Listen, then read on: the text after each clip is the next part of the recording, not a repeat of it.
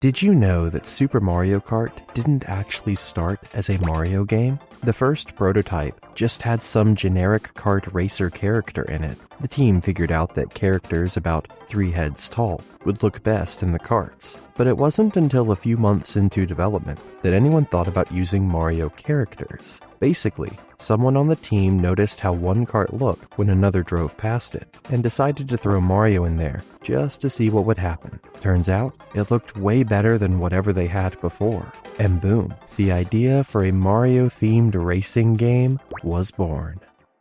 Now, here's where things get interesting with the behind-the-scenes stuff. The game was produced by the legendary Shigeru Miyamoto. You know, the guy who created Mario himself. Tadashi Sugiyama and Hideki Kono directed it, and Kono actually went on to have major roles in later Mario Kart games, except for Double Dash for some reason. The whole team, which consisted of just 15 people, really wanted to make a racing game where 2 players could see themselves on the same screen at the same time. This was a big deal because F-Zero, another racing game they had worked on, was strictly a single-player thing. Because of this 2-player focus, the tracks ended up being simpler than what F-Zero had. Some think that's why single-player mode still uses that horizontal split-screen layout. Speaking of the development team, Masato Kimura, who had worked on F-Zero, served as the lead programmer. The illustrations were handled by Yoichi Kotabe, Mie Yoshimura, and Yoshiaki Koizumi. And the music? That was all Soyo Aka, who had previously composed stuff for Nintendo games, like Pilot Wings and Ice Hockey. Apparently, Rainbow Road was one of her favorite tracks to compose, which makes sense, because that song is an absolute banger. Oh, and here's a neat tidbit. Shigeru Miyamoto has been involved in the development of every Mario Kart console game since this one, except for Mario Kart World. Battle Mode also deserves a shout out here.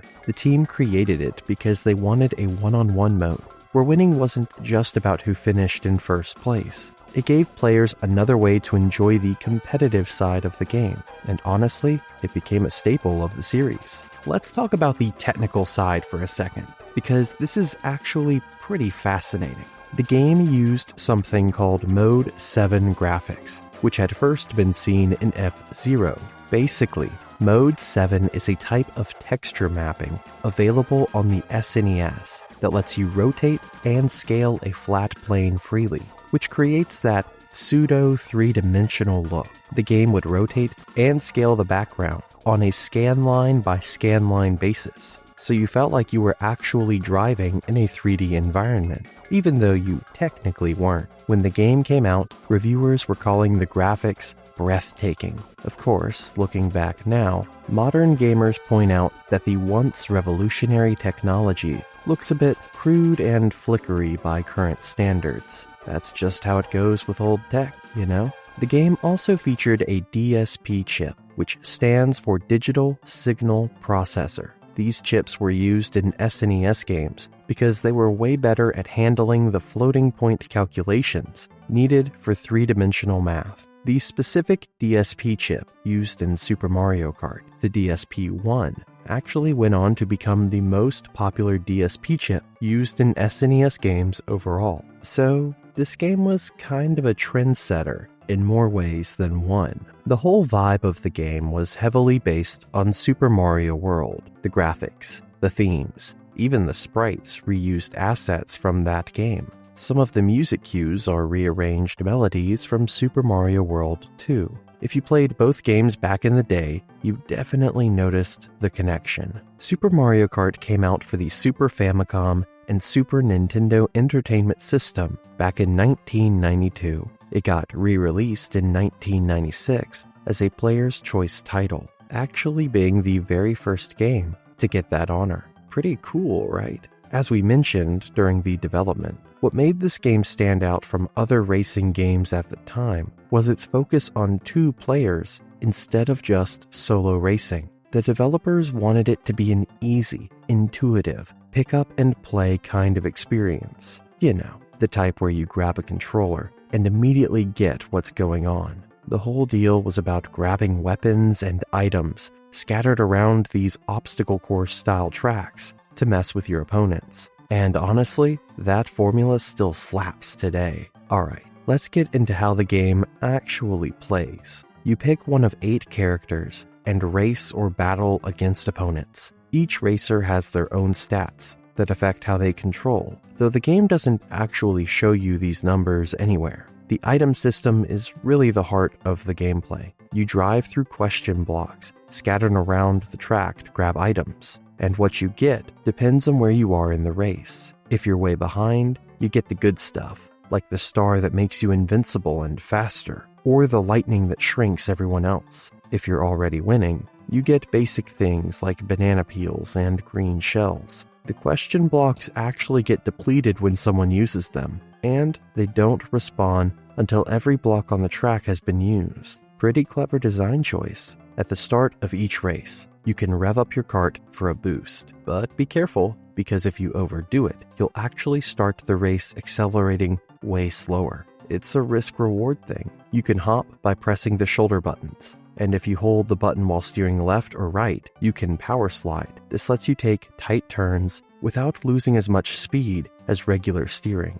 A slight drift is also possible if you just hop and hold a direction without keeping the button pressed. Here's something that might catch you off guard. You can brake in this game, but you cannot go in reverse. Nope, not at all. If you need to go backwards, you have to do a U-turn or hop around. Also, some tracks have water that you can fall into. If you do, you can paddle around for a bit before Lakitu comes to fish you out. But if you fall into a pit or lava, Lakitu grabs you immediately. No swimming in lava, apparently. Coins are actually super important in this game. They increase your top speed and act as a shield against other racers. If you bump into someone with 0 coins, you spin out. But if you have coins, you just lose 1 and keep going. 10 coins gives you maximum speed, though you can still pick up more without any extra benefit. The number of coins you start with depends on your starting position. First and second place start with 2 coins. Third and fourth get 3. Fifth and sixth get 4. And 7 and 8 get 5. Hitting an item costs you 4 coins. Getting rescued by Lakitu costs 2, and bumping into someone costs 1. Different courses have different amounts of coins scattered around, too. You've got 3 speed classes to choose from. 50cc is the slowest and easiest. Great for beginners, or if you just want a chill time. 100cc is the medium difficulty, and 150cc is the fastest and hardest. But you have to earn it by clearing all cups in 100cc first. Any mode outside of Mario Kart GP uses 100cc engines by default. The screen is always split into 2 parts, no matter what. The top shows your actual gameplay, while the bottom displays an overhead map with everyone's progress. You can switch that bottom view to show what's behind you by pressing the shoulder buttons. When 2 players are playing, the second player's view replaces that bottom map. Now, let's talk characters, because they're actually pretty interesting. The 8 drivers are divided into pairs that have identical stats to each other. Unlike later Mario Kart games that sort everyone by weight class, this game uses different criteria. Mario and Luigi are considered average drivers with high top speed. Bowser and Peach have the highest acceleration, but lower handling. Donkey Kong Jr. and Koopa Troopa have the lowest acceleration, but the highest top speed and weight. Then Toad and Yoshi have high acceleration and handling, making them recommended picks for beginners. Each pair even has different engine sounds for their karts, which is a nice touch. All drivers have their own unique victory theme music when they finish in a good position. Here's something you might not know though. Yoshi, Bowser, and Donkey Kong Jr. are the only characters who have their own taunts when passing other racers, whether controlled by a player or the computer.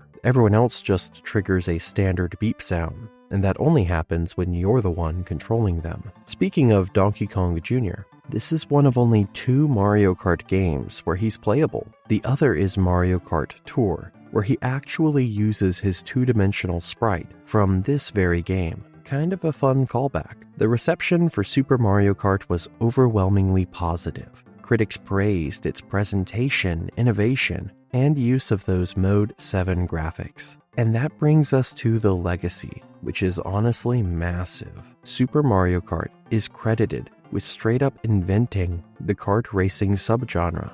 After it came out, everyone wanted a piece of that pie. Less than 2 years later, in 1994, Sega released Sonic Drift, a kart racer featuring Sonic characters. That same year, Ubisoft put out Street Racer for SNES and Genesis, which actually had a 4-player mode that Super Mario Kart didn't have. In 1995, Apogee released Wacky Wheels for PC, and Atari dropped Atari Karts for the Jaguar. Later on came games like South Park Rally, Konami Crazy Racers, Diddy Kong Racing, Sonic and Sega All-Stars Racing, and a bunch of Crash Bandicoot racing games. The game was also the first non-platforming title to feature multiple playable characters from the Mario franchise. This opened the door for Nintendo to make tons of other Mario spin-offs. Think about it. Mario has appeared in games about basketball, baseball, golf, tennis, and soccer.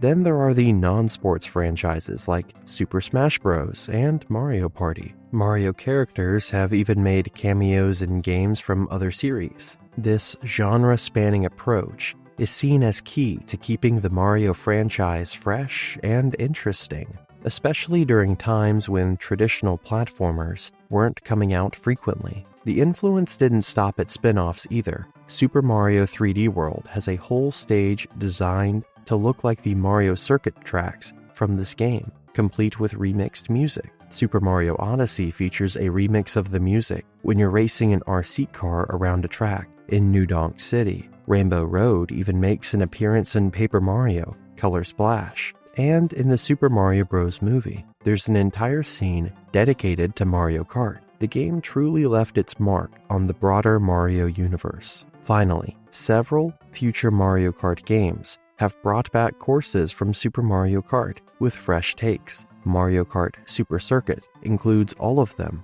though you need to unlock them. Mario Kart DS remade Mario Circuit 1, Donut Plains 1, Koopa Beach 2, and Choco Island 2. Mario Kart Wii brought back Ghost Valley 2 and Mario Circuit 3. Mario Kart 7 features remakes of Mario Circuit 2 and Rainbow Road. Mario Kart 8 remade Donut Plains 3 and Rainbow Road, though Rainbow Road was only available as downloadable content in the original release. The Nintendo Switch version, Mario Kart 8 Deluxe, later added remakes of Mario Circuit 3 and Bowser Castle 3 as downloadable content too. From its humble beginnings as a prototype with a generic character to becoming one of the most influential games ever made, the original Super Mario Kart really is something special. So here's the deal with making a sequel to Super Mario Kart. Shigeru Miyamoto himself said they didn't want to mess with the formula too much. His whole philosophy was that the game needed to be accessible to literally everyone,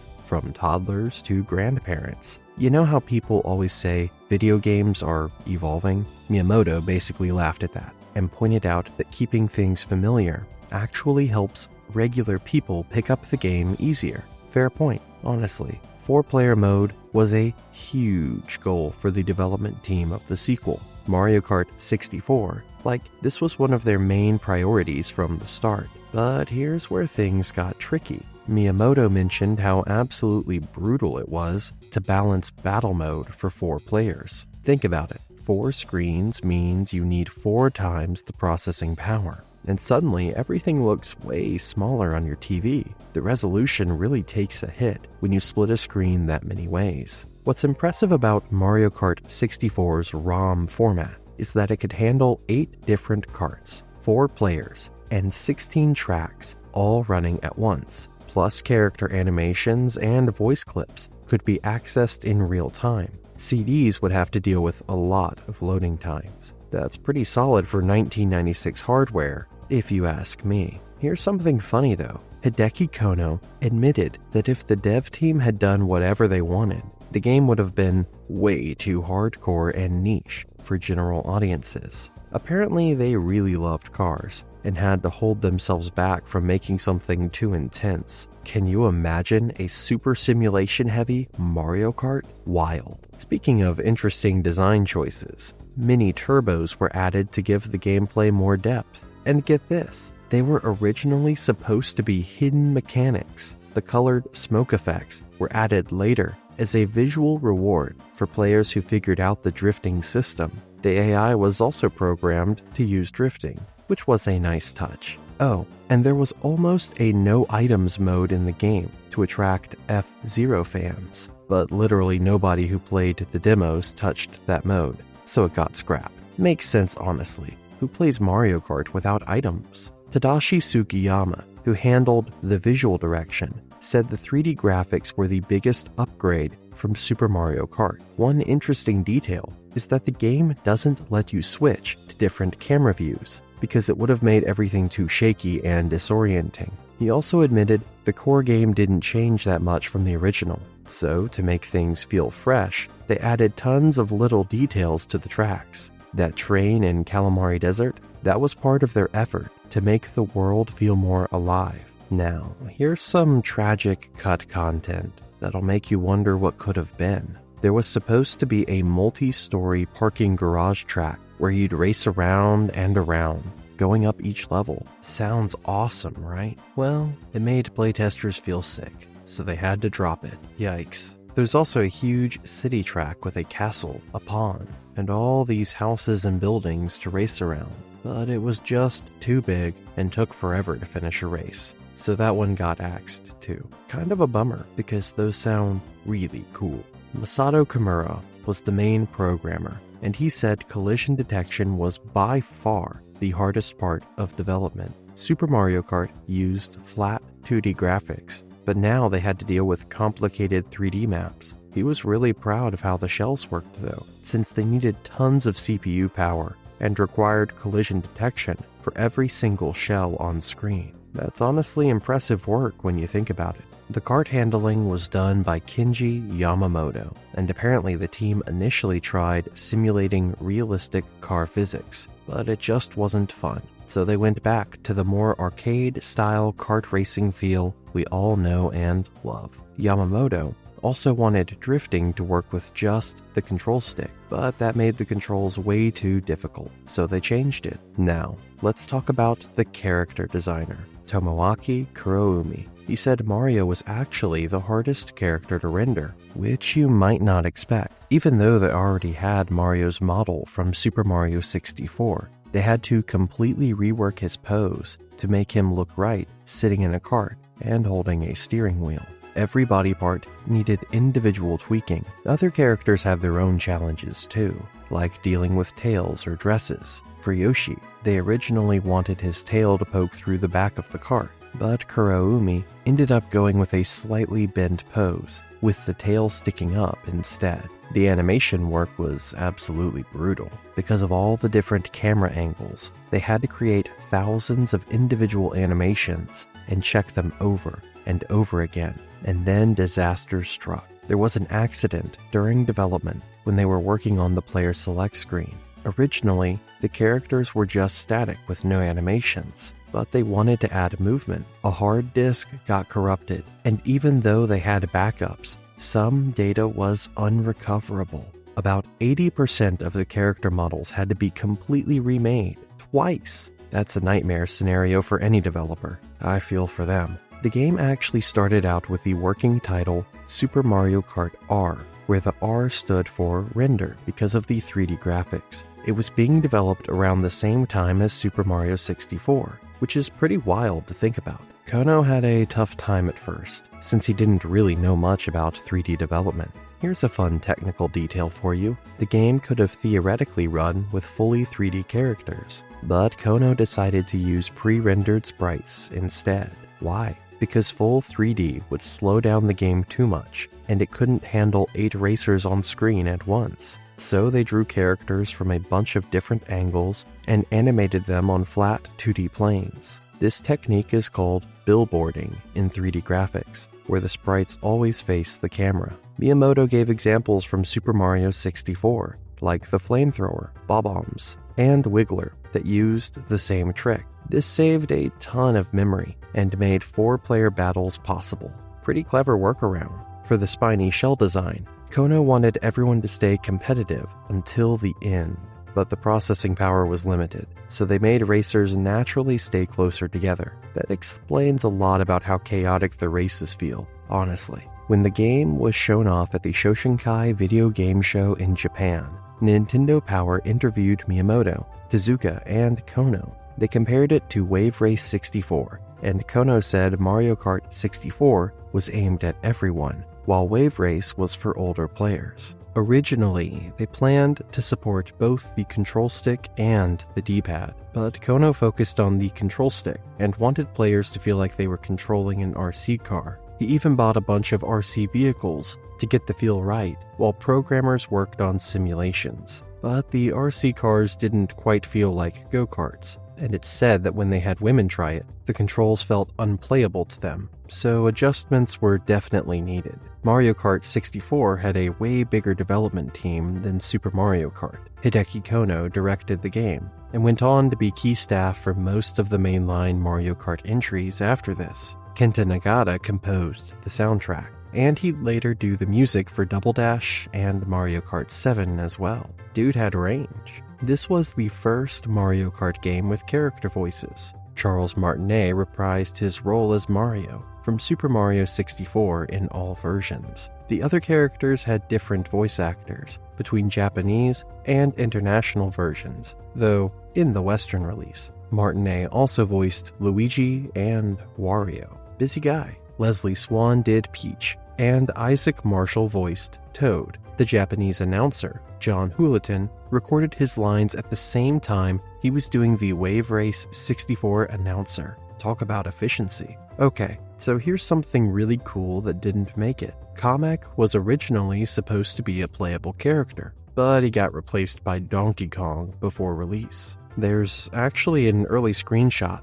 showing Kamek in DK's spot on the player select screen. Speaking of which, the player select looked totally different back then. Characters faced the player directly, and some of those early face designs for Mario, Luigi, Peach, and Toad actually show up in the final game when you're selecting how many players on the main menu. Sneaky reuse of assets there. The boos in Banshee Boardwalk looked different. The HUD was changed, and item boxes were completely black with colored question marks on them. The cape feather from Super Mario Kart was also going to be included at some point. You can actually see it in a screenshot on the back of the Nintendo 64 box packaging. Pretty wild that such evidence survived all these years. Alright, so for those who need the basics, Mario Kart 64 came out for the N64 in 1996 in Japan and 1997 everywhere else. It's the second game in the Mario Kart series and basically upgraded everything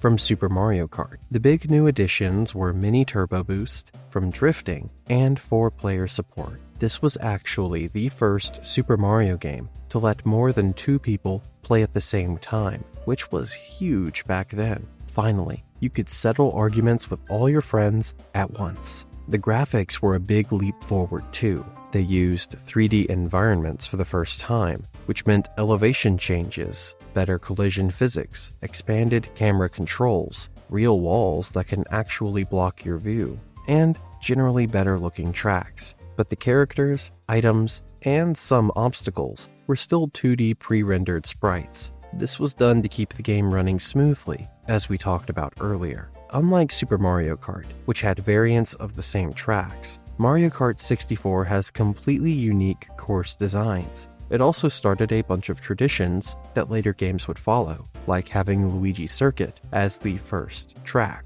Other things that became series staples include the weight classification system, Wario and Donkey Kong as playable characters, and new items like the spiny shell, triple green shells, and triple red shells. You've got this game to thank, or blame, for the blue shell. The game took advantage of all those extra buttons on the N64 controller. You can press one button to change the camera from standard to a wide-angle lens view. Another button cycles through different screen displays. By default, there's a map on the right side where each player is shown as a colored cart matching their character, and CPU players appear as purple dots. Whoever's in first place has a flashing icon. You can also switch to show a speedometer, or have your character's UI icon lap around the screen with the line color, indicating what lap you're on.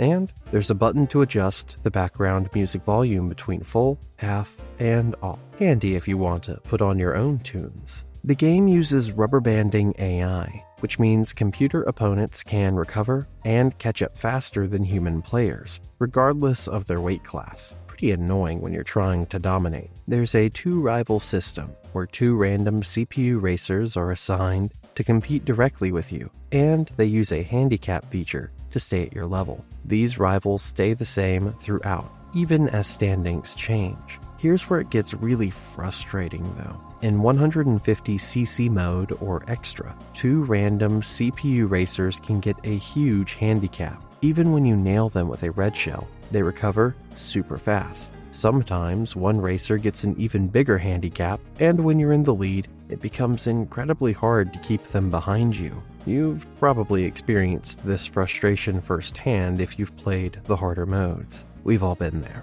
yelling at the screen. In time trials, you race for the fastest time on any track. Once you set a record, you can race against yourself by challenging your ghost, which is basically a replay of your best run. But here's the catch. The ghost only saves if you don't pause, crash into obstacles, drive backwards, or fall off the track during the race. So you gotta have a clean run. No pressure. Versus mode lets two or more players race against each other on whatever tracks you choose. After each race, first place gets 1 point tally. If 3 or 4 players are racing, first place gets 3 points, second gets 2, and third gets 1. You can race as many times as you want, and switch tracks whenever. Also, when multiple players are racing together, mini bomb carts appear on the courses to add some extra chaos, because regular Mario Kart wasn't chaotic enough, apparently. There are 8 racers total, same as Super Mario Kart. 6 characters returned from the original,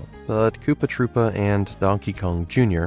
got replaced by Wario and Donkey Kong, who's called DK in-game, except for a rare attribution in the credits. Each racer has their own color scheme that shows up on the map icons, and balloons in battle mode. Characters fall into 3 weight classes, light, medium, and heavy. And trust me, these differences actually matter a lot more than you might think.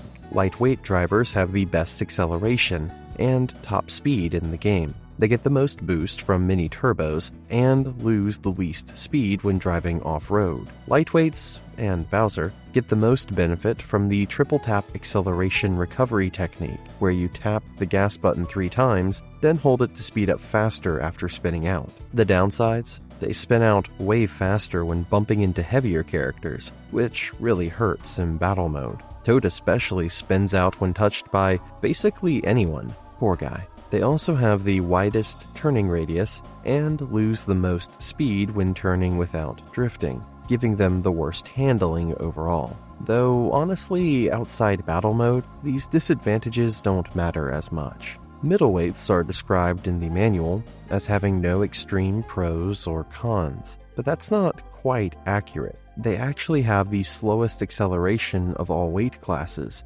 and their top speed ties with heavyweights. Their acceleration decreases at a steady rate as they approach top speed, unlike other classes that change more unpredictably. They get the same mini turbo boost as heavyweights, but are faster off-road. The real advantage is turning corners without drifting. They lose less speed than lightweights while covering the least ground of all classes. This is useful in battle mode and on tracks with tight hairpin turns, giving middleweights the best overall handling. Oh, and fun fact, Mario is slightly heavier than Luigi, so he wins head-on collisions between them. Big bro dominance. Heavyweights have slower acceleration than lightweights. They start accelerating slower than middleweights too, but after about 2.8 seconds, they reach their velocity faster. Top speed ties with middleweights. They lose the most speed off-road, but the least when cornering, even without drifting. Their turning radius is tighter than lightweights. Bowser is the heaviest and largest of the bunch. DK is technically the smallest heavy, but weighs slightly more than Wario. DK and Wario get the least acceleration from the triple tap technique, but still reach top speed faster than Mario or Luigi, just in a smaller window. Oh, and if you lose all your balloons in battle mode, you can drive a mini bomb cart. It's a last resort vehicle that lets you drive around and explode on other players. You only get one explosion though before it disappears completely. You can also get hit by items and fall off stage, where Lakitu will pick you up. Not exactly the comeback you were hoping for, but hey, at least you can go out with a bang. Mario Kart 64 has 16 racetracks organized into 4 cups. That's actually fewer tracks than Super Mario Kart, but they're bigger, more detailed, and completely unique from each other instead of being variations of the same theme. Each course type from the original has a successor here. Mario Circuit became Mario Raceway,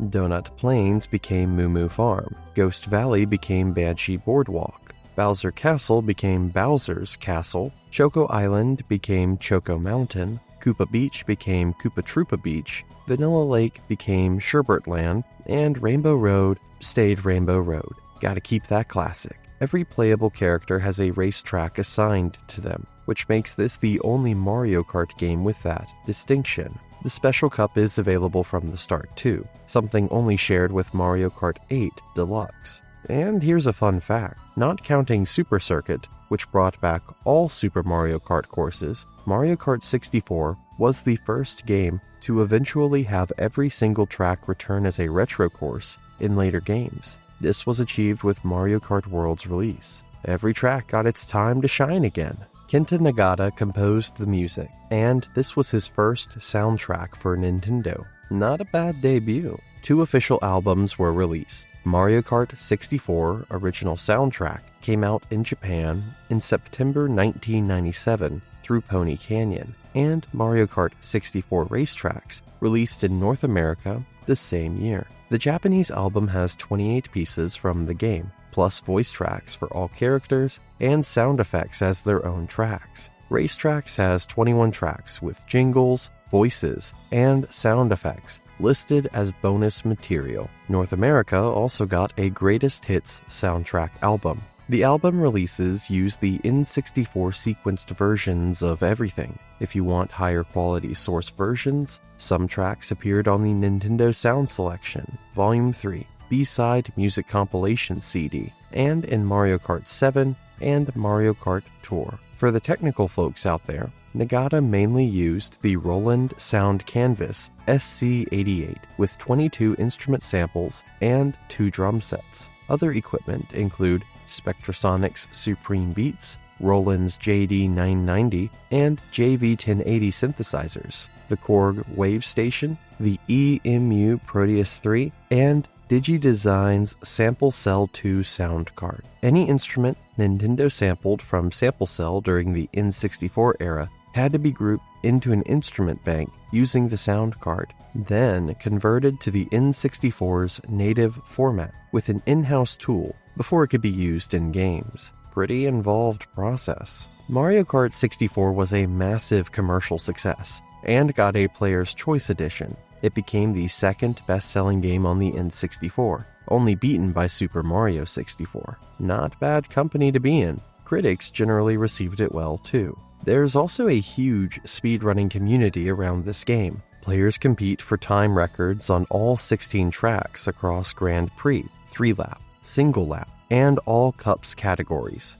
Times were initially tracked on the Mario Kart 64 Players page website, which has been recording records since 1997. That's nearly 3 decades of competition. Some people really dedicated their lives to shaving off milliseconds. And we absolutely have to talk about the blue shell. This item that targets whoever's in first place made its debut right here in Mario Kart 64. Love it or hate it, and let's be honest, you probably hate it when it hits you. That shell is legendary. In 2025, Mario Kart 64 was successfully decompiled, which means independent developers can now port the game to other systems. An unofficial PC port called Spaghetti Kart was released in June 2025 by the same team behind the Ship of Harkinian port of Ocarina of Time. The port includes ultra-wide display support, adjustable frame rates, and custom track support. Imagine playing your own created tracks. There's also another unofficial port being made for the Dreamcast by the developer who ported Doom 64 and Wipeout to that console. The game keeps finding new life even decades later, which really shows how beloved it still is. So here's a fun fact for you. The next Mario Kart game, Super Circuit for the Game Boy Advance, is the only Mario Kart game ever developed by Intelligent Systems. Yup, the same folks who brought you Paper Mario and WarioWare. Wild, huh? This also makes it the first Mario Kart where Nintendo handed development off to another company. Takeshi Ando and Yukio Morimoto directed the whole thing, and Hiroshi Yamauchi was the executive producer, overseeing everything. The game takes a lot of inspiration from the previous titles. You'll notice it borrows elements from both Super Mario Kart and Mario Kart 64, especially when it comes to visuals. They used this cool technique called parallax scrolling, along with Mode 7 style scaling, which basically gives it that classic Super Mario Kart spiritual successor vibe, but on the GBA. Oh, and get this. Rare actually provided the 3D model for Donkey Kong that they used to make his sprites. Now, before it became Super Circuit, the game was originally called Mario Kart Advance in English. Nintendo first showed it off right before Space World 2000, and they actually unveiled it alongside the Game Boy Advance console itself. Talk about making an entrance. Okay, this part is honestly pretty interesting. Early screenshots from Koro magazine and Nintendo Power showed the characters looking way different. They had this super deformed style going on, where everyone had these giant heads on tiny carts. It looked goofy in the best way possible, but obviously they changed direction before release. And here's something that might bug you a little. The game was originally supposed to have all 14 items from Mario Kart 64, but for reasons nobody really knows, they cut the Banana Bunch, Super Mushroom, and Fake Item Box. The thing is, those items are still technically in the game's code. If you use a Game Shark, you can actually access them. The Banana Bunch doesn't work at all. The Super Mushroom functions normally, and the Fake Item Box makes racers spin out just like a regular banana would. There's even an infinite version of the Super Mushroom hiding in there. Someone at Intelligent Systems must have been having fun. Super Circuit hit shelves in Japan on July 21st, 2001, then came to North America on August 27th. Followed by Australia on September 7th, and Europe got it on September 14th. This was pretty quick after the GBA launched, which dropped in March in Japan and June everywhere else. So if you grabbed a GBA early, you didn't have to wait long for some Mario Kart action. Here's a bummer though. Nintendo planned to release the game in mainland China through iQue, which was their partner for localizing games in that region. They even finished a Chinese translation, but it got cancelled because there was way too much piracy happening with iQue's first batch of GBA games. That translated version is just sitting there, never released. This game holds some interesting spots in Nintendo history. Beyond being the first handheld Mario Kart, it's also the last one where the drivers are sprites instead of 3D models. Every game after this went fully 3D for the characters. It's also one of the final Super Mario franchise games to use that Nintendo 64 era art style that had been the standard since Super Mario 64 back in 1996. After 2001, Nintendo started updating their 3D art direction with games like Luigi's Mansion. Speaking of characters, all the playable racers from Mario Kart 64 made the jump to Super Circuit. You've got your usual suspects, and they all drive similar cars, but with different sizes and colors to match their personalities. Everyone falls into one of three categories: lightweight, middleweight, and heavyweight. Each class has its own pros and cons, so pick wisely based on how you like to race. Here's a neat little touch for multiplayer though. Colored Yoshis show up exclusively in that mode, and if you're doing single cartridge multiplayer, where everyone's sharing one copy of the game, all players have to use Yoshi, just in different colors. I mean, it works. Alright, let's talk courses. Super Circuit comes packed with 20 brand new tracks spread across 5 cups: Mushroom Cup, Flower Cup, Lightning Cup, though the manual calls it Thunder Cup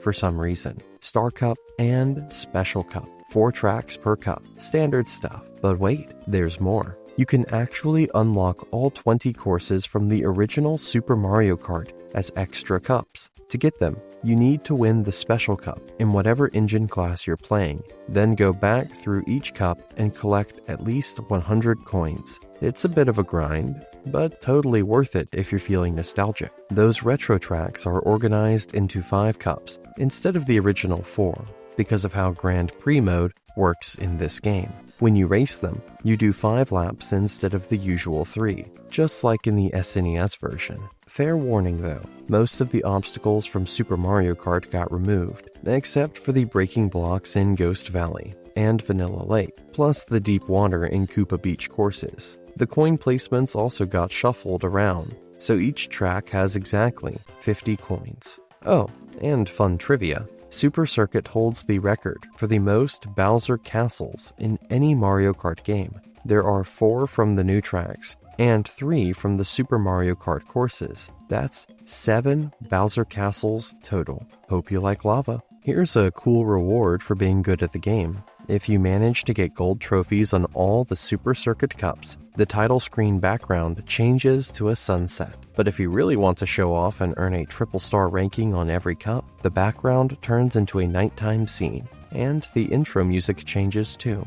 It's a nice little flex. Let me explain how Grand Prix scoring goes down. After each race, the top 4 finishers get points based on where they placed. First place takes home 9 points, second gets 6, third earns 3, and fourth squeaks by with 1 point. If you finished 5th through 8th, sorry buddy, you get nothing. Your letter rank at the end of a Grand Prix depends entirely on your total points. A means you got all 36 points, basically perfection. B means you scored at least 30 points. C is for 25 points or more. D covers 20 points and up. E is, well, anything below 20. We've all been there. But here's where it gets interesting. The game is secretly tracking a bunch of other stuff behind the scenes to calculate something called skill points. This hidden value takes into account all sorts of things you've probably never thought about. For example, every frame you spend driving off-road costs you 0.25 skill points. Not holding the gas button, that's also minus 0.25 per frame. Hitting the brakes tanks your score by 2 points every frame. Using powerful items like triple red shells or lightning knocks off 5 points each, while using a star absolutely wrecks your skill points with a 30-point penalty. Ouch. Bumping into walls costs you 20 points per hit, and getting rescued by Lakitu is a 30-point penalty each time. If you restart the race entirely, that's a massive 120-point hit. The game really wants you to be clean and consistent. On the flip side, you can earn skill points too. Pulling off a rocket start gives you 25 points, and so does boosting when Lakitu drops you back on the track. Every coin you're holding at the end of the race adds 4 points. Passing through item boxes while you already have an item gives you 15 points each time. And weirdly enough, getting zapped by lightning from another player actually gives you 40 points. I guess the game feels bad for you? Your character choice matters for this hidden score too. Bowser gives you 45 bonus points just for playing as him, while Donkey Kong and Wario give 40. Mario and Luigi are worth 30. Peach and Toad only net you 10, and Yoshi gives you literally nothing. Seems like the game rewards you for picking harder to control characters. Each track also has its own skill points value.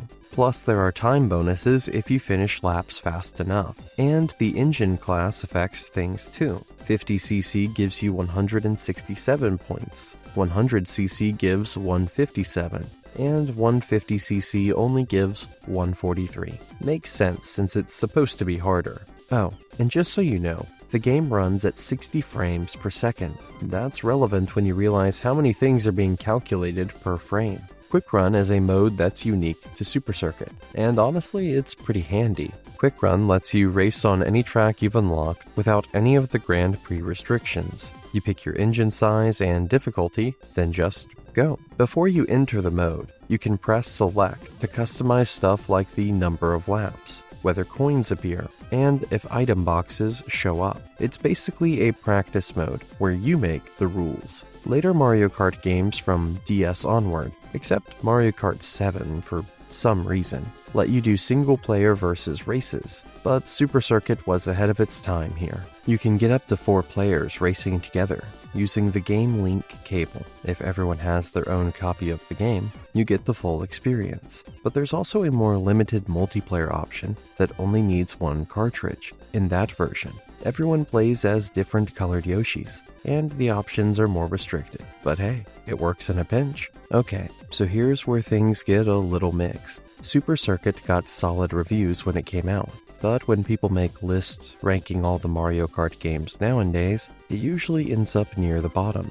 Critics tend to blame the Game Boy Advance's hardware limitations for that. The link cable was kind of rare and annoying to set up, so the multiplayer experience wasn't as memorable as playing Mario Kart 64 with your friends on the couch. Some have described Super Circuit as a bit lost in the series' history. It couldn't quite match the groundbreaking nature of the original Super Mario Kart, or the technical leap that Mario Kart 64 represented, because the GBA just wasn't capable of those kinds of innovations. That said, when people rank the best Game Boy Advance games, Super Circuit consistently makes the list. For a handheld racer in 2001, it was genuinely impressive. If you're a big purist fan of the original Super Nintendo Mario Kart, this is basically the biggest sequel in the same style you'll ever get. And the game did leave a lasting mark on the series. It was the first Mario Kart to include tracks from previous games, and that became a beloved tradition,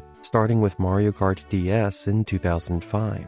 Every game since then has featured those retro cups, and you have Super Circuit to thank for starting that. One track that gets special love is Cheeseland. Back in 2017, Paste magazine ranked it as the 10th best track in the entire Mario Kart series. The writer pointed out that Super Circuit had some of the wackiest and most creative track designs in the franchise, probably because the developers hadn't been stultified by the series' massive success that would come during the DS and Wii eras. Basically, they were still experimenting and having fun with it. Okay, so let me tell you about Mario Kart Double Dash, because this game is honestly something special. What makes it stand out? 2 characters, 1 kart. Yeah, they really went there. This is the only Mario Kart game where you and a buddy can actually share a kart and work together. Wild concept, right? Let's get into how this whole thing came to be. So Double Dash made its debut at E3 2001. But get this, it was literally just a 7-second video clip. That's it, 7 seconds. The clip showed Mario and Luigi driving their karts on this bump map 3D surface with absolutely nothing in the background. The game was super early in development at that point, and they were just calling it Mario Kart as a working title. Not exactly creative, but hey, they were busy actually making the thing. Fast forward to April 2003, and Nintendo finally dropped the first real pictures and details about the game.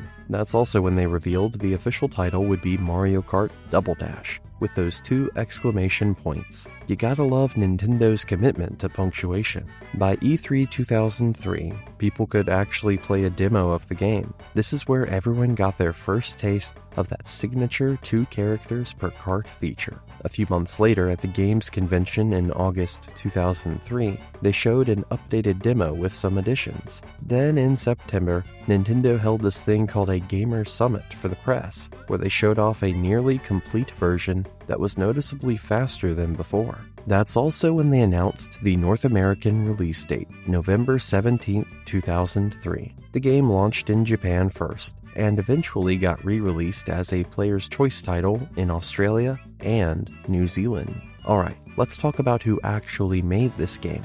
The development team was led by Chief Director Kiyoshi Mizuki, and honestly, the guy had a tough job. One of his biggest challenges was figuring out how to make the game fun for longtime fans, while also being accessible to people who had never touched a Mario Kart game before. His solution? Keep the gameplay as simple as possible. Smart move. Shigeru Miyamoto was the producer, and as you'd expect, he had opinions. Lots of them. The staff had to take all his feedback and figure out the best ways to implement everything. One cool thing though, Miyamoto let the team have complete freedom when it came to graphics. No restrictions at all, and that's pretty generous for someone known for being so particular about game design. The directing duties were split between 3 people: Yasuyuki Oyagi, Futoshi Shirai, and Daiji Imai.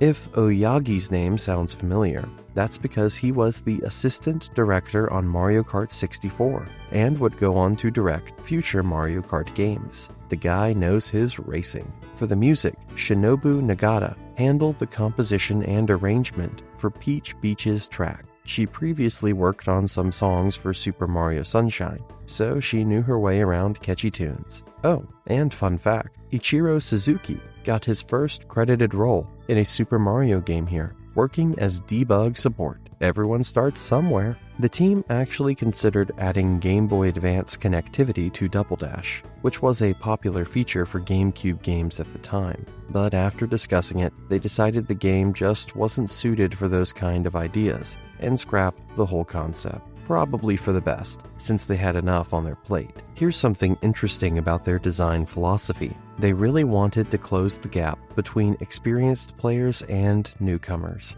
To do that, they actually removed some features, like the ability to escape from bananas. The thinking was that both veterans and beginners should have fun, and giving skilled players too many advantages would hurt that balance. Every game has content that doesn't make it to the final version, and Double Dash is no exception. When you look at that E3 2001 trailer, the character models are actually borrowed from Super Smash Bros. Melee. Mario and Luigi are seen driving separately in these simple blue carts, way different from what we ended up with. Here's a fun one. Donkey Kong Jr. was spotted in an early build. He got cut from the final game though, probably replaced by Diddy Kong. Sorry, Jr. The demo version's data also contains references to something called a reverse cup, which would have let you race courses backwards. There are even textures and 3D models for the trophies you would have won. Racing courses in reverse wouldn't actually become a thing until Mario Kart Tour came along years later.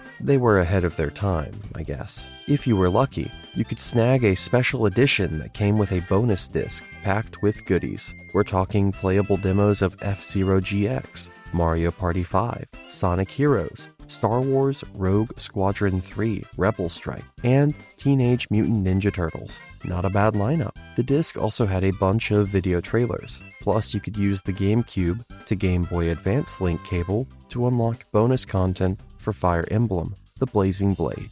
Pretty sweet deal if you ask me. Now, let's get into what actually makes Double Dash different from other Mario Kart games. The big hook is obviously the two-person karts. You've got 2 characters handling one vehicle.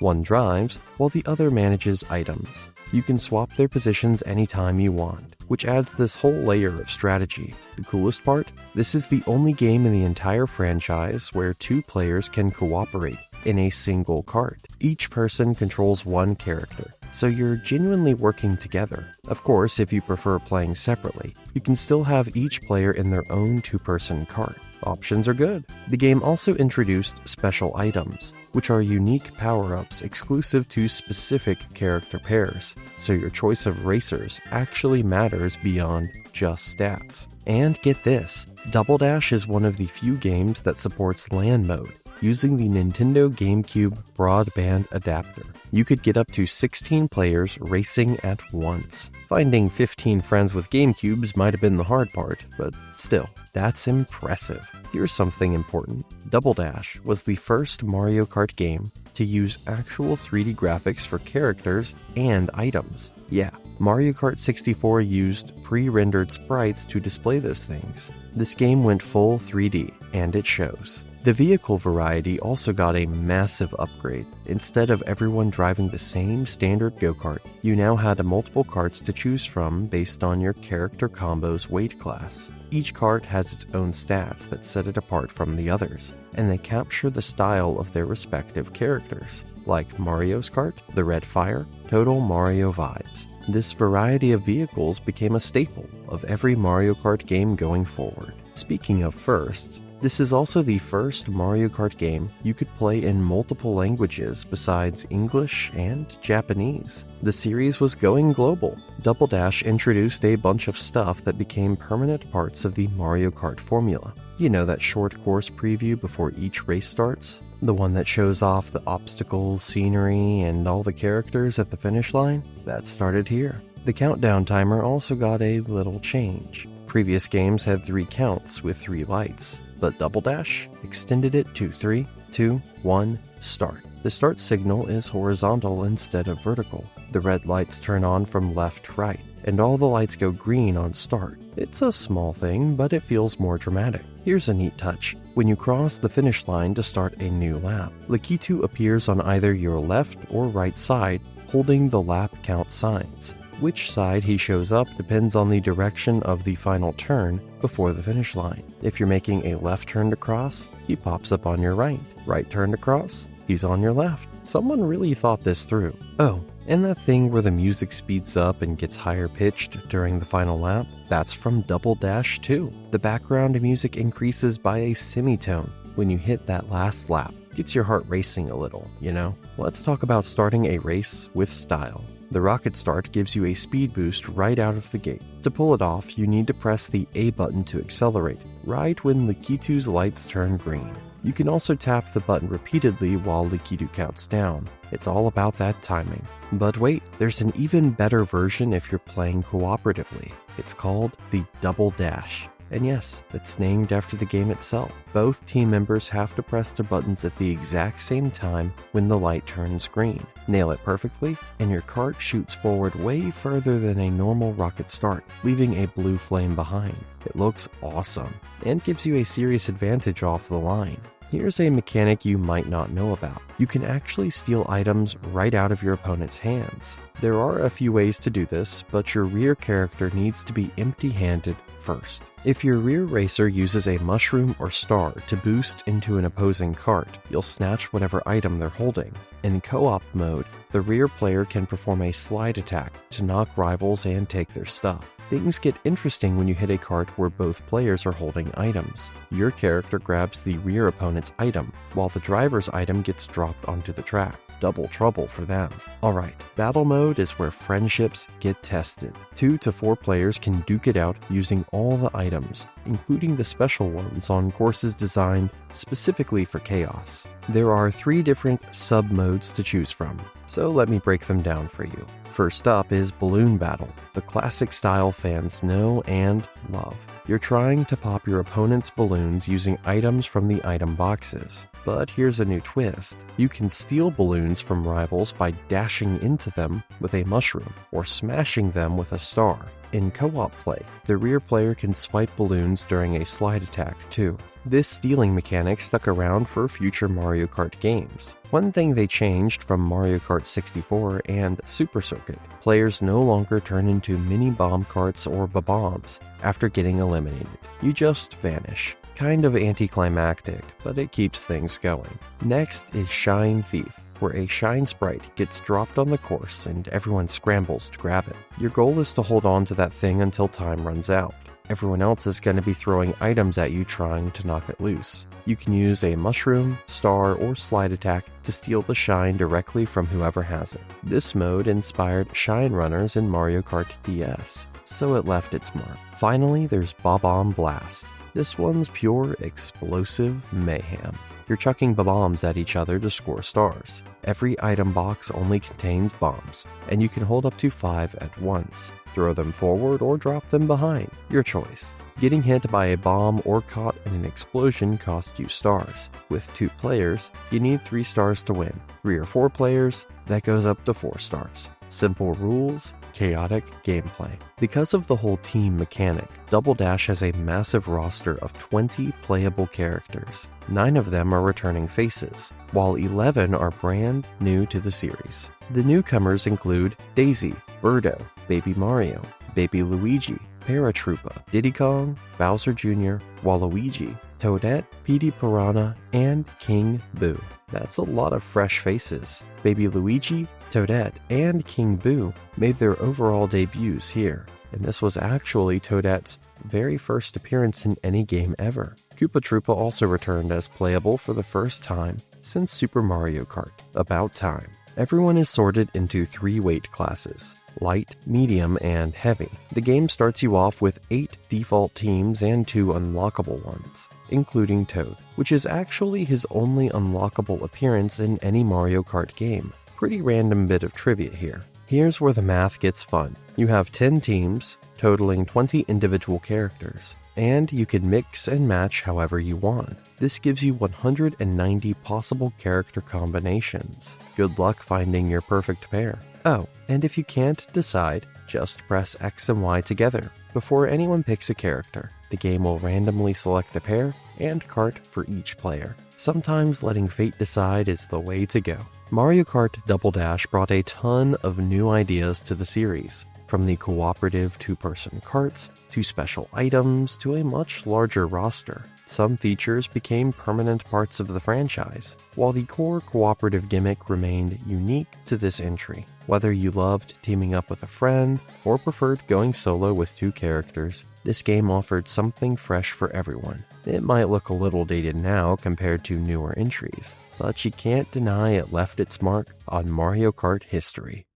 Alright, let me tell you about Mario Kart DS, because this game was kind of a big deal. It was the first Mario Kart you could play online with people around the world. Yeah, they finally did it. Nintendo spilled the beans on May 11, 2004, announcing they were making a Mario Kart game for the DS. They even dropped some gameplay footage at the same time to get everyone hyped, but fans had to wait a bit before getting their hands on it. The first time the public could actually play the game was at the 2005 Game Developers Conference, where they also showed off the wireless features. Hideki Kono produced the game, and the team made sure it ran at a smooth 60 frames per second, with fully 3D characters and environments. No more pre-rendered sprites here. Several staff members from Mario Kart Double Dash came back for this one. Hirotake Otsubu and Yoshihisa Morimoto returned as course designers, and Yasuyuki Oyagi served as one of the directors again. Hiromu Takamura, who worked as a course designer on Double Dash and a map designer for Super Mario Sunshine, stepped up as the course director. Hideki Kono returned as producer after sitting out Double Dash's development. The big names overseeing everything were Shigeru Miyamoto as general producer and Satoru Iwata as executive producer. Some pretty heavy hitters in charge. Here's where things get exciting. Mario Kart DS was the first game in the series to support online play.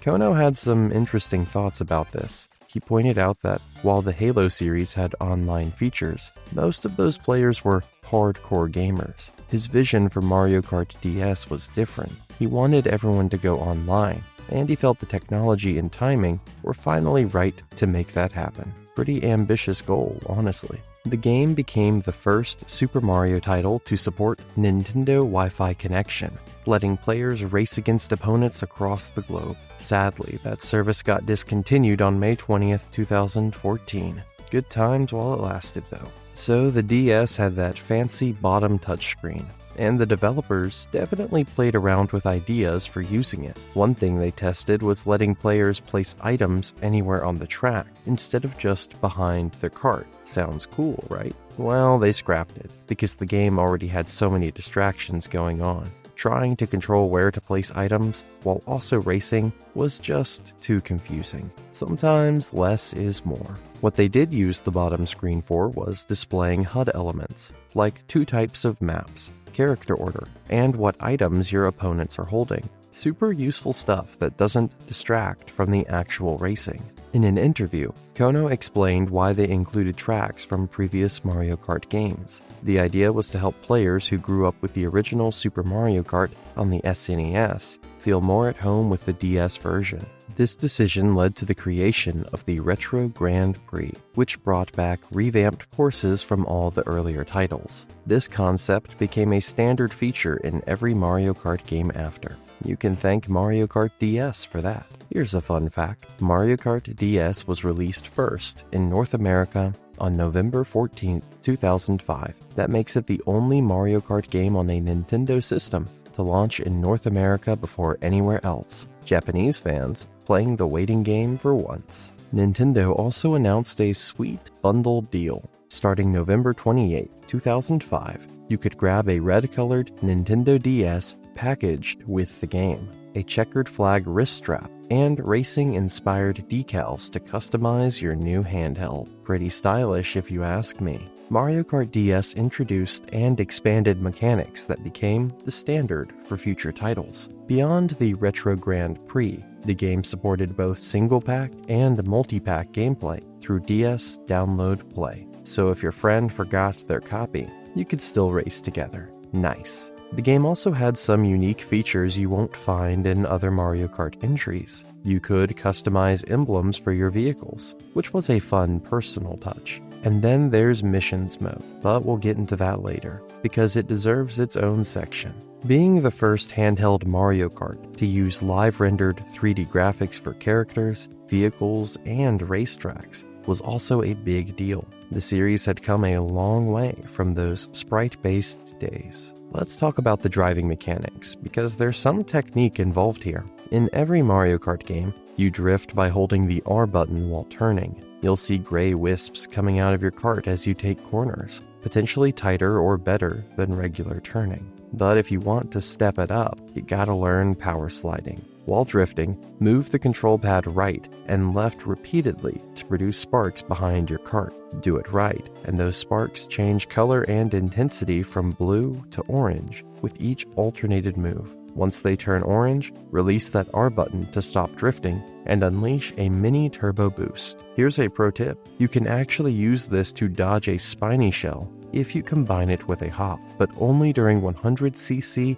and 150cc races. Clutch move right there. There's also a technique called snaking that competitive players loved, or hated, depending on who you ask. You perform consecutive mini turbos in a zigzag direction to get constant boosts and pull way ahead. Karts with higher handling make this easier, and Dry Bones was especially good for it. Remember slipstreaming from Mario Kart 64? It's back. The concept is simple. Just hang out directly behind another player's vehicle. If you can stay there for about 4 seconds, you'll get a momentary speed boost strong enough to pass them, draft off your opponents, and leave them in the dust. Okay, this is one of the coolest additions to Mario Kart DS. Missions mode is a single-player experience where you complete specific tasks and earn rankings, similar to Grand Prix mode. There are 7 levels, each containing 8 missions plus a boss battle. Most of those boss battles come straight from Super Mario 64 DS, which is a nice crossover touch. Your ranking almost always depends on how much time you have left or how long you took. Let me break down the different mission types for you. You've got driving through gates, where you steer between giant half wheels stuck in the ground. Usually you have to pass them in numerical order. Then there's collecting coins scattered around the track, but watch out, because obstacles can make you lose them. Destroying item boxes is another type, where you run over item boxes and usually get mushrooms from them. Sometimes these boxes move, and you have to chase them down. Other times, they throw fake item boxes into the mix to trip you up. Some missions have you using stars, bombs, or shells to destroy enemies. Others make you drive backwards, which means using the B button to move while the directional controls are reversed. They even combine backwards driving with other mission types, sometimes. Cruel, but fun. There are missions where you need to perform a certain number of power boosts within a lap. More boosts means faster times and higher rankings. Racing a CPU for one lap is another type, where item boxes contain mushrooms, stars, and red shells that the CPU can't use. That's basically your ticket to winning, since CPUs always nail their rocket starts. This category also includes races against a red car and a chain chomp, which is pretty wild. Boss battles unlock after you complete the first 8 missions in each level. You typically need items to beat them, and every boss comes from Super Mario 64 DS. Each one has their own battlefield stage and requires different strategies to defeat. Missions take place on courses that are sometimes blocked off in certain areas, occasionally even battle courses. You're given a character in their standard kart, and CPU players use standard karts too. none of the unlockable characters are playable in missions, and Bowser and Donkey Kong don't get boss fights. Sometimes mushrooms are placed around the track to help you complete your objective.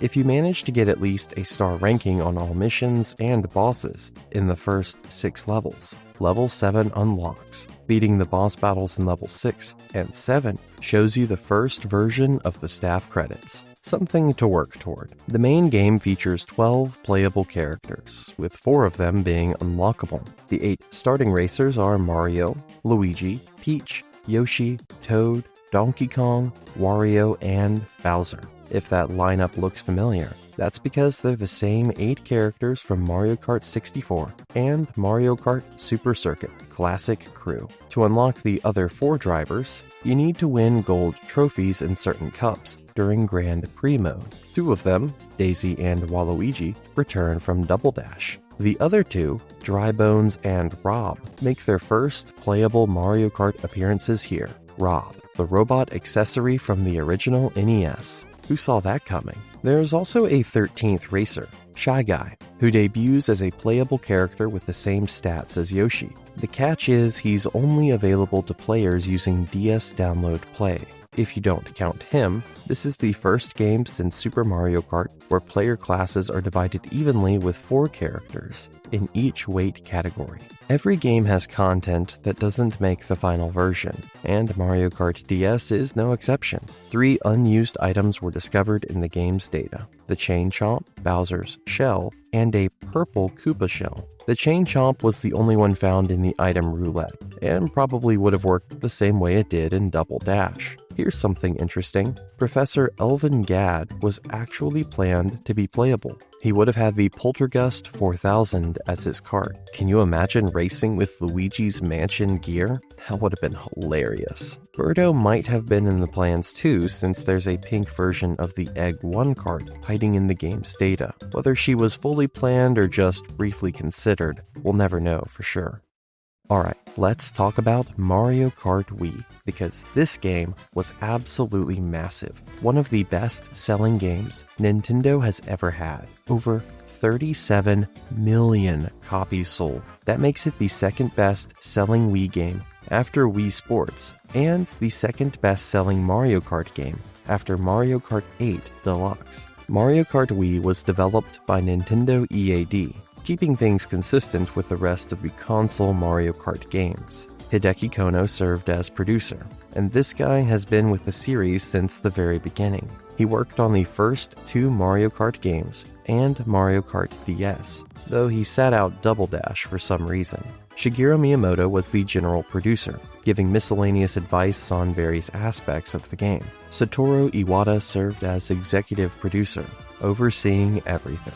Yasuyuki Oyagi directed the game, and here's some interesting history. He had been co-directing the series since Mario Kart 64, except for Super Circuit. Mario Kart Wii was actually the first installment where he was the sole director, and it ended up being the last one he directed too. After this, he moved up to become a co-producer. Pretty solid career progression. This game also marked the debut of Kosuke Yabuki as a planner. Remember that name, because he would go on to become key staff and take on directing duties in later Mario Kart games. Everyone starts somewhere. Here's something cool. Features that got cut from Mario Kart DS due to time constraints finally made it into Mario Kart Wii. The developers also made various improvements to online play. One smart change they made was altering the online matchmaking so players could join a race once it finished to participate in the next one.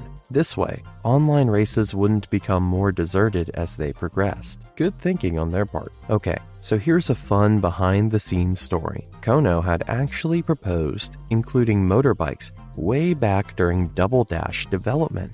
The guy is passionate about extreme sports, so he really wanted bikes in the game. But the idea got rejected because apparently the image of Mario riding a bike seemed too bizarre at the time. Well, persistence paid off, because bikes finally became a reality in Mario Kart Wii. First time in the series. The game was even briefly known internally as Mario Kart X, before they settled on the final name. The X referred to extreme, tying back to that whole extreme sports vibe Kono was going for. Nintendo officially announced Mario Kart Wii at E3 2007. They showed off the online features and the first footage of the game at the expo. During Nintendo of America, CEO Reggie Fils-Aimé's presentation, he unveiled the game through a trailer showing some of the new characters and tracks. The trailer also revealed that races would include up to 12 simultaneous racers. That's a big jump from 8. More details dropped at the Nintendo Fall 2007 conference in October 2007. That's when they revealed the bikes and the Wii Wheel would be part of the package. They showed new gameplay footage and announced the release date for spring 2008. The hype was building. To complement the game's unique motion controls, Nintendo included a plastic wheel-shaped casing for the Wii Remote with some versions of the game. But getting that wheel just right took some serious effort. The designers tested roughly 30 different prototypes with various shapes, colors, and weights based on real-life go-karts. That's a lot of wheels. The final design was made to be as lightweight as possible, so it would be comfortable during long gaming sessions. They experimented with 2-colored designs, but ultimately went with entirely white to match previous peripherals, like the Wii Zapper and Wii Balance Board. Consistency matters. Here's a neat detail. They put a blue ring with the Wii logo on the backside of the wheel to give people watching something interesting to look at. That blue ring ended up being so iconic that it got featured in the game's logo.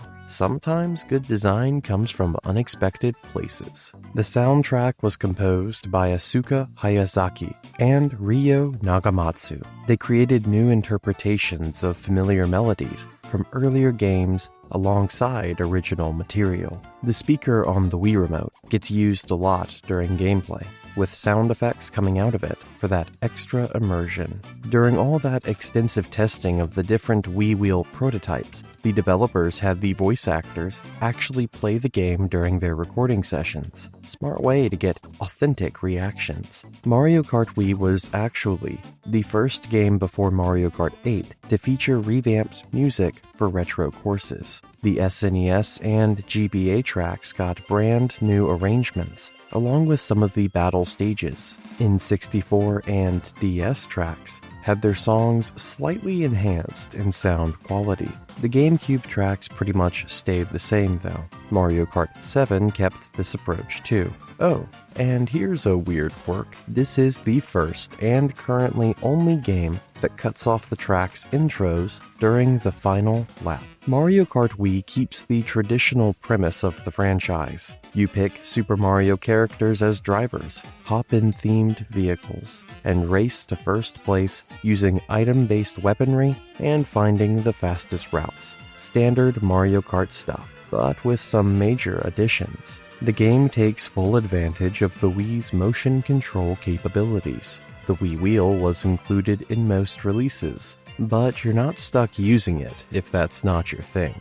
The game works with a regular Wii Remote held sideways, the Wii Remote and Nunchuck combo, the Nintendo GameCube controller, and the Classic Controller and Classic Controller Pro. Options are good. You'll find the traditional modes here: Grand Prix, Versus, Battle, and Time Trial. All the classics that fans expect. One thing to know, the game requires 23 blocks of storage on your Wii system. Here's an annoying quirk though, the game's data cannot be copied onto another Wii. That makes this the only game in the Mario Kart series where data can't be transferred between consoles. Kind of a bummer if you ever upgraded your Wii. The game came with its own Wii channel, called the Mario Kart Channel.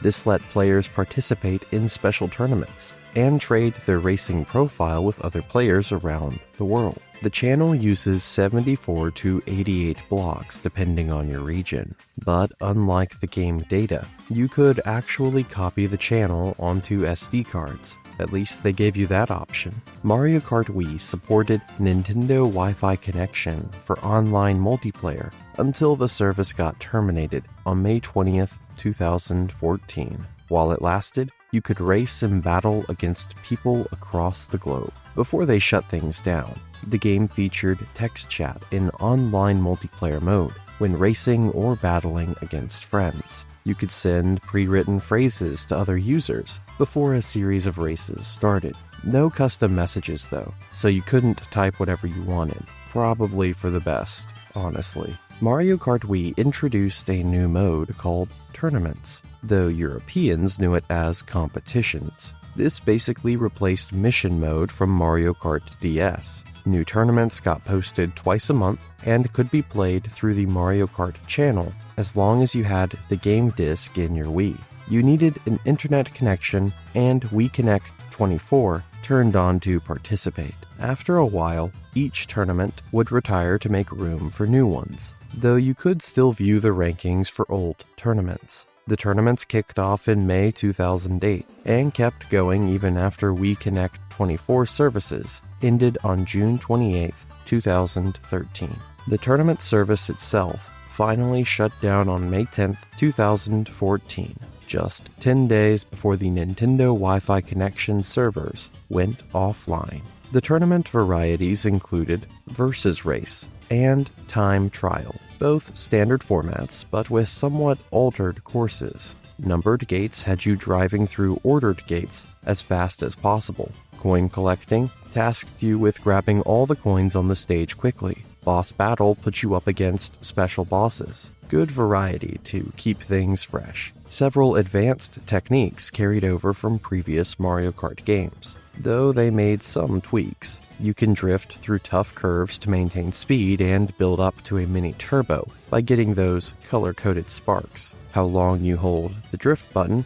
and your drifting angle determines the strength of the boost. Here's something new. Mario Kart Wii introduced two drift modes called Automatic and Manual. Automatic drifting makes you drift automatically when turning sharply, but you can't perform mini turbos, no matter how well you drift. Manual mode requires holding a button to drift, but releasing it can release a mini turbo with strength based on your spark color. Pick your preference. Tricks are a brand new feature here. When you drive over specific types of ramps, you can perform mid-air acrobatics, land successfully after pulling off a trick, and you get a momentary speed boost. To perform tricks, you shake the Wii wheel upward, shake the Wii Remote in the Wii Remote plus Nunchuck setup, press up on the control pad with the classic controller, or press up on the control pad with the GameCube controller. Easy to do, satisfying to nail. Since bikes are new to the series, let me explain how they work differently from karts. Motorbikes can perform wheelies to increase their top speed on straight sections. However, they can't perform the most powerful mini turbo that karts can. Trade-offs. Bikes come in two classes, drift type and hang-on type. Drift type bikes handle similarly to karts when drifting. Hang-on type bikes commit to the turn instead of sliding around. Pick whichever suits your racing style. Beyond bikes, there's also a wider variety of karts to choose from, compared to earlier games. Lots of vehicle options to experiment with. Mario Kart Wii features 12 starting characters, with 14 more to unlock, bringing the total to 26 playable characters. That's counting both Mii outfits as separate characters, by the way. Several characters are making their Mario Kart series debuts here. Baby Peach, Baby Daisy, Rosalina, Funky Kong, Dry Bowser, and Mii in both Outfit A and Outfit B. Some of those are even bigger firsts. Baby Daisy, Rosalina, and Dry Bowser are making their first playable appearances in any game ever. Baby Daisy is literally appearing for the first time, period. That's pretty significant for a racing game spin-off. Drybones also shows up, marking his first playable appearance in a home console Mario Kart after being in Mario Kart DS on handheld. Unlike previous Mario Kart games, characters are categorized under a size class system instead of the usual weight class system. Every character also has their own set of bonuses that boost certain vehicle stats. These units go up to 80, so a stat bonus of 3 would make that stat 3 points better than normal. Fun stat comparison. Baby Peach and Large Mii's have the most stat bonuses at 15 each. Bowser Jr. has the fewest, with only 6. Poor guy. If you don't count Miis, which CPU racers don't select and don't have a defined weight class. This is the second consecutive game where player classes are divided evenly with 8 characters in each. Unused graphics have been found in the game's data, showing icons for a Hammer Bro, a Koopa Paratroopa, and PD Piranha. These were presumably meant to be extra characters, one for each weight class. An outfit for the NPC Miis was also discovered that resembles a toad. Who knows how far along these got before being cut. Even though Nintendo pulled the plug on official online play in 2014, the community wasn't having it. Fan-created video game mods like Weemfee brought online play back to life. Pretty impressive dedication. CTGP Revolution is a ROM hack created by users Mr. Bean 35000 VR and Chatters that adds a ton of extra content. We're talking additional courses, new features like 24-player races, an implementation of the 200cc engine class from Mario Kart 8, and extra modes like Countdown and Item Rain. The modding community really went all out. Mario Kart Wii is also one of the most speedrun Mario Kart games out there. The community is still super active, constantly pushing for faster times and discovering new techniques. For a game from 2008, that's pretty remarkable staying power. Alright, let me tell you about Mario Kart 7, because this game has quite the story behind it. It's the 7th installment in the Mario Kart series, hence the super creative title. This was the first Mario Kart developed by more than one studio, with Nintendo EAD teaming up with Retro Studios. The game introduced hang gliding, underwater driving, and kart customization to the series. Pretty big additions, but the road to getting this game finished was anything but smooth. Here's something you might not know. Mario Kart 7 actually started out as a port of Mario Kart Wii for the 3DS. Yep, they were just going to bring the Wii game over to the handheld.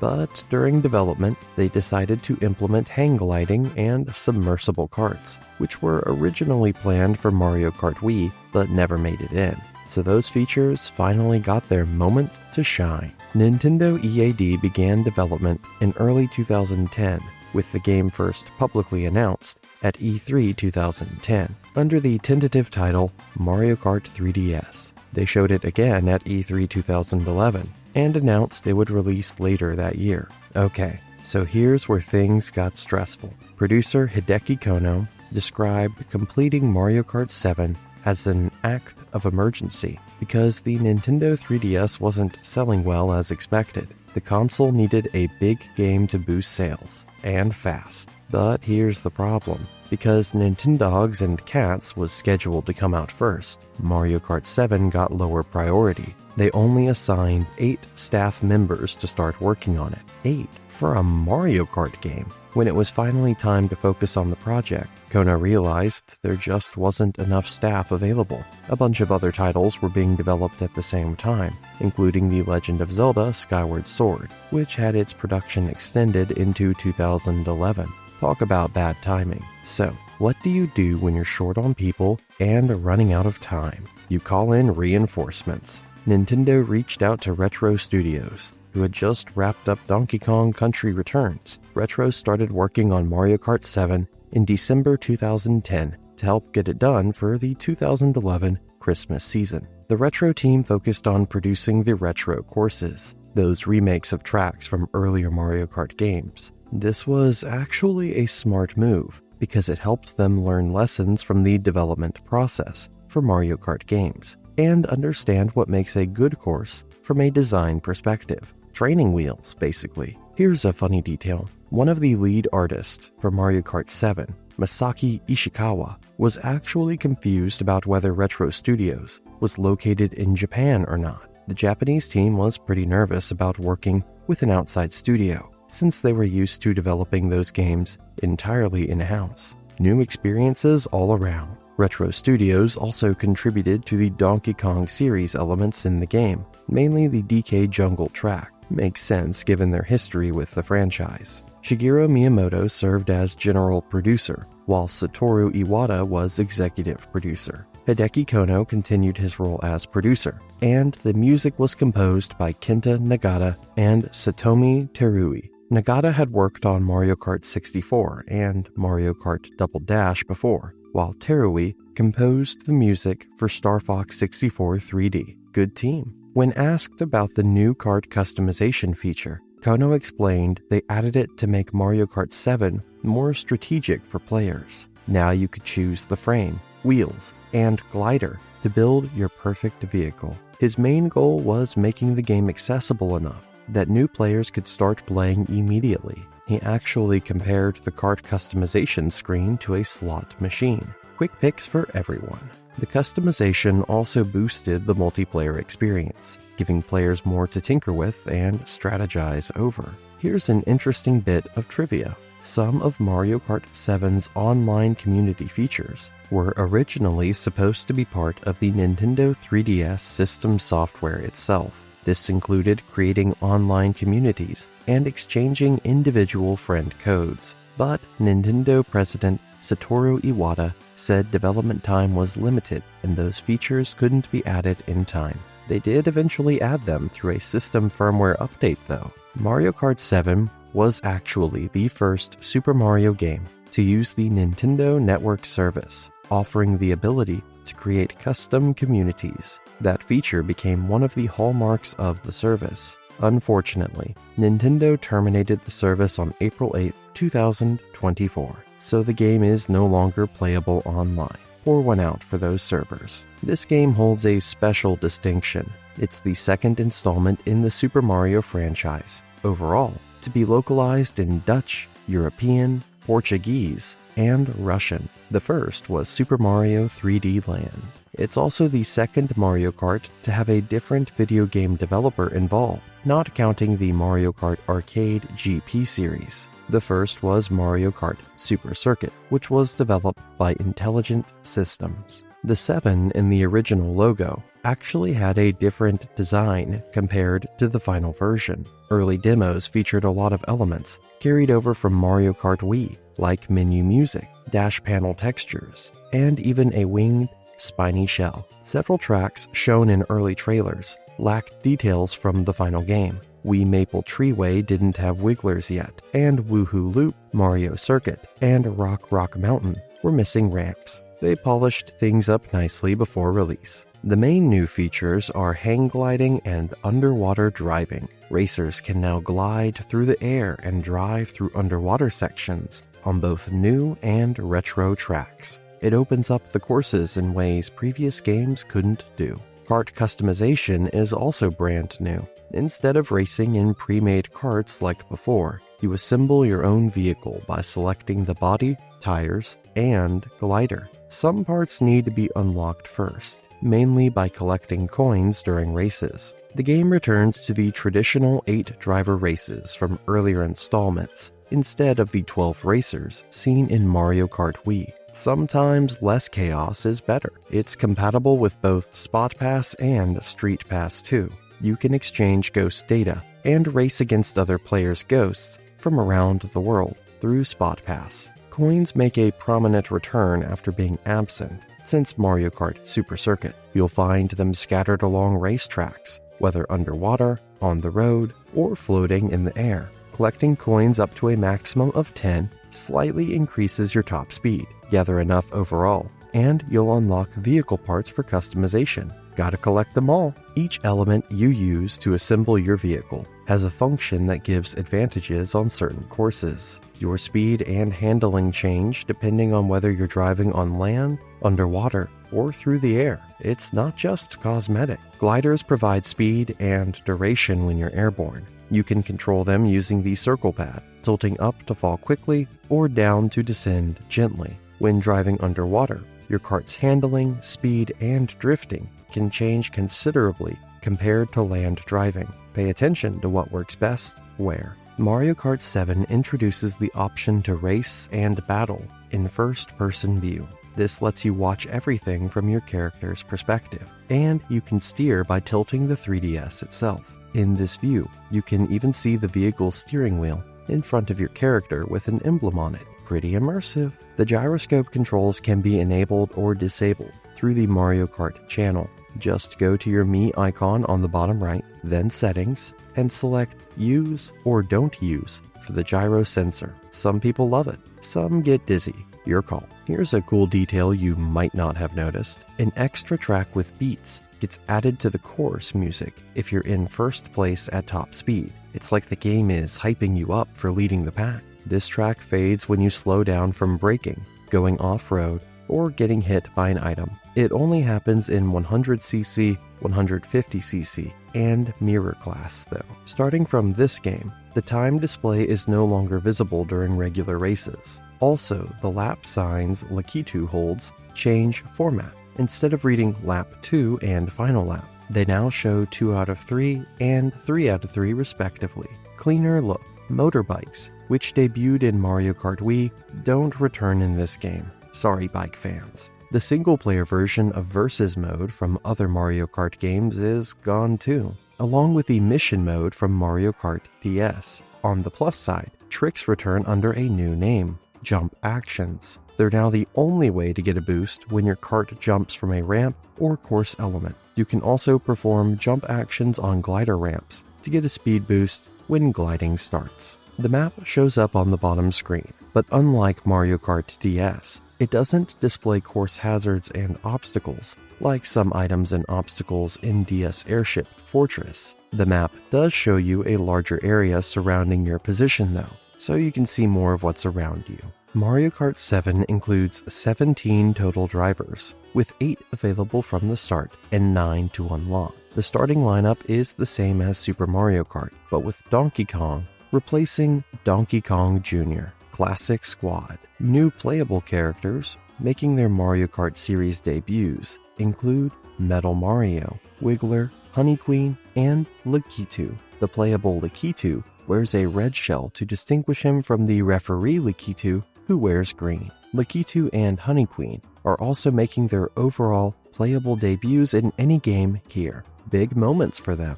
Shy Guy appears as a normal selectable driver for the first time. Previously in Mario Kart DS, he was only available to players using Download Play without a game card. Now he's fully playable in single player too, though multicolored Shy Guys still fill that download multiplayer role. This is the first handheld installment where Koopa Troopa, Rosalina, and me are playable after appearing in home console games. It's also the first Mario Kart since Super Circuit to not feature Waluigi as a playable character. Waluigi fans were not happy about that one. Your Mii never appears as a CPU driver during regular play. However, Miis you've obtained via Street Pass for the Mario Kart channel can occasionally show up as CPU drivers during Grand Prix mode, a little surprise appearance from your friends. Unlike Mario Kart DS, unlockable drivers can appear in multiplayer, even if not all players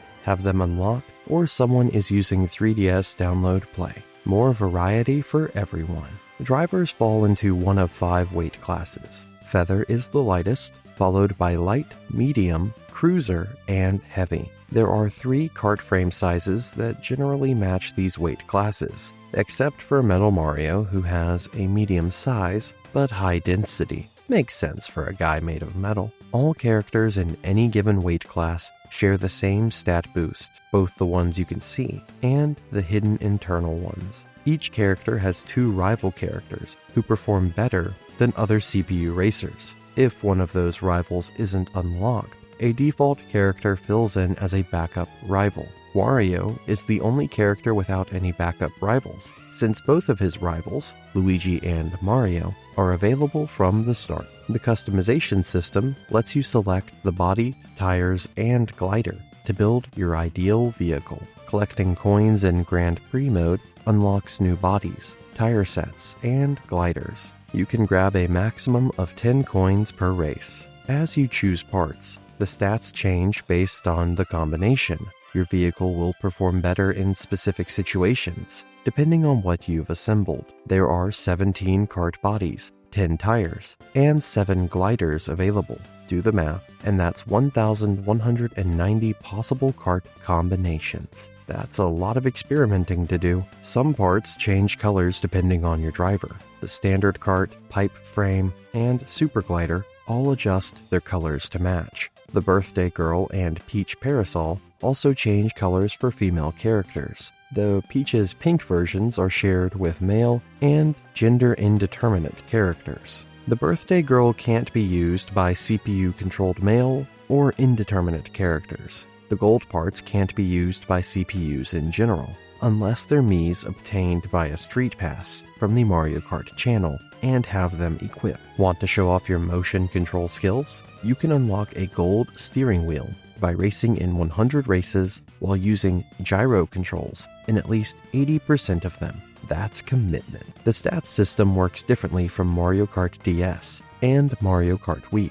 Those games directly added character and vehicle parameters together. Mario Kart 7 uses a point system where characters and vehicle parts each contribute points. These points from the character, body, tires, and glider get added up to create a level value, which then converts into the actual physical parameters the game uses. 5 stats appear in the vehicle customization screen. Speed shows your top speed on land. Acceleration is how quickly you gain speed when holding the gas. Weight determines how easily you push around other carts or get pushed yourself. Handling affects your turning ability on land, with higher stats meaning sharper turns. Off-road shows how well your kart grips certain terrain, affecting slip and speed to the point where you might charge mini turbos better.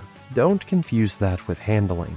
The level display converts points into bars by adding 2 to the sum, then dividing by 4. This gives values ranging from 0.75 to 5.5. Similar to previous games, you can earn an overall game ranking of 1, 2, or 3 stars. This shows next to your nationality flag if you've earned the designated ratings in all cups and classes. You can see your overall ranking while participating in a Grand Prix too. The game displays it at the results of the last course before showing the overall cup results. Like Mario Kart DS and Mario Kart Wii, this game features 32 courses with 16 new ones and 16 retro tracks. The retro selection includes 1 course from Mario Kart Super Circuit, 2 from Super Mario Kart, 2 from Mario Kart Double Dash, 3 from Mario Kart 64, and 4 each from Mario Kart DS and Mario Kart Wii. Good variety. Only the Mushroom Cup, Shell Cup, and Battle courses are available from the start. But here's a nice change. Once you unlock cups, they're available for all game modes, not just that specific engine class, like in past installments. 3 of the new courses have a different structure.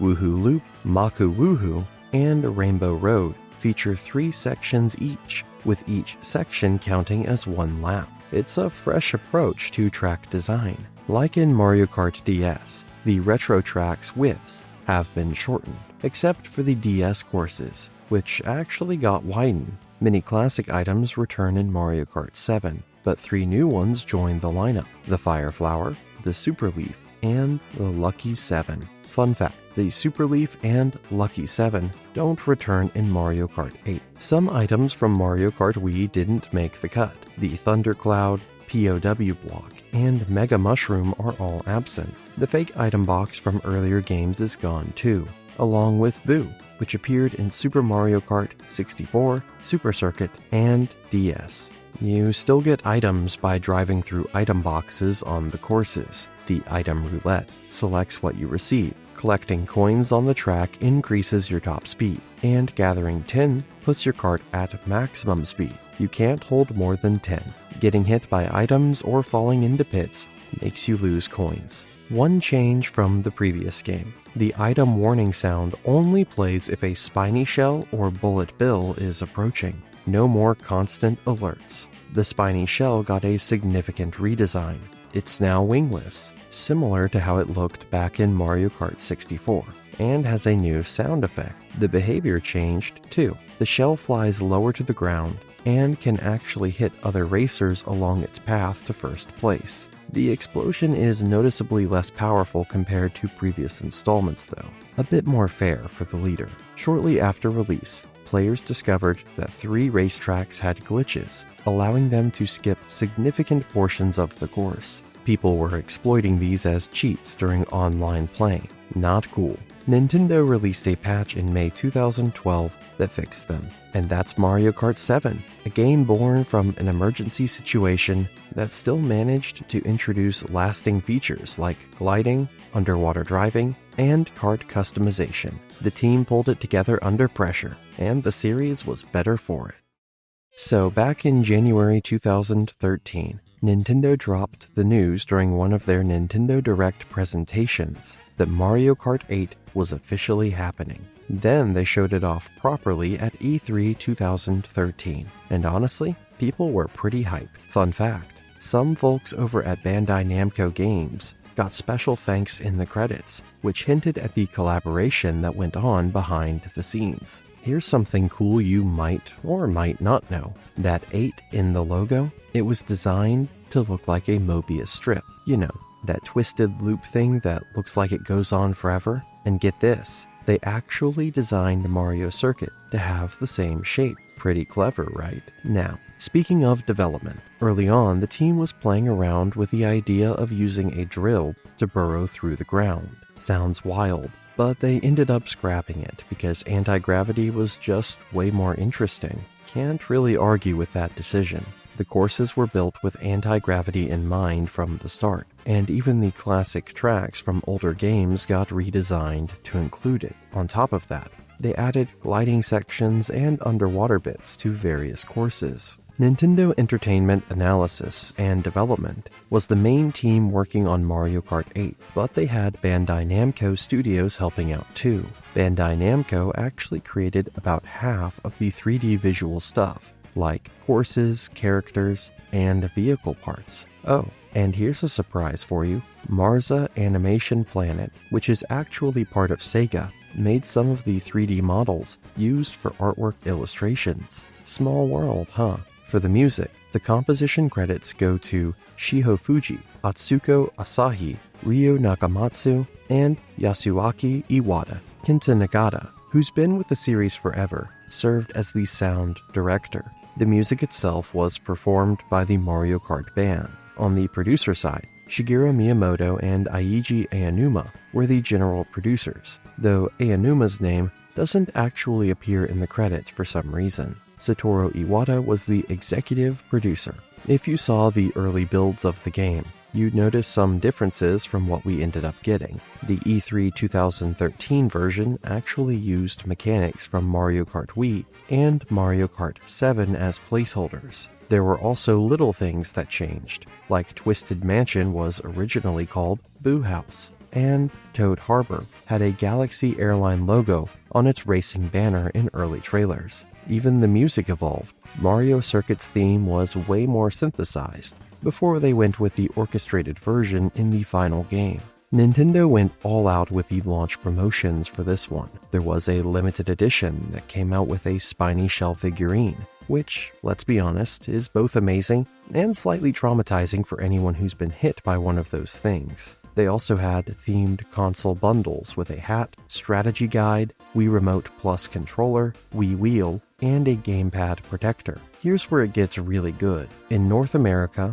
Europe, and Australia, if you bought and registered Mario Kart 8 on Club Nintendo before July 31st, 2014, you got a download code for a free Wii U game. Not a bad deal at all. Then there was this whole Mercedes-Benz collaboration.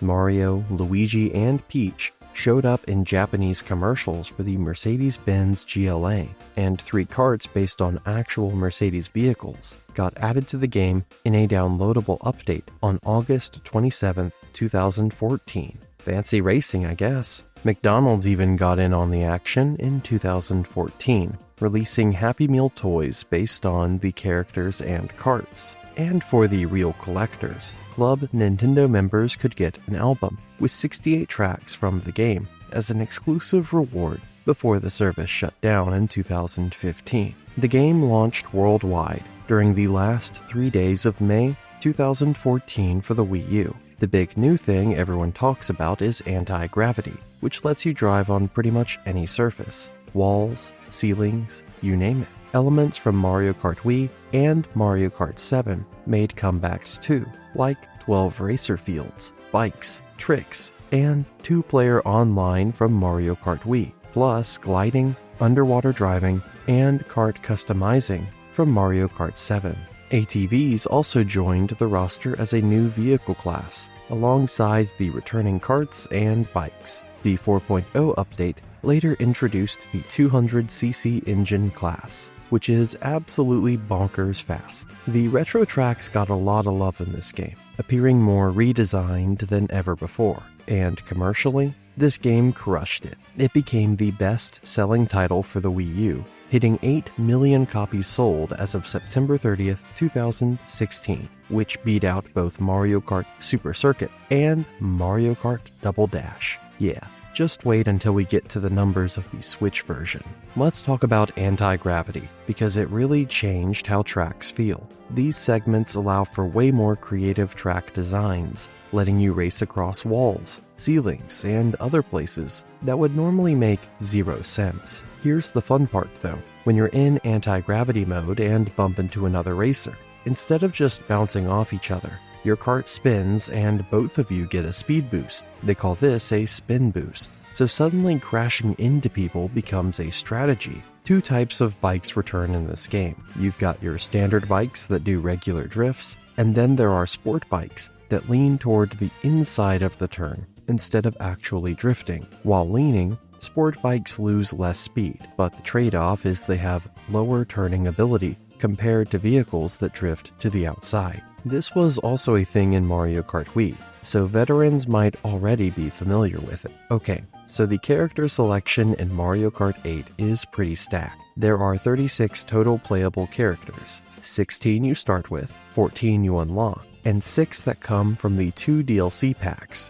The Legend of Zelda X Mario Kart 8 and Animal Crossing X Mario Kart 8. Each pack adds 3 characters, and that's only for the original game. We'll soon get into the Booster Course Pass as well. Including the DLC characters, there are 14 newcomers to the series. The 7 Koopalings, Baby Rosalina, Pink Gold Peach, Tanuki Mario, Cat Peach, Link, Villager, and Isabelle. The Koopalings, Baby Rosalina, and Pink Gold Peach were making their overall playable debuts, and the latter 2 were actually appearing in any game for the first time ever. Talk about a debut. Shy Guy, Metal Mario, and Lakitu also became playable in a home console Mario Kart for the first time, after each previously appeared in at least one handheld installment. If you buy both DLC packs, you also unlock 8 new colors for Yoshi and Shy Guy. Nice bonus.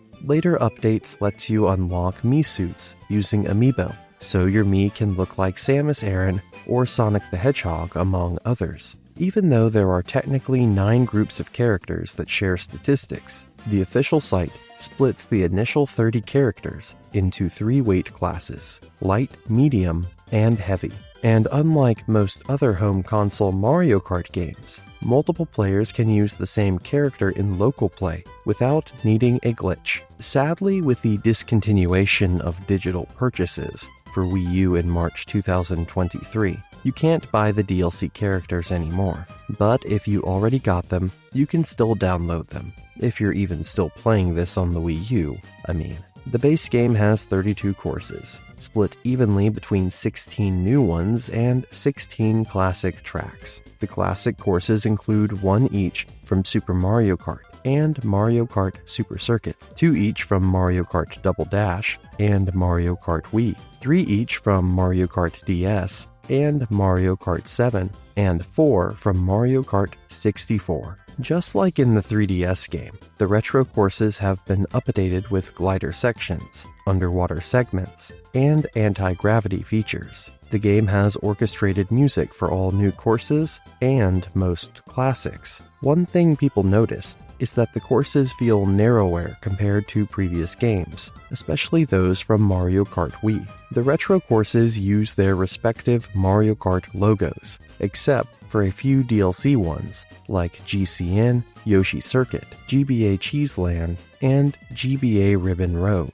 courses from SNES to GCN use an updated classic logo, while courses from DS to 3DS use the current logo. The DLC cups are special because they mix new and classic courses together, making them the first cups in the series to do that. Of the 16 DLC courses, 7 are classics, 1 each from Super Mario Kart, Mario Kart Wii, and Mario Kart 7, and 2 each from Mario Kart Super Circuit and Mario Kart Double Dash. The other 9 are brand new, and 5 of those are based on other Nintendo franchises, like Excitebike, F-Zero, The Legend of Zelda, and Animal Crossing. Interestingly, while some DLC courses have gliding or anti-gravity sections, none of them go underwater. The DLC cups all share the same trophy shape, but with different colors and logos. The backs say, Professional Kart Racing Distinguished Driver. As always, items play a huge role in races. 4 new items were introduced: the Boomerang Flower, the Piranha Plant, the Super Horn, and the Crazy 8. The coin also returned as an item for the first time since Super Mario Kart. Some major changes to item mechanics happened in this game. The probability of getting each item now depends on your distance from the racer in first place. This means you could technically get a bullet bill even in second place. Here's a big one. In past games, you could hold an item behind you while grabbing a different one from item boxes. Not anymore. In Mario Kart 8, you can only carry the item you're currently holding or dragging. You have to release it before you can pick up something new. To keep things balanced, some items appear way less often now, especially lightning and the dreaded spiny shell, triple bananas, triple mushrooms, and the 8 items from Crazy 8 now surround your vehicle like triple shells do. Opponents get hit when they touch them, which can be good or bad depending on what you've got. When struck by lightning, you only lose items in your hand. Items surrounding you, except mushrooms, are lost when other racers touch them. The item icon on screen now shows a usage remaining meter, so you know how much time or how many uses you have left for items with limited usage. After launch, game updates added a bunch of cool stuff. There's now support for amiibo figurines, a 200cc difficulty setting, which is insane, by the way, player statistics, and additional Mii outfits. 2 paid DLC packs added characters, vehicles, and courses. Some of these came from other Nintendo franchises, including Link from The Legend of Zelda, Isabelle and Villager from Animal Crossing, Mute City and Big Blue from F-Zero, and Excitebike Arena from Excitebike. In March 2023, Nintendo had to halt online play for Mario Kart 8 and Splatoon because of a security vulnerability. Yikes. Thankfully, they fixed it with an update, and online play came back on August 3rd.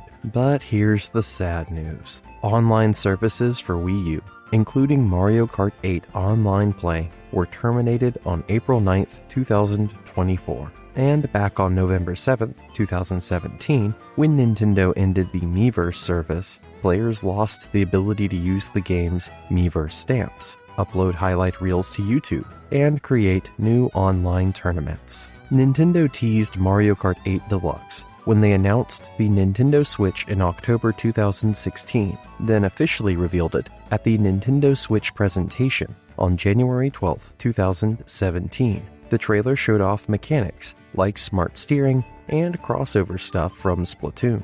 The game came out on April 28, 2017, following the Switch's March 3rd launch. Later updates added crossovers with The Legend of Zelda Breath of the Wild 2. Nintendo also announced a steering wheel accessory for the Switch Joy-Con controller, so you could use motion controls for steering. An overview trailer revealed details about Battle Mode, including several battle-exclusive courses, and the return of Shine Thief from Mario Kart Double Dash. Oh, and this is hilarious. After the release of the trailer, a bunch of internet memes popped up because Donkey Kong appeared to be doing a celebratory dab. The biggest change in Mario Kart 8 Deluxe compared to the original is Battle Mode. It finally returns to that arena-based style everyone loved, with 8 new battle courses, each with their own intro. This replaces the 8 racetracks that were used for battle mode in the original game. Now, each player starts with 5 balloons instead of 3, and the character in the lead actually wears a crown on their character, not just on the map like before. Players start with 0 points now instead of 3, and balloons no longer serve as remaining points. If you lose all your balloons, you can respawn, which was a feature from Mario Kart Wii and Mario Kart 7. Your score gets halved though, and you come back with 3 balloons instead of 5. A nice new touch is that you can see exactly who hit whom at the bottom of the screen. After getting hit, you get about 1.5 seconds of invincibility, which wasn't in the original game. The item options got updated too. Specific item options were removed, but there's now a skilled items option where powerful items appear less often. It's similar to Mario Kart Wii's strategic option, called Basic in British English. There are 5 battle types, and 2 of them, Renegade Roundup and Coin Runners, have a no items option. Balloon Battle is the classic mode, where you pop opponents' balloons or steal them to score points. It uses the point-based setup from Mario Kart Wii and 7, not the survival format from earlier games. Renegade Roundup is brand new, and plays like cops and robbers. One team, called the Authorities, uses piranha plants permanently attached to their vehicles to capture players from the Renegades. Captured players go into floating jail cells. Remaining Renegades can free teammates by driving over key switches. Renegades win if at least one member is free when time runs out. Authorities win by capturing everyone. Authority members temporarily lose their capture ability when hit by items, and freed Renegades get a speed boost and temporary immunity. Bob-omb Blast returns from Double Dash, where everyone attacks using bob-ombs exclusively. You can carry up to 10 of them. It follows the same rules as Balloon Battle, except the only items are bob-ombs. You can't hurt yourself with your own explosions, and thrown bob-ombs explode instantly. Coin Runners came from Mario Kart Wii, and was last seen in Mario Kart 7. Collect as many coins as possible before time runs out. This version plays more like the Wii version, with no coin limit, unlike the 10 coin cap in Mario Kart 7. Shine Thief is back from Double Dash. One player grabs a Shine Sprite and tries to hold it for about 20 seconds, while everyone else tries to knock it away. The Shine holder has slightly reduced top speed. In team play, one team needs to collectively hold it for about 30 seconds. You can also pick Random Battle to cycle through all 5 modes. The round count options for Random Battle are 5, 8, 10, 15, 20, and 25 rounds, different from the 4, 6, 8, 12, 16, and 24 rounds available in individual battle types. Shortly after Deluxe launched, Nintendo released an update that changed one of the Inkling girl's victory gestures. Originally, she'd put her hand on a flexed bicep and pump her fist in the air. In Japan, this basically means bring it on, but in European and Latin American countries, it looked like the bras d'honneur, which is an offensive gesture meaning something along the lines of, well, let's just say it's not family friendly. After the update, she no longer clenches her fist around her flexed arm and does a regular fist bump, though the rest of the gesture stayed the same. A series of updates in 2018 made the game work with Nintendo Labo,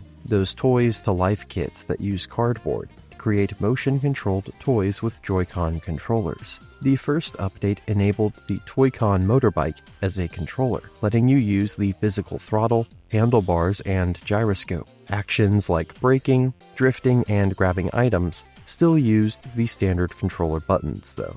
A later update added compatibility for the Toy-Con car, pedal, and key. These let you control braking, drifting, and even use the horn on the steering wheel to launch items. On December 7th, 2022, an update added an item customization option for certain modes, letting you choose which items can appear in races or battles. Pretty handy if you want to avoid certain annoying items. During a February 2022 Nintendo Direct, Nintendo announced that Mario Kart 8 Deluxe would get a paid DLC season pass called the Booster Course Pass. The courses are mostly remastered versions from previous Mario Kart games. This thing is massive. It was released in 6 waves, each containing 8 courses split into 2 cups, totaling 48 additional tracks. They rolled out between March 2022 and November 2023. You can get it by purchasing on the Nintendo Switch eShop or through a Nintendo Switch Online expansion pack subscription. In Hong Kong, physical game cases also included activation codes, though you need the base game to use them. If you own the Booster Course Pass or have an active expansion pack subscription, a little superstar icon appears next to the version number on the title screen. The first wave was available to preload on March 15, 2022, and released in most regions on March 18, 2022. The pack marks the longest gap between a Super Mario game's original release and its DLC, with the first wave coming nearly 5 years after Mario Kart 8 Deluxe launched. It also makes this the first Mario Kart game to feature classic courses from games that came out from the original game's release, since Mario Kart Tour and its courses debuted after Deluxe. Wave 1 dropped on March 18, 2022, with the Golden Dash Cup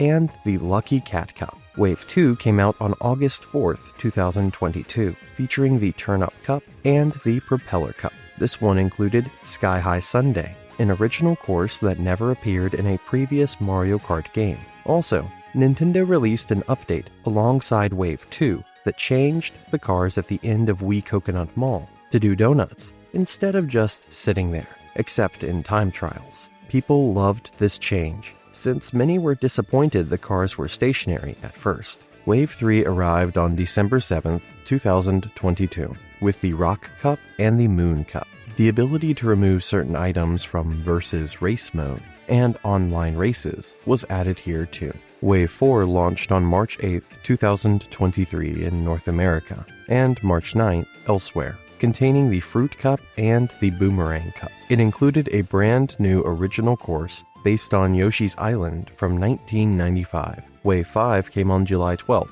2023, with the Feather Cup and the Cherry Cup, plus a brand new course called Squeaky Clean Sprint. Wave 6, the final one, was shown in a Nintendo Direct on September 14, 2023, and released on November 9, 2023, with the Acorn Cup and the Spiny Cup. This wave added a music player featuring tracks from all courses and 18 additional costumes for Mii racers. Starting in February 2023, Nintendo added 8 more playable characters, all of whom appeared in previous Mario Kart games. Birdo debuted in Wave 4 with 9 selectable colors. Petey Piranha, Wiggler, and Kamek joined in Wave 5. Diddy Kong, Funky Kong, Pauline, and Peachette rounded things out in Wave 6. Wiggler, Gold Mario, Kamek, Pauline, Peachette, and all Birdo variants are playable in a home console Mario Kart installment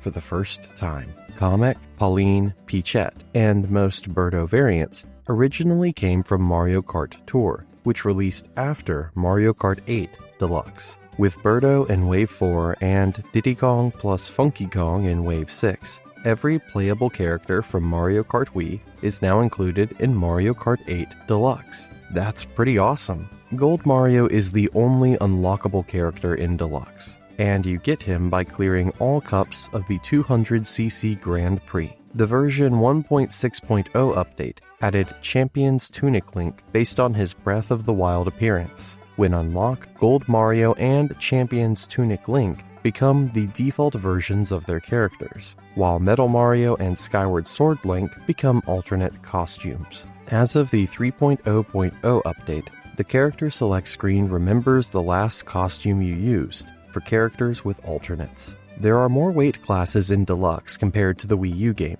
with several returning characters having different stats. This means fewer characters share identical statistics. The 48 additional courses bring the total to 96. The classic courses break down like this: 2 each from Super Mario Kart and Mario Kart 64, 3 from Double Dash, 4 each from Mario Kart DS and Mario Kart 7, 5 from Super Circuit, 8 from Mario Kart Wii, and 17 from Mario Kart Tour. 3 new courses are also included: Sky High Sundae, Yoshi's Island, and Squeaky Clean Sprint.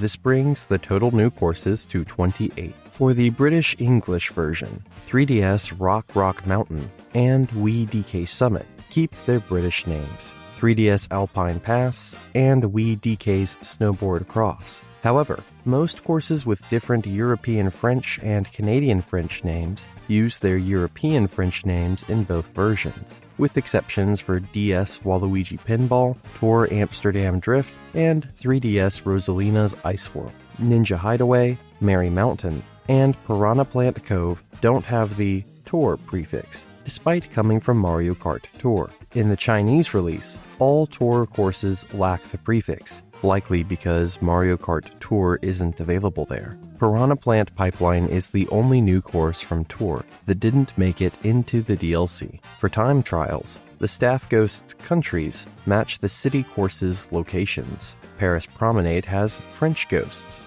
Tokyo Blur has Japanese ghosts. New York Minute and Los Angeles Laps have American ghosts. London Loop has British ghosts. British Byways has German ghosts. Amsterdam Drift has Dutch ghosts. Rome Avanti has Italian ghosts. And Madrid Drive has Spanish ghosts. Other city courses have Japanese, American, or Spanish ghosts, since there aren't staff ghosts from those cities' countries. Several minor course adjustments were made throughout the waves. When Wave 2 came out, Wave 1 courses got slightly brighter icons, and sand and dirt now leave tire marks. The Coconut Mall car section was changed to make cars move around as hazards, except in time trials, where they stay still. Wave 6 added a credit sequence for the Booster Course Pass. If you own the pass, it plays after completing all its cups in at least 3rd place, then plays again whenever you finish the Moon Cup or Spiny Cup in 3rd or better. If you don't own the pass but have raced on its courses 100 or more times in online or wireless multiplayer, it plays after completing any cup, then replays when you finish the Bell Cup in 3rd or better. The credits show a downward scrolling sequence with labels and stickers from various brands, plus photos from the promotional trailers and silhouettes of objects matching the courses being shown. It ends with a photo of Lakitu and most playable characters, minus babies, alternate costumes, Inklings, villagers, Isabelle, Link, Mies, and color variants, posing on N64 Rainbow Road with "Thank You" at the bottom. The music starts with an arrangement of the Super Mario Kart credits theme, goes into a medley of course themes: Tokyo Blur, Ninja Hideaway, Berlin Byways, Singapore Speedway, Vancouver Velocity, Los Angeles Laps, Madrid Drive, and Sky High Sunday, then returns to the Super Mario Kart credits before ending. In September 2023, Nintendo announced some bundles. Japan got one with the base game, and a Booster Course Pass download code. Europe and Oceania got a bundle with just the download code, plus pins, cards, and stickers, no game included, both released on October 6, 2023. An official soundtrack with 68 songs, including tracks from both DLC packs, could be ordered by Club Nintendo members in Japan, Europe, and Oceania. A North American release hasn't been announced yet. Mario Kart 8 is the first game in the series where no courses share background music. Every previous installment had at least some courses with the same music, similar to Super Mario Galaxy and Super Mario 3D World. The entire soundtrack is orchestrated and live recorded, even the electronic sounding songs. Previous games usually had pre-programmed music with keyboards and synthesized sounds. Despite being recorded live, the music still used virtual instruments from various synthesizers and sound libraries, including Apple's Logic Pro, Best Services Gigapack and Orchestral Colors, East West Studios instruments like Goliath, Gypsy, Ministry of Rock, and Symphonic Orchestra, the Korg Triton,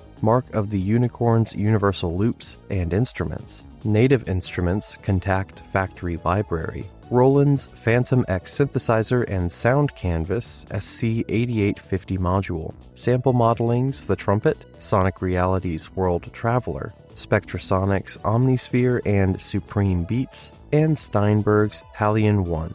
The credits music, arranged by Ryo Nagamatsu, includes pieces from Thwomp Ruins, Mario Circuit, Electrodome, Mount Wario, and Cloud Top Cruise. The ending is similar to the Mario Kart Wii credits ending, also written by Nagamatsu, but much more elaborate. The courses shown in the Booster Course Pass key artwork use official screenshots and in-game icons from Mario Kart Tour. Some screenshots show Paris Promenade with barrier fences from Tour, and there's an official screenshot of Ninja Shy Guys in Ninja Hideaway from the 2021 Ninja Tours preview. Before Wave 1 released, the infographic showing all known courses used Mario Kart Tour screenshots, but after Wave 1 launched, the trailer updated the infographic to use Mario Kart 8 Deluxe screenshots, and future Wave trailers followed suit. The version 2.3.0 update added the updated infographic to the game's menu. So you've probably heard about Mario Kart Tour, right? Whether you've been playing since day one, or you're just now curious about what the fuss is all about, we've got all the details for you. Back in January 2018, during a financial briefing on the 31st, Nintendo dropped the news that they were bringing Mario Kart to mobile devices for iOS and Android. People went absolutely wild. Then in April 2019, Nintendo opened up applications for a closed beta test. But here's the catch. It was only for Android users in North America and Japan. The beta ran from May 22, 2019 to June 4th, 2019, so it was pretty short. Originally, the game was supposed to come out by March 2019, but you know how these things go. It finally launched on September 25th, 2019, hitting 163 territories. That's basically the same availability as Super Mario Run, except for Belgium and Vietnam. Belgium actually banned games with loot boxes in 2019 because they violated gambling laws. Yikes. Here's something cool though. If you pre-registered, you got the game a day early. And unlike previous Super Mario mobile games, you actually need a Nintendo account to play this one. The launch was massive. By September 26, just one day after release, there had been over 10 million downloads. 10 million. That's a lot of people wanting to race on their phones. Alright, so Mario Kart Tour is a free-to-play mobile game, which means you can grab it from the App Store or Google Play without paying upfront, unlike Super Mario Run, where you had to pay for the full experience. This one lets you jump in for free. The game reuses a bunch of assets from Mario Kart 7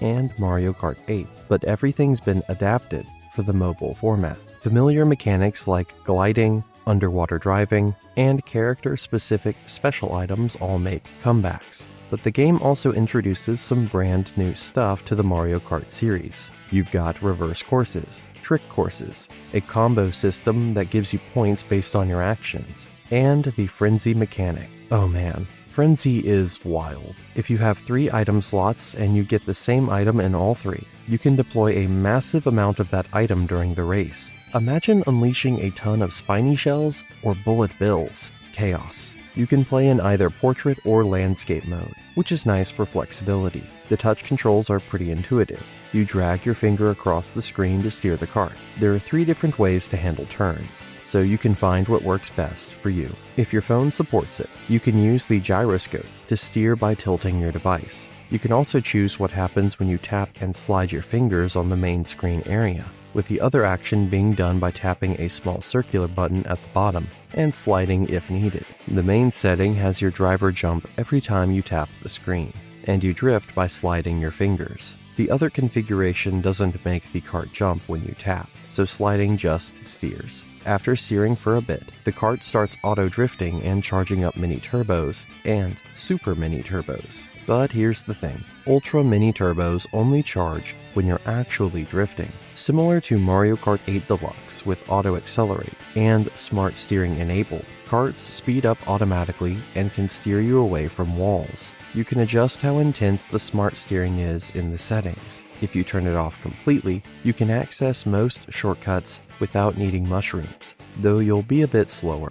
The game's mechanics are based on Mario Kart 7, and tons of courses from that game, both new and retro, show up in Mario Kart Tour. Some features from Mario Kart 8 that needed major changes, like bikes ATVs, anti-gravity, and 12-player races didn't make the cut. But the 200cc class is there if you want that speed demon experience. Other features from Mario Kart 8 Deluxe like Auto Accelerate, Smart Steering, and Ultra Mini Turbos are also present. One thing that's different from Mario Kart 7, 8, and 8 Deluxe is that you can't customize your tires. They're locked to specific karts and don't affect stats. Kind of a bummer if you liked mixing and matching, but that's mobile gaming for you.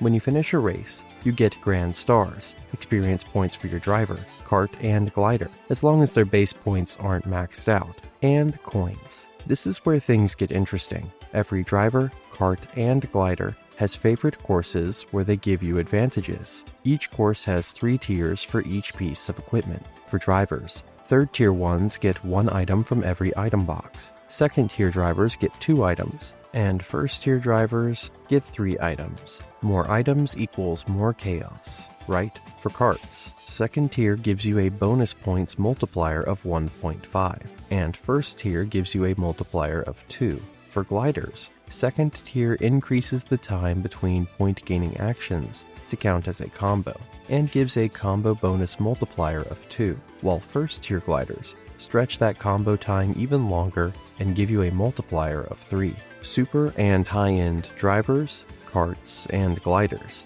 have higher point values when you choose them, and more preferred courses. Drivers also have their own special items, kind of like Mario Kart Double Dash's item system. Karts have driving-related bonuses, like making driving more effective, while gliders increase the likelihood of getting a certain item and the points you get from using it. Everything can be leveled up, and upgrades come with each level. Since the 2.6.0 update, you can even upgrade a favorite course to a favorite course by leveling up. Normal items get 1 upgrade after reaching level 6. Super items get 2 after reaching levels 3 and 6, and high-end items get 4 after reaching levels 3 and 6. The courses you can play depend on the tour, which changes every 2 weeks. Since the Battle Tour, each tour has 15 cups and adds new drivers, karts, gliders, and courses. But it wasn't always like this. From the Baby Rosalina Tour until the 2022 Anniversary Tour,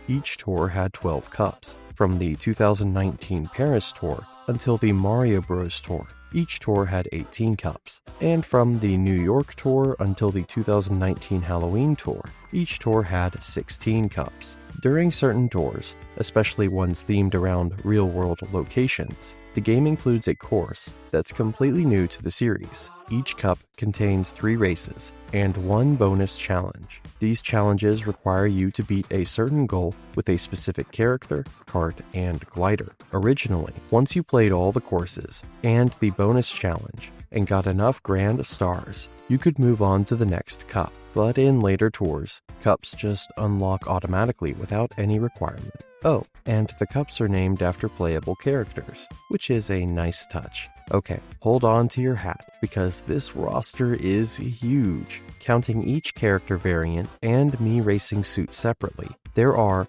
267 playable characters in Mario Kart Tour. That's the largest number of playable characters in any Super Mario game. 267. Some notable newcomers to the Mario Kart series include Peachette, Pauline, Hammer Bro, Boomerang Bro, Fire Bro, Ice Bro, Monty Mole, Dixie Kong, Captain Toad, Nabbit, King Babam, Comet, Chargin' Chuck, and Poochie. Ice Bro and King Babam are also making their first playable appearances ever in any game. Some characters returned after being absent for ages. Donkey Kong Jr., as a 2D sprite variant, is playable for the first time since Super Mario Kart. That's a long vacation. PD Piranha is playable for the first time since Mario Kart Double Dash. And Diddy Kong, Birdo, and Funky Kong are playable for the first time since Mario Kart Wii. Excluding characters from outside the Super Mario franchise, only 2 playable characters from previous mainline Mario Kart games didn't make it to tour. Koopa Paratroopa from Double Dash, and Honey Queen from Mario Kart 7. Sorry, Honey Queen fans. Mii's also return, debuting in the 2022 Mii Tour.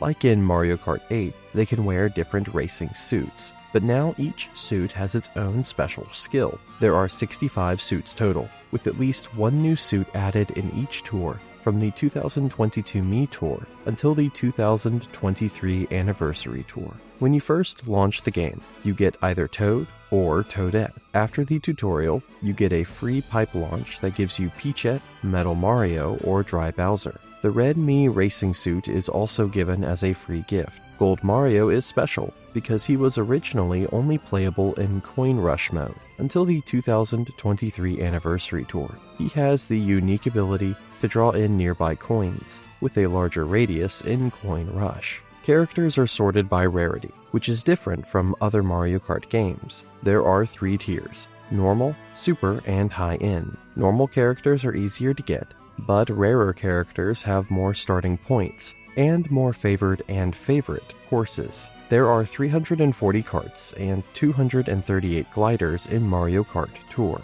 That's the most of any Mario Kart game by a long shot. Several karts and gliders return from previous games, but new ones also appear alongside variants of existing ones. These variants share the same in-game model, but have different textures, and they're grouped together in the internal files. Like drivers, karts and gliders are organized into normal, super, and high-end tiers. Each one has a special skill that gives you specific benefits during races. Karts give bonus points for performing particular techniques, while gliders increase your chance of getting a certain item from item boxes, plus the points you get from using that item. Karts and gliders also have their own favored and favorite courses. Using them on those courses increases your bonus points multiplier or combo bonuses. For battle mode, there's a feature that lets you customize your balloons. Unlike karts and gliders though, these balloon designs are purely for looks.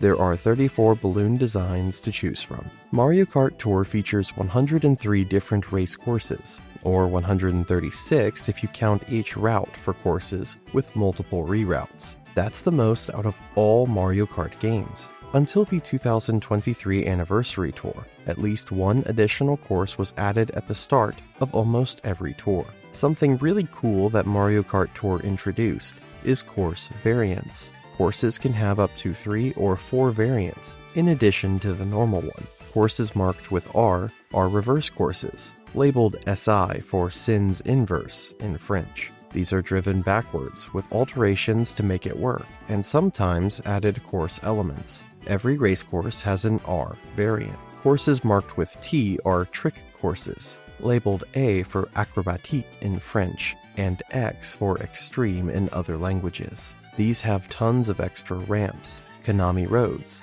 and obstacles for performing jump boosts. Some T variants have other changes too, like adding Konami roads to replace glider sections in DS Airship Fortress T, changing the order you traverse the course in N64 Calamari Desert 2T, or even changing where you start in 3DS Rock Mountain T. Every course except GBA Bowser's Castle 4 has a T variant. Courses marked with RT combine reverse and trick elements, labeled SIA in French and RX for reverse extreme in other languages. They go through the course backwards while adding more ramps, Konami roads, and obstacles. Unlike R and T variants, many courses were introduced without RT variants and got them later. Originally, RT variants only appeared for city courses, but classic courses started getting them too, with the 2019 Winter Tour. From then to the 2020 Trick Tour, each tour saw 1 to 3 new ones added. Courses marked with B are battle variants, modified for battle mode and typically taking place in a condensed version of the course. Only New York Minute and Paris Promenade have B variants. If you count all variants separately from their normal counterparts, the total number of courses is 541. Add the 2 B variants, and you hit 543. That's a lot of racing. Before the Battle Tour, with some exceptions, city courses were added with all 4 variants in the same tour, while other courses first came without the RT variant, which would release later in a tour focused on RT editions. From the Battle Tour onwards, all new courses debuted with all 4 variants at once, just like the city courses. Almost every tour features classic and remix courses, while new courses appear exclusively in specific tours. The beta version of the game had some differences from what we got in the final release. The stamina element was removed,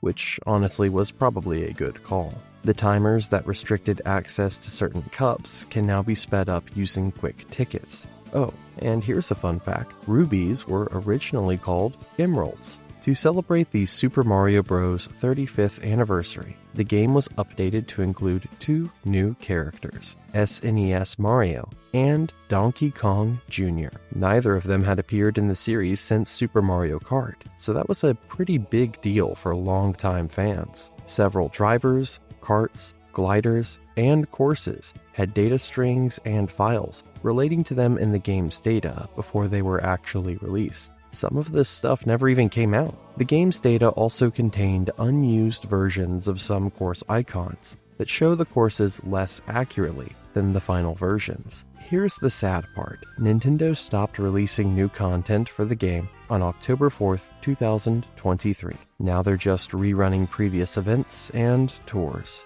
On September 11th, 2023, they announced that the 2023 anniversary tour would be the final tour to introduce new courses, drivers, karts, and gliders. Since then, the only new content has been some badges celebrating anniversaries, a shop description for the Sky High Flyer, and mechanic variants from Mario, Luigi, the Tiny Titan, and its variants to promote Mario Kart World. The 2025 rerun of the Sunshine Tour included a bit of new content to celebrate World's release, but Nintendo has stated that no new drivers or karts will be added after this. The good news is that much of the game's content was brought back as downloadable content for Mario Kart 8 Deluxe and the series' next entry, Mario Kart World, so the courses and characters live on. Here's something noteworthy. Mario Kart Tour was the last original game release to feature Charles Martinet voicing Baby Mario and Baby Luigi before he moved to the role of Mario Ambassador. Both characters were recast, with the new actors voicing them, starting with Mario Kart World. End of an era. Okay, this is where things get a bit serious. On May 17th, 2023, a young boy assisted by his father filed a lawsuit against Nintendo. They alleged that one of Mario Kart Tour's previously implemented gacha mechanisms, called spotlight pipes, basically loot boxes, capitalized on and encouraged addictive behaviors akin to gambling.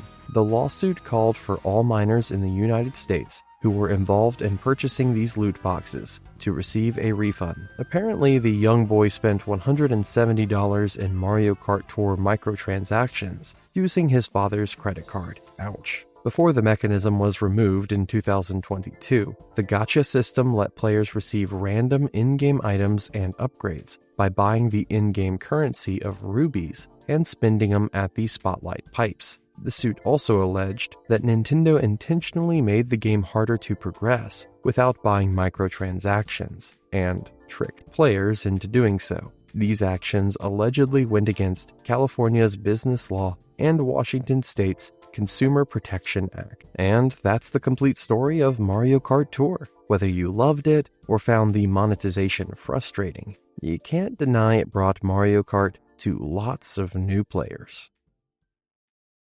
So here's something wild. Nintendo started prototyping Mario Kart World way back in March 2017, right before Mario Kart 8 Deluxe even came out. The game was originally being built for the regular Nintendo Switch, but around 2020 they ran into some problems. Turns out, trying to optimize an open-world racing game with 24 players on the original Switch hardware was causing headaches. The Nintendo Switch 2's hardware specifications were starting to come together at that point, giving the developers room to really expand on their ideas. So they made the call to move development to the new console. This actually makes Mario Kart World the first Super Mario game since Super Paper Mario to be pushed back to a successor console. Oh, and you know the booster course pass for Mario Kart 8 Deluxe? That was conceived around the same time as a stopgap release to keep fans happy while development on World continued.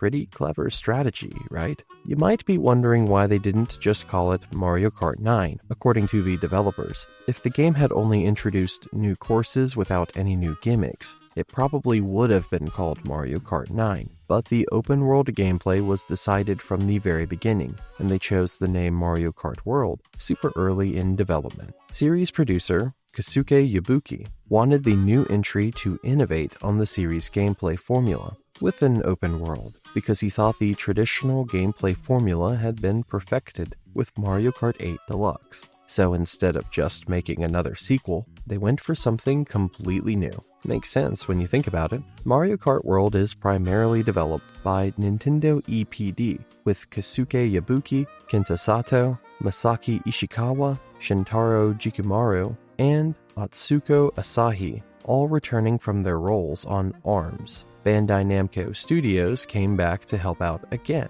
and this time Monolith Soft and 1UP Studio were also involved in development. Here's something interesting though. This game features neither Shigeru Miyamoto nor series creator Hideki Kono in lead development roles. Kono only receives a special thanks credit. That's a pretty big shift for the series. Speaking of changes, there are some new voice actors you'll notice. This is the first Super Mario game to feature Courtney Lin as the voices of Peach and Baby Peach, Layla Burzins and Paul Castro Jr. as the playable and non-playable Toads respectively, and Laura Stahl as Toadette. This came after Nintendo's decision to recast longtime voice actress Samantha Kelly. It's also the first game where Koji Takada replaces Takashi Nakasako as the voice of Donkey Kong. He's reprising his role from the Japanese dub of the Super Mario Bros. Movie, and it's the first Mario Kart game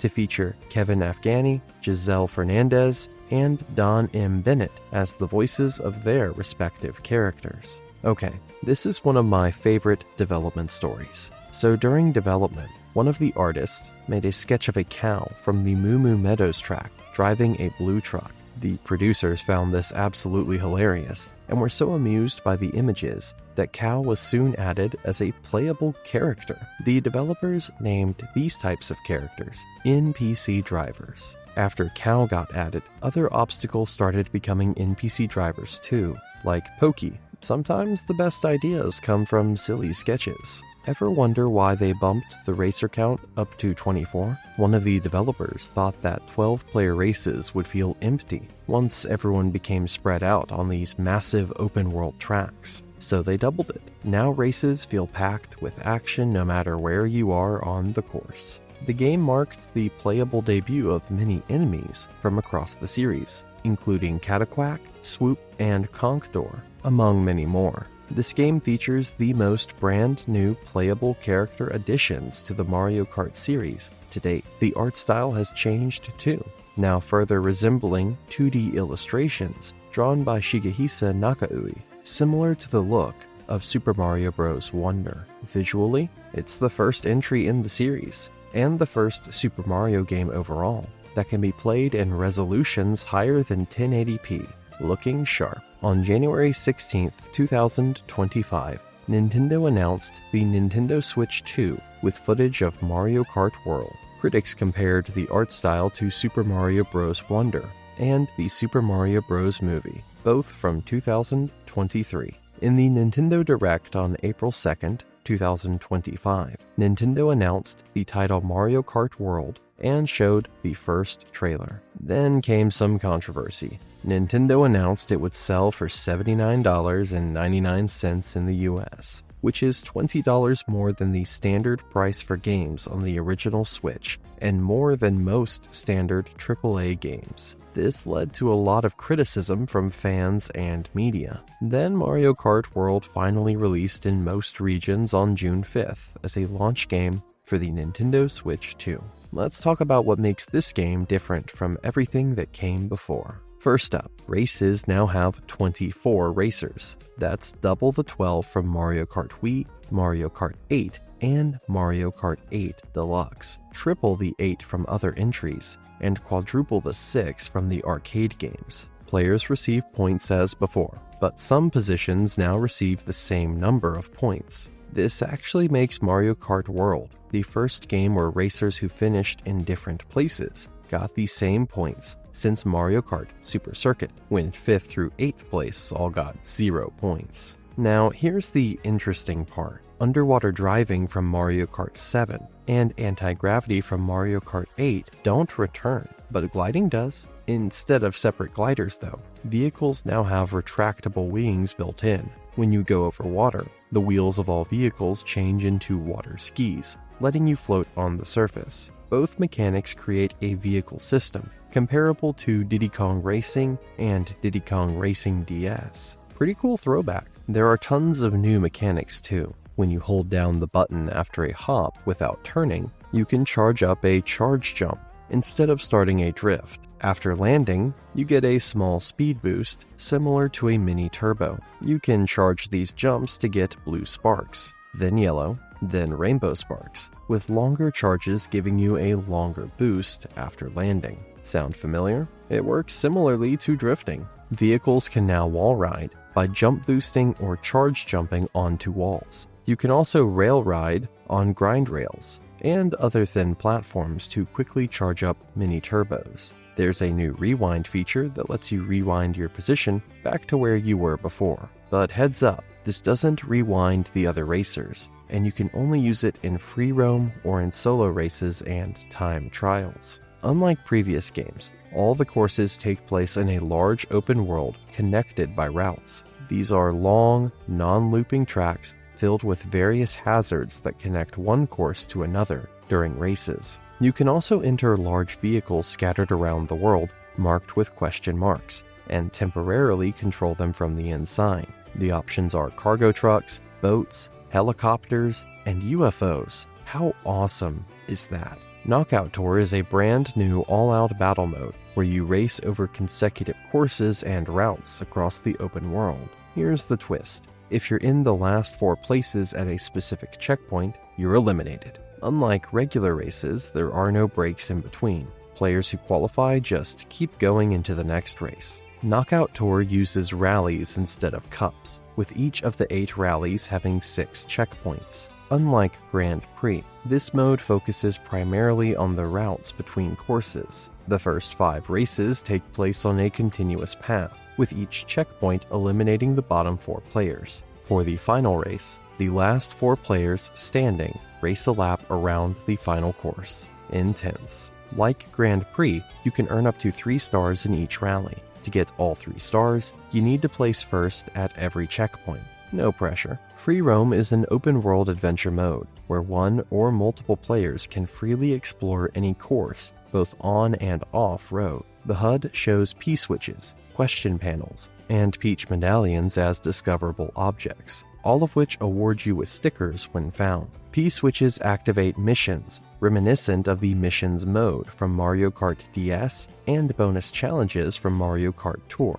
In total, Free Roam contains 394 P-switches, 150 question panels, and 200 Peach medallions. That's a lot of collectibles. CPU drivers show up in Free Roam too. Main characters drive around locations indicated by the map, and 3 random NPC characters can be found driving around the race courses. CPUs also appear as challengers in certain P-switch missions. Once you unlock Mirror Mode, you can drive through the stained glass on either the front or back of the castle in Peach Stadium to mirror the entire world map in Free Roam. That's a fun little secret. The game has 50 racers total, with 32 available from the start and 18 unlockable. Of these, 30 return from past games, and 20 are completely new. Most of the newcomers are playable for the first time in a video game ever, except for Goomba, Piranha Plant, Pianta, Spike, and Dolphin, as well as Cheep Cheep and Coin Coffer if you count captures in Super Mario Odyssey, and Sidestepper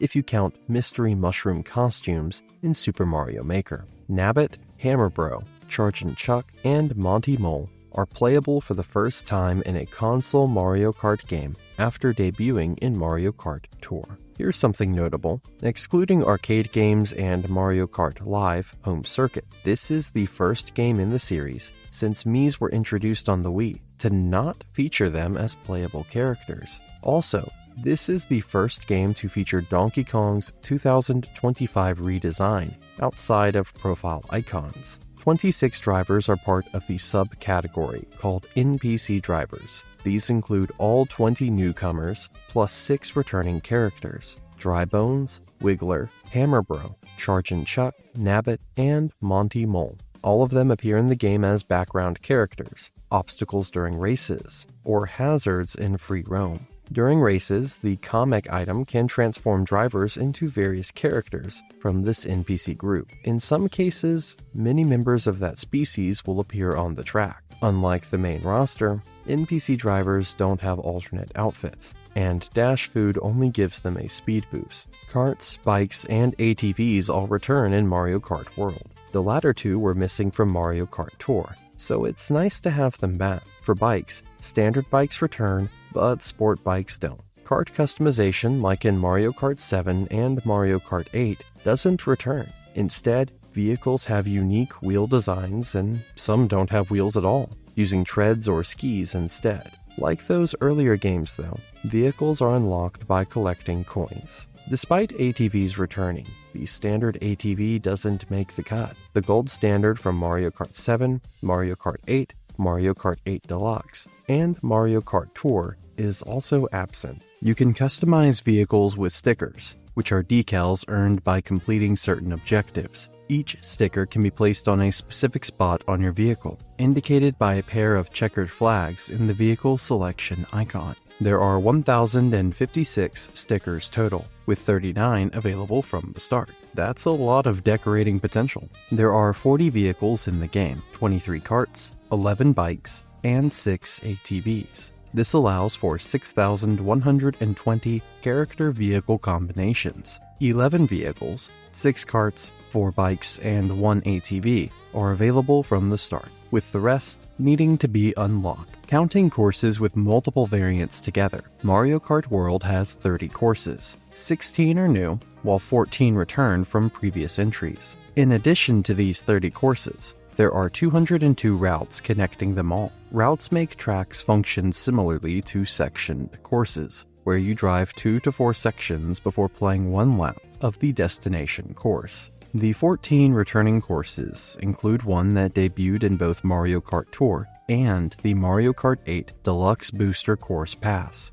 2 each from Super Mario Kart, Mario Kart 64, Mario Kart Double Dash, Mario Kart Wii, and Mario Kart 7, and 3 from Mario Kart DS. One course from Super Mario Kart, Mario Circuit, is actually a combined version of multiple courses from that game, which can be driven through individually from certain routes. No courses from Mario Kart, Super Circuit, or Mario Kart 8 return, marking a series first for Super Circuit, and the second instance for Mario Kart 8 after Mario Kart Tour. This is also the first game since Mario Kart Wii without a classic Rainbow Road, and the first where Mario Circuit only appears as a classic course. 2 new courses, Crown City and Peach Stadium, are used twice in Grand Prix with different layouts. When played without routes, Crown City combines both Grand Prix layouts with its Shell Cup and third layouts significantly cut, and the former driven in reverse, while Peach Stadium exclusively uses its Special Cup layout. Certain routes may cause Peach Stadium's Shell Cup layout to be mirrored. Shy Guy Bazaar and Crown City have additional layouts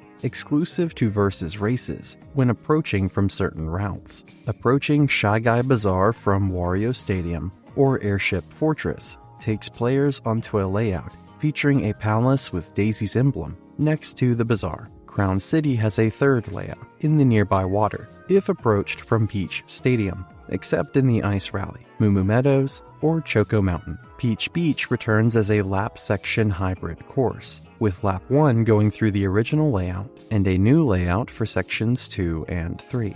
All routes leading to Peach Beach only use the new sections. Certain routes to Mario Bros. Circuit, Desert Hills, Wario Stadium, DK Pass, Koopa Troopa Beach, and Moo Moo Meadows lead to the course being driven backwards, similar to reverse courses from Mario Kart Tour. When this happens, the minimap for the destination course gets flipped upside down, except for Desert Hills and Moo Moo Meadows in certain cases. Unlike previous games with set skyboxes for each course, every course in the game, except Rainbow Road, has 4 different skyboxes for sunrise, daytime, sunset, and nighttime. These can progress as you drive through routes and laps. Beautiful. Classic courses have been revamped even more than in Mario Kart 8, bearing even less resemblance to their original appearances. While most had already appeared as classic courses before, Wario Stadium, Sky High Sundae,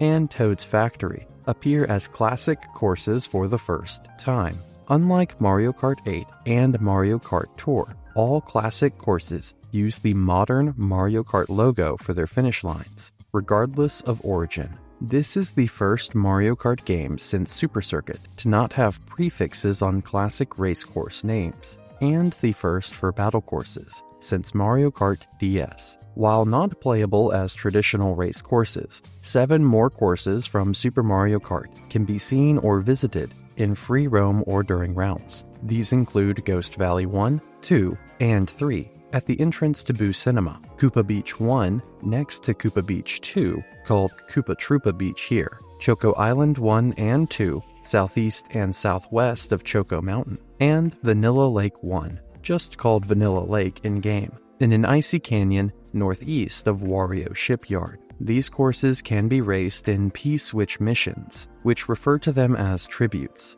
If counted, Koopa Beach 1 and Ghost Valley 3 increase the number of courses, making their classic debut to 5. Courses with different names between British English and American English, like Wario Shipyard, use their respective regional names again, unlike in Mario Kart Tour. Of the returning items, the Ice Flower and Hammer make their first appearance in a home console Mario Kart game after debuting in Mario Kart Tour. The Mega Mushroom also makes its first home console appearance since debuting in Mario Kart Wii. The feather is now usable during races like in Super Mario Kart, rather than being exclusive to battle mode, like in Mario Kart 8 Deluxe and Mario Kart Tour. Interestingly, despite being returning items, the Ice Flower, Hammer, Feather, and Mega Mushroom are all classified as new items on the game's website and in the Mario Kart World Direct. During free roam, the only available items outside of certain missions are the Mushroom, Triple Mushroom, Golden Mushroom, Star, Feather, and Dash Food. In free roam, you can activate short missions by driving over P-switches. Once activated, you have a time limit to complete a certain task. If you succeed, your character briefly celebrates with an abridged arrangement of the finish, 1st through 4th place, jingle from Super Mario Kart. If you fail, you have to try again. After completing a mission, its P-switch turns gray. Mario Kart World has 227 newly arranged music tracks that you can listen to on the main menu, in free roam, or during routes in Grand Prix or Versus Race. The developers called this randomized music selection the Jukebox during development. The arrangements break down like this: 108 from the Mario Kart series, 103 from the Super Mario series, 10 from the Yoshi series, 2 from Mario Paint, and 1 each from Wario Land, Super Mario Land 3, Donkey Kong Country, Luigi's Mansion, WarioWare Inc., Mega Micro Game, and Flipnote Studio. What a mix! Routes in Grand Prix have 3 to 5 dedicated arrangements that usually fit the theme of the source and destination. Routes in Versus Race have a completely random list that doesn't necessarily match the theme, though Grand Prix arrangements can play, plus some exclusive ones. Most Versus Race arrangements can play in free roam, along with some calmer, slower arrangements exclusive to that mode. Some tracks play in a certain order, matching a game's soundtrack, and have longer intros than in Versus Race. Certain arrangements also incorporate melodies from other themes at specific points. For example, the Underground BGM arrangement from Super Mario Bros. 2 includes part of Ground BGM, and Mario Drawing Song has a nod to Jump Up Superstar. The arrangements for returning courses stay true to original track links, while battle mode themes include improvised additional sections, except they loop. Koopa Beach from Super Mario Kart is the only theme arranged for both one of the game's courses and free roam. So there you have it, the complete journey of Mario Kart, from its humble beginnings on the Super Nintendo all the way to the open world madness of Mario Kart World. When you think about it, the series has come an absolutely insane distance. We started with Mode 7 graphics and flat sprites, and now we're driving through dynamic open worlds with 24 racers, day and night cycles, and cows behind the wheel. Honestly, if you told someone in 1992 that the franchise would eventually have over 200 playable characters across all its entries, anti-gravity racing, and courses inspired by real cities around the globe, they probably would have thought you were making stuff up. But here we are, and honestly, the road ahead looks just as exciting as everything that came before. Did you know that Super Mario Bros. And The Legend of Zelda were developed at the exact same time, and basically by the same people? Wild, right?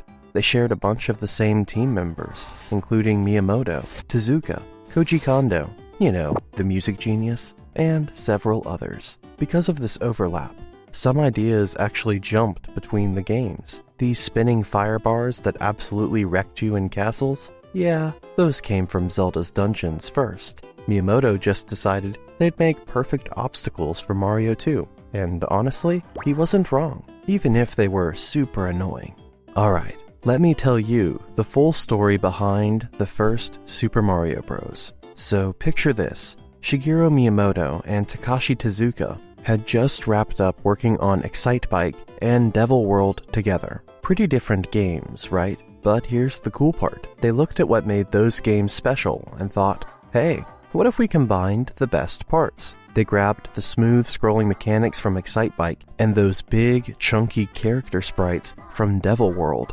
And boom, that became the foundation for Super Mario Bros. The whole super part of the name? That actually came from Mario's new powered-up form, which he didn't have in the older arcade game. Makes sense when you think about it. The team's main vision was pretty ambitious for the time. They wanted Mario traveling through completely different themed worlds, with varied terrain like land, water, and sky. Originally, they actually planned for Mario to be twice as big as what we ended up getting. At the very beginning, the playable character wasn't even Mario at all. It was literally just a 16 by 32 pixel square. That's it, a square. And here's the funny part, it couldn't even jump.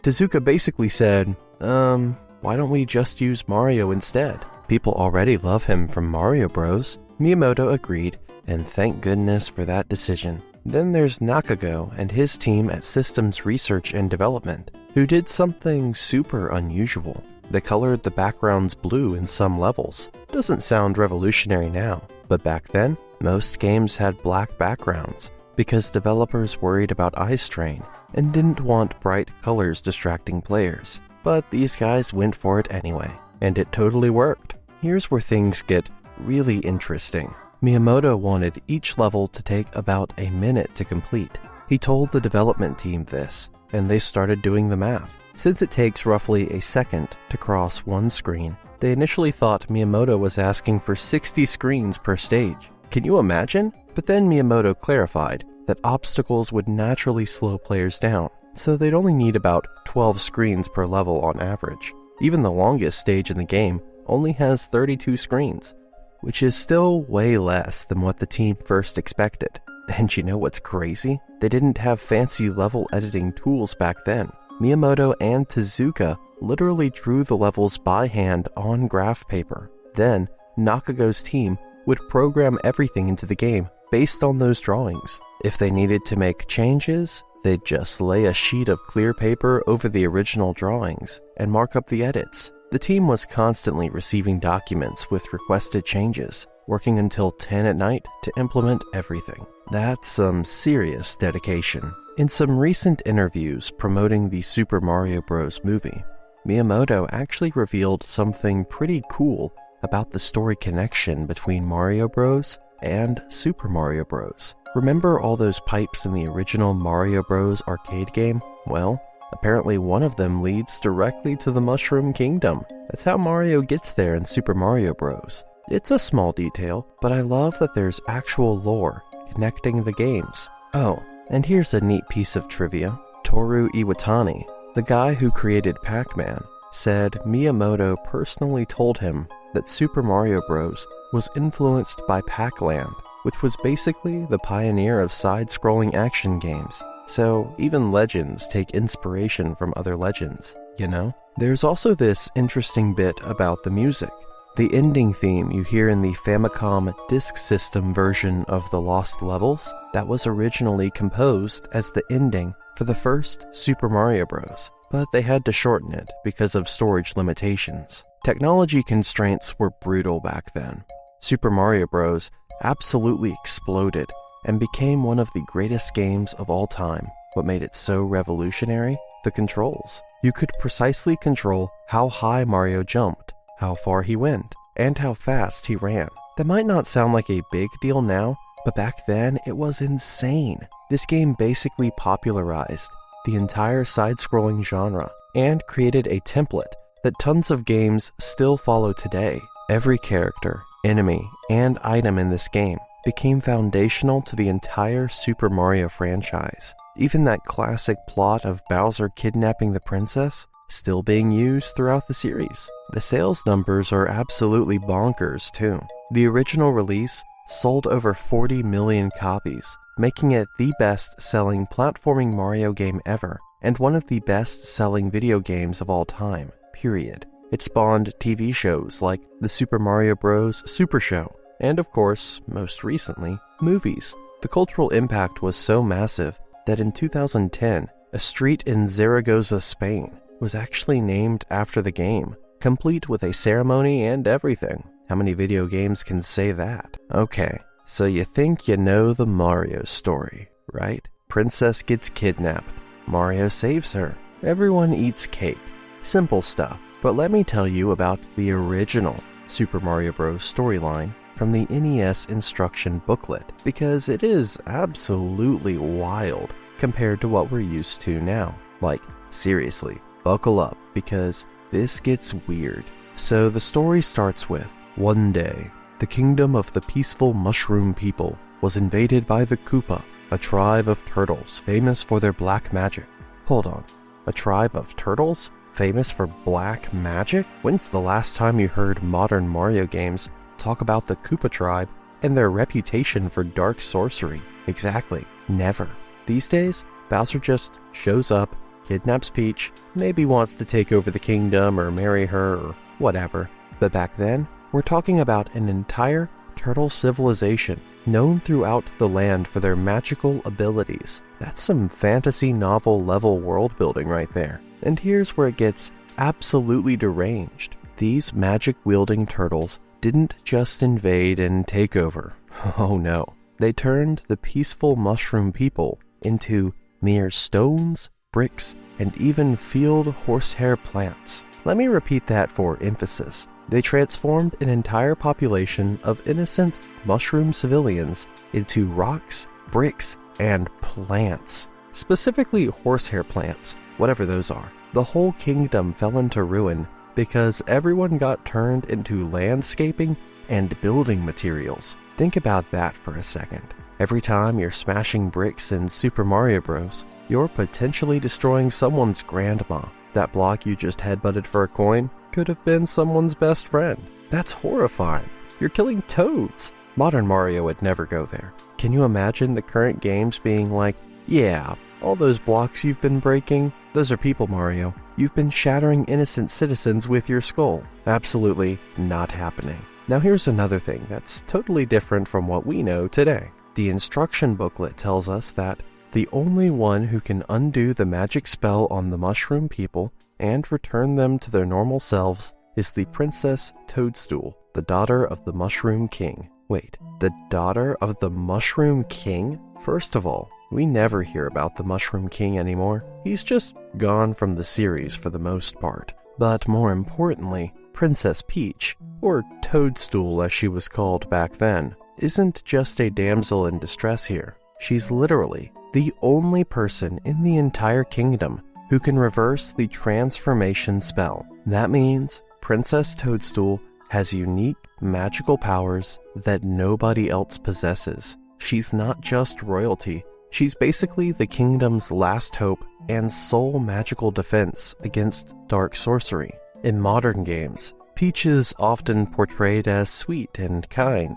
Sometimes she has emotional powers or can float with her dress, but we don't really see her as this singular magical force who's the only thing standing between her people and permanent petrification.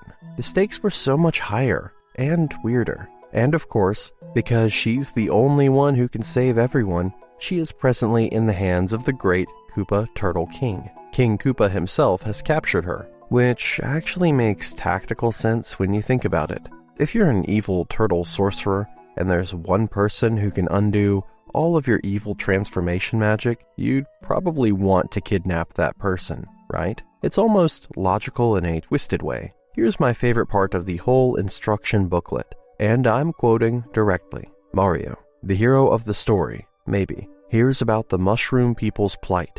Maybe? They literally put maybe in parentheses. The game isn't even sure if Mario is the hero. That's such a hilariously uncertain way to describe your main protagonist. Imagine if modern games did this. Link, the hero of Hyrule, probably. Or Master Chief, the guy who might save humanity, we think. It's so weird and charming at the same time. Anyway, this maybe hero, Mario, sets out on a quest to free the Mushroom Princess from the evil Koopa and restore the fallen kingdom of the Mushroom people. So Mario isn't even from the Mushroom Kingdom, originally based on the wording. He just hears about what's happening and decides to help out. He's like a traveling plumber who got wind of a magical turtle invasion and thought, yeah, I'll handle that. What a guy. The manual then directly addresses you. You are Mario. It's up to you to save the mushroom people from the black magic of the Koopa. They really emphasize that black magic angle. This isn't just a kidnapping or a political takeover. This is straight up dark sorcery and occult turtle magic that you're up against. The tone is so much more serious and fantastical than modern Mario. It's kind of fascinating how much the series has evolved away from these darker, weirder roots. The DNA is still there, with Bowser being the bad guy and the kidnapping plot, but all the stuff about black magic, turtle tribes, and the mass petrification of innocent mushroom civilians, that's been quietly retired to the history books. Honestly, maybe that's for the best, because explaining to kids that they've been destroying cursed civilians every time they break a block might require some therapy sessions down the line. Wild times in the 1980s, my friend. Wild times indeed. Now let's talk about something you've probably heard about, the Minus World. This is one of the most famous glitches in gaming history. Basically, there's this endless underwater level that's identical to World 7-2 that you can access through a programming error. The thing is, you can't actually beat it. You just enter the pipe at the end and it takes you right back to the beginning. There's no real reason to do this glitch, but people find it fascinating anyway. Most remakes removed it, though the Virtual Console version and Game & Watch Super Mario Bros. Kept it in. The Famicom Disk System version is different though. It has a Minus World with 3 actual levels you can beat, and finishing it takes you back to the title screen, like you completed the game normally. Want to try it yourself? Head to World 1-2 and stand on top of the pipe that leads to the flag above ground. But don't go in. Break the second and third blocks from the pipe,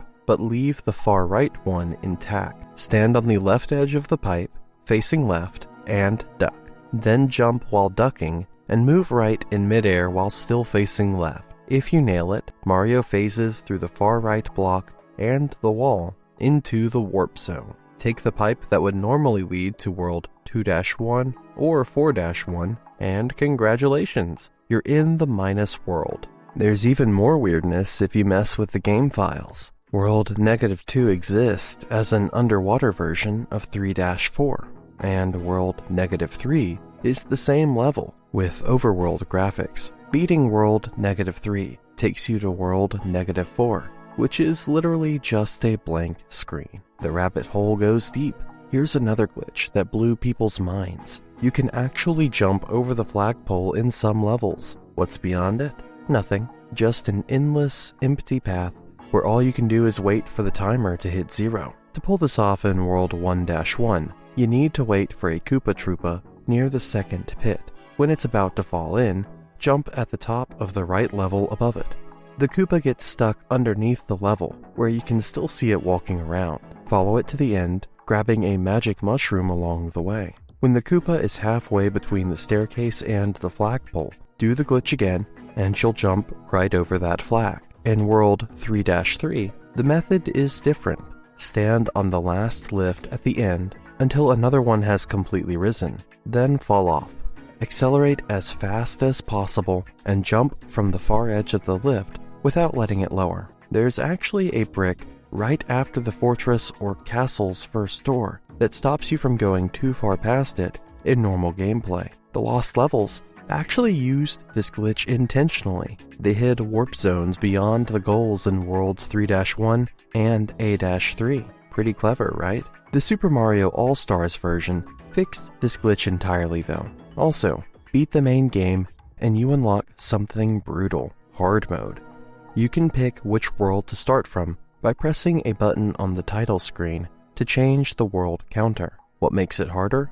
Every single little Goomba is replaced with buzzy beetles, and all enemies move faster. Those elevator-style lifts that were originally in their wide forms, now they're these smaller versions that only showed up from World 5-1 onward in the normal game. Mario doesn't get any special powers in hard mode, and you don't get bonus points for defeating enemies. The story stays the same though. 7 castles with mushroom retainers to rescue, and Princess Toadstool in the 8th castle. Finishing hard mode doesn't unlock anything new beyond bragging rights. However, you can rack up points way faster by jumping on a buzzy beetle and running with its shell as it plows through other enemies. Also, early levels that had harder versions later in the normal game now just use the harder version for both. World 1-3, which was easier than 5-3 in the normal game, is now identical to 5-3 in hard mode. Good luck. Now, remember when Nintendo looked at the original Super Mario Bros. And thought, you know what this needs? To be absolutely soul-crushing. Yeah, that's basically how Super Mario Bros. The Lost Levels was born. And honestly, the story behind this game is just as wild as the game itself.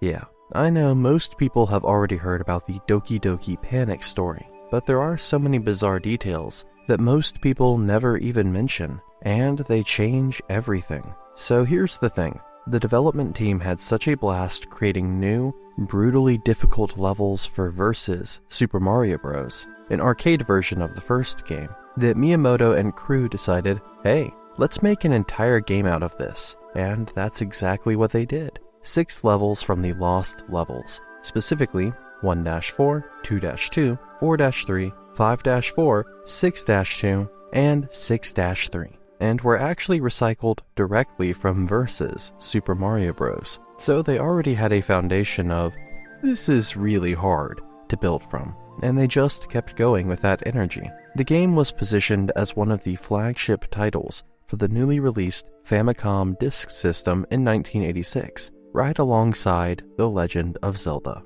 Nintendo's intention was crystal clear. This was supposed to be a game for expert players who had completely mastered the original Super Mario Bros. And were hungry for a new challenge. Not just any challenge though, an absolutely merciless one. And you know what? It worked in Japan. The game became the most popular Famicom Disk System title, selling around 2.5 million copies. People ate it up. But here's the interesting part. Even Japanese critics at the time were calling it an expansion pack or update to the original, rather than a true sequel. They recognized it was basically the same game, but turned up to 11 in terms of difficulty. Now, let's talk about what happened when this game tried to make its way to America, because this is where things get really interesting. Nintendo of America's product analyst, a guy named Howard Phillips, was assigned to test the game. And his reaction? Let me quote him directly, because it's perfect. As I continued to play, I found that Super Mario Bros. 2 asked me again and again to take a leap of faith, and each of those leaps resulted in my immediate death. This was not a fun game to play. It was punishment. Undeserved punishment. I put down my controller, astonished that Mr. Miyamoto has chosen to design such a painful game. Can you imagine being so frustrated with a game that you write something that poetic about it? Undeserved punishment.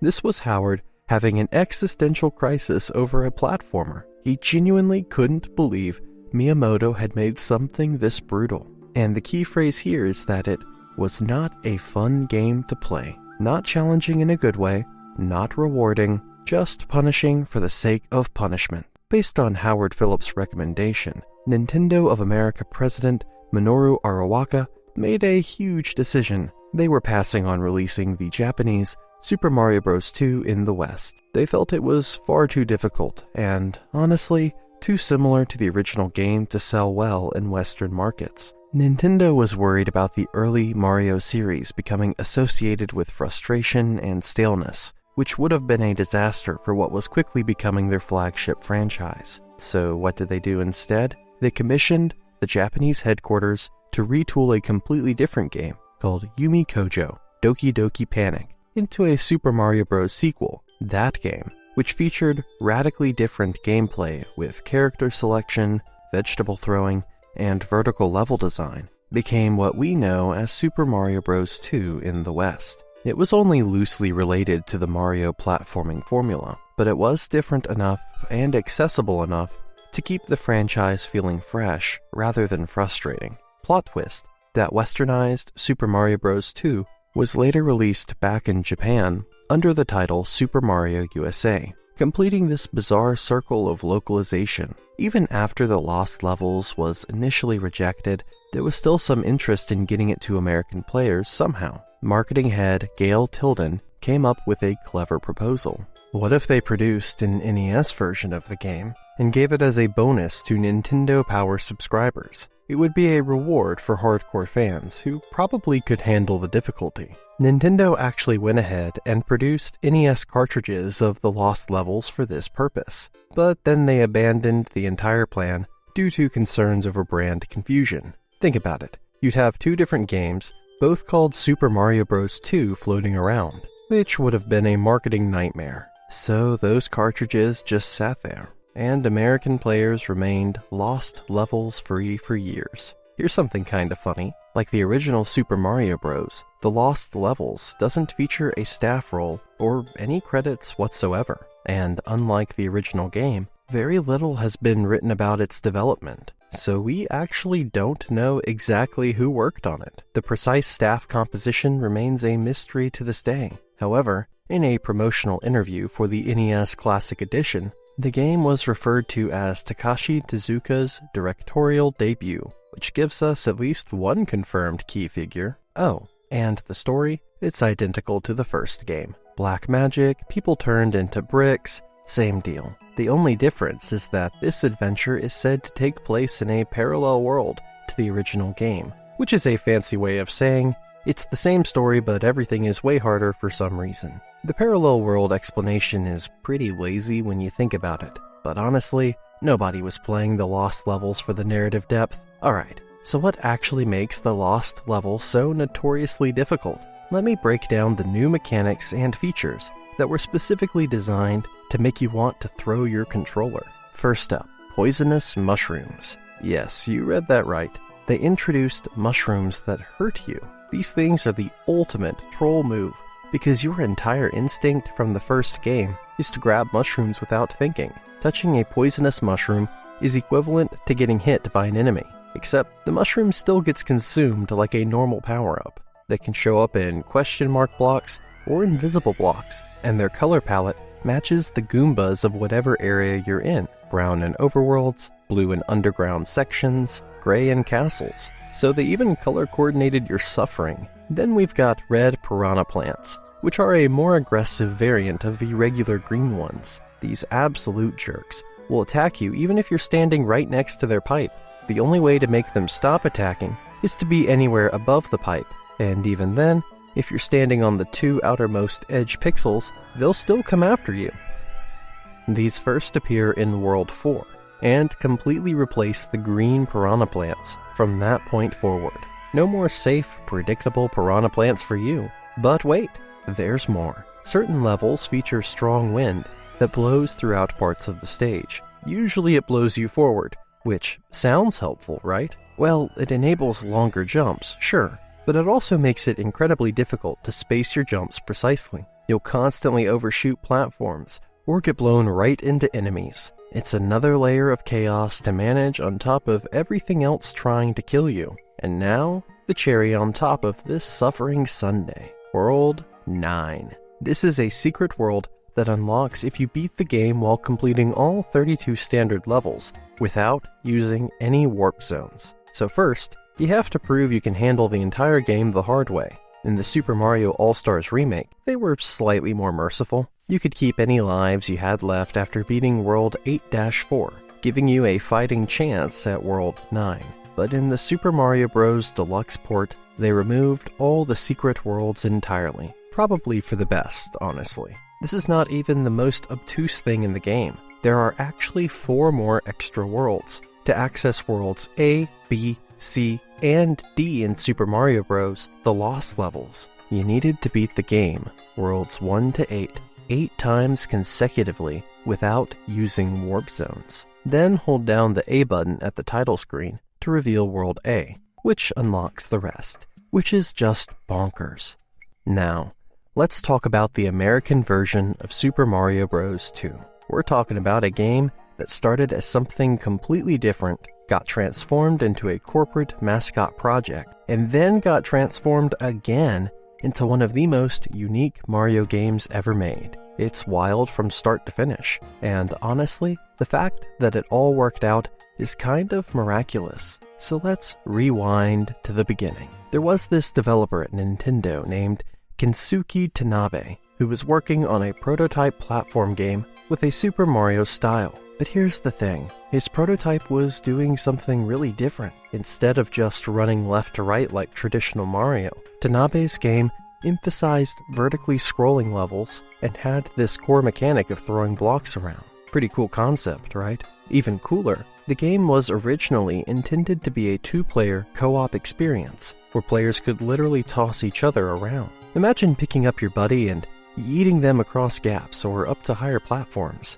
That sounds amazing, but unfortunately, the technical limitations of the Famicom and NES made it incredibly difficult to produce a polished game with these elements. The hardware just couldn't handle it smoothly, so the team had to adapt. They decided to add more traditional Super Mario-style elements to make the project feasible, including the horizontal levels. Though you'll notice that many vertically oriented levels were kept in the final version, which is why the game feels so different from the original Super Mario Bros. That vertical emphasis was always part of the DNA. Now, here's where things take a turn. Sometime after Tanabe was working on this prototype, the Fuji Television Company came knocking on Nintendo's door with a request. They wanted Nintendo to create a video game using mascots from Yume Kojo, which was basically a Japanese TV event and festival. So, Tanabe took his existing prototype and developed it into Yume Kojo Doki Doki Panic, featuring these Fuji TV mascots instead of any Nintendo characters. And you know what? The game became one of the best-selling titles for the Family Computer Disk System. It was genuinely successful in Japan, which becomes important later, because Nintendo had already proven the core gameplay was solid and commercially viable. Fast forward to 1987, Nintendo had a real problem on their hands. They needed a Super Mario Bros. 2 to release internationally, but the actual Japanese sequel was deemed too similar and too punishing. So what did they do? They took the finished Yume Kojo Doki Doki Panic and swapped out the Fuji TV mascots for Mario, Luigi, Princess Toadstool, and Toad. The core gameplay stayed the same, but now it was a Super Mario game, and that's what got released to the West as Super Mario Bros. 2. Here's what makes this whole situation even more interesting. Super Mario Bros. 2 ended up having a massive influence on the entire Mario franchise going forward, despite its weird origins. So many characters and abilities that we associate with Mario today actually come from this game. Princess Peach's ability to hover in midair? That's from Super Mario Bros. 2. where she could float using her dress. You see this mechanic return in games like Super Smash Bros. Melee and beyond. Her ability to pull vegetables from the ground also originated here. Toad's nimbleness and speed, which you notice in the Mario Kart series where he's always a light, quick character with good acceleration. Or his fast running in Mario Sports Mix, that likely stems from his super fast vegetable uprooting speed that was first introduced in this game. And the characters? Oh man. So many iconic Mario enemies debuted in Super Mario Bros. 2. Shy Guys, those masked little dudes from this game. Sniffits, yup. Bombs, the walking bombs that have become absolutely synonymous with Mario, introduced right here. Pokies, those cactus stack enemies, this game. Birdo, the pig dinosaur that shoots eggs, also from Super Mario Bros. 2. Some of these enemies, particularly Bob-ombs and Pokies, have made countless appearances in later Super Mario titles and become core parts of the enemy roster. It's actually kind of amazing that a game that wasn't originally designed as a Mario game ended up contributing so much to the franchise's identity.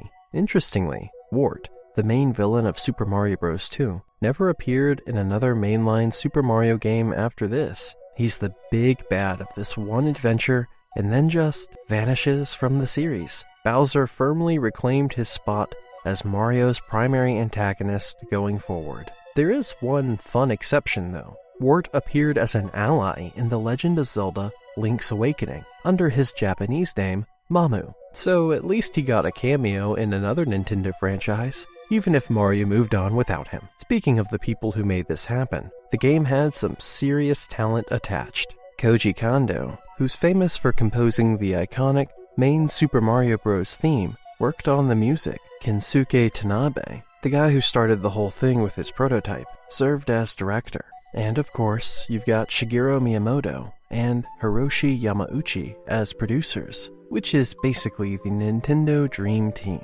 So honestly, even though the game was not originally intended as a Mario title, the team having the same big names made it spiritually related from the beginning. One of the most distinctive aspects of Super Mario Bros. 2 is the character selection system. You can choose between 4 characters: Mario, Luigi, Toad, or Princess Toadstool, and each one has completely unique gameplay mechanics. They all have different stats, offering various advantages and disadvantages depending on your playstyle and the challenges you're facing. This was revolutionary for a Mario game at the time. You could pick a character based on what you needed. Want speed? Go with Toad. Need that hover ability for tricky jumps? Princess Toadstool's your girl. Prefer balanced, all-around performance? Mario's there for you. Want high jumping ability? Luigi's got you covered with those long legs. The other huge distinction is how you defeat enemies. You can't just stomp on them like in the original Super Mario Bros.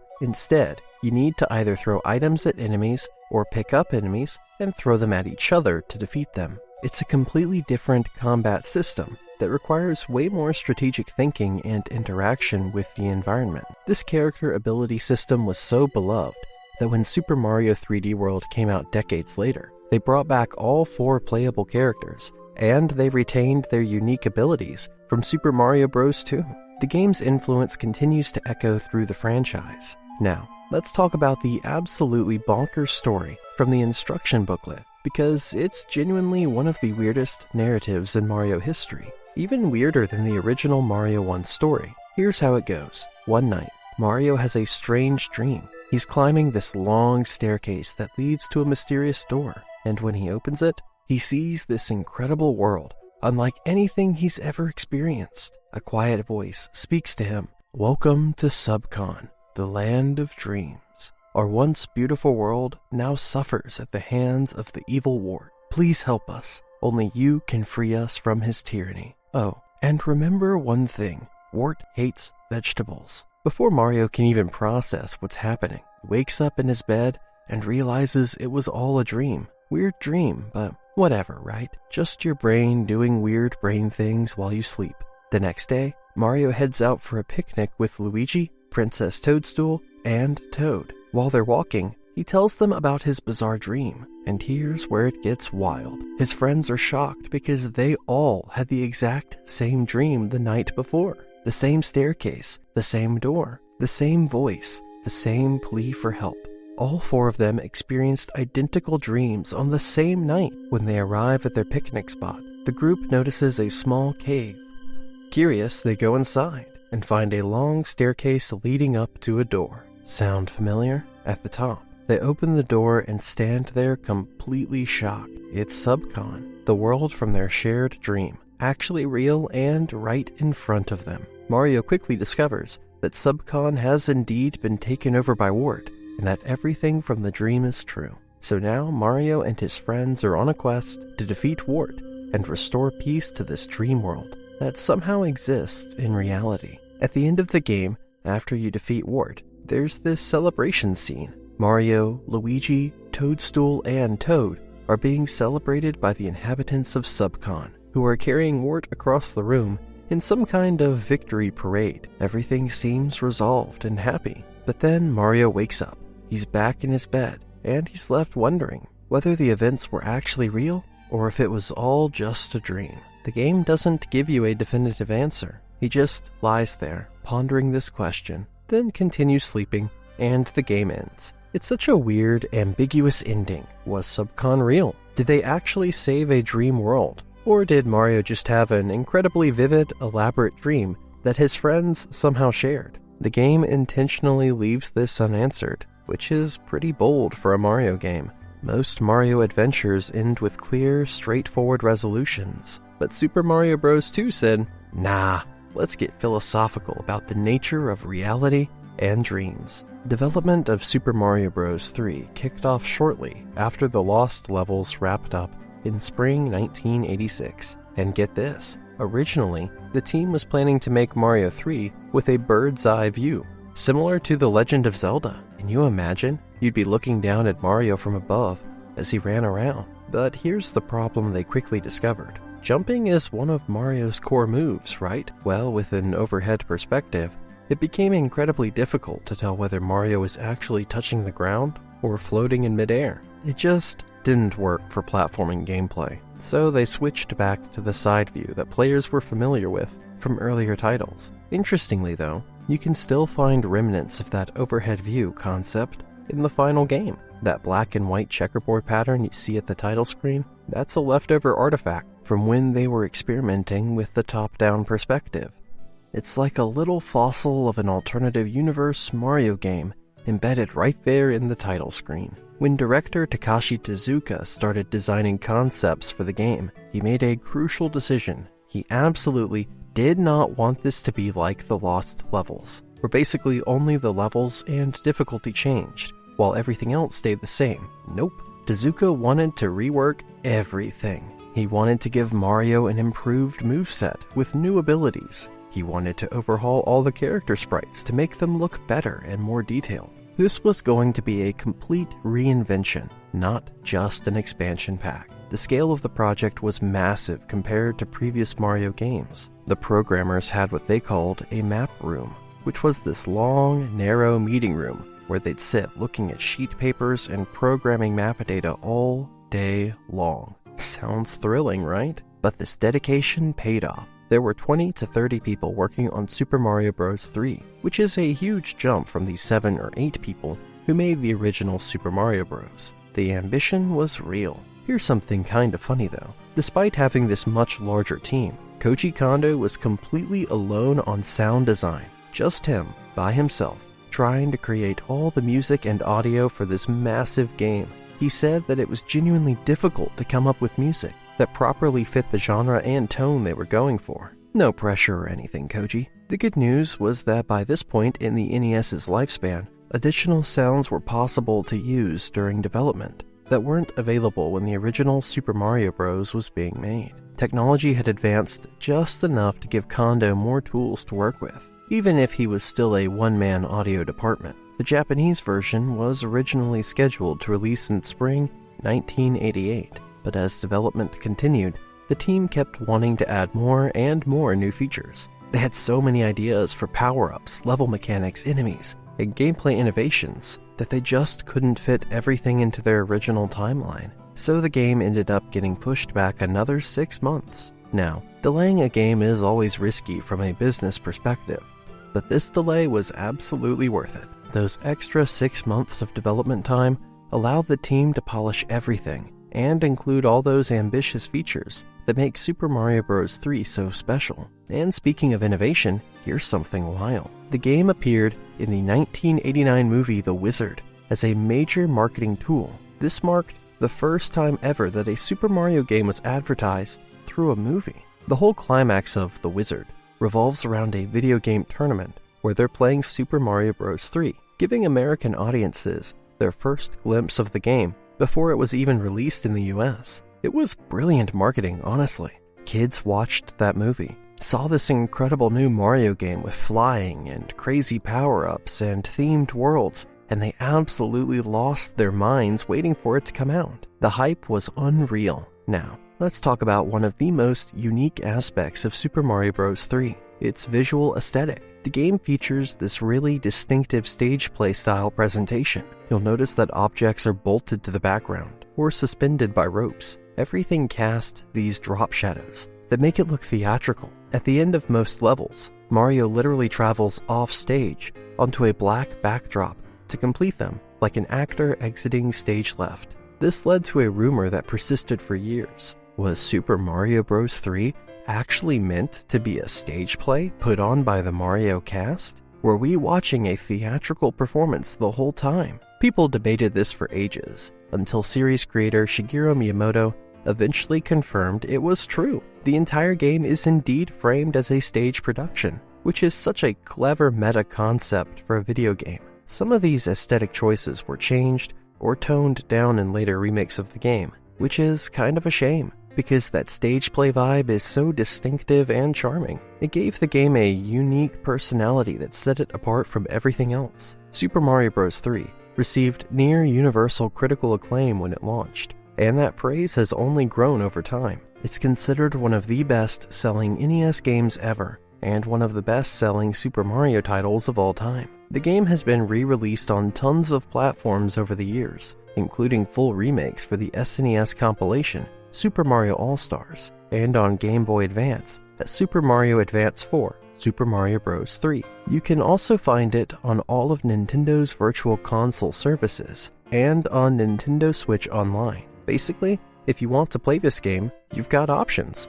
Shortly after the game's release, a cartoon adaptation called The Adventures of Super Mario Bros. 3 started airing. The show was produced by DIC Entertainment, working with Nintendo, and it followed King Koopa, or Bowser, and the Koopalings as they attempted to take over both the real world and the Mushroom Kingdom. It was cheesy, as all cartoons from that era were, but it helped keep Mario Mania going strong and introduced the characters to even more people. Alright, let's dive into the actual story from the instruction booklet. The Mushroom Kingdom has been peaceful thanks to Mario and Luigi's heroic deeds in previous adventures. But here's the thing.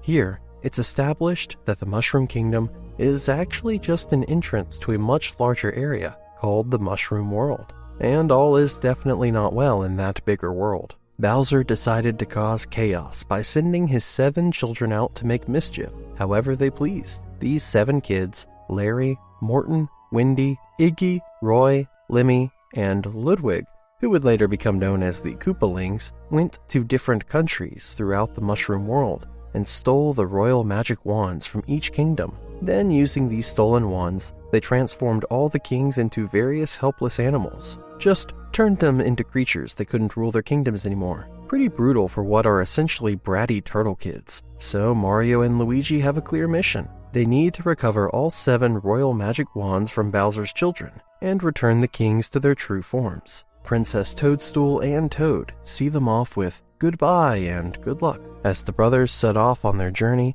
deep into the Mushroom World. The way the story unfolds is pretty clever. At the end of each world, Mario and Luigi fight one of the Koopalings in a boss battle. After winning the match, they retrieve the magic wand from that particular Koopaling and use it to turn that world's king back to normal. It gives each world a sense of purpose and closure, which is way more satisfying than just moving from area to area with no narrative payoff.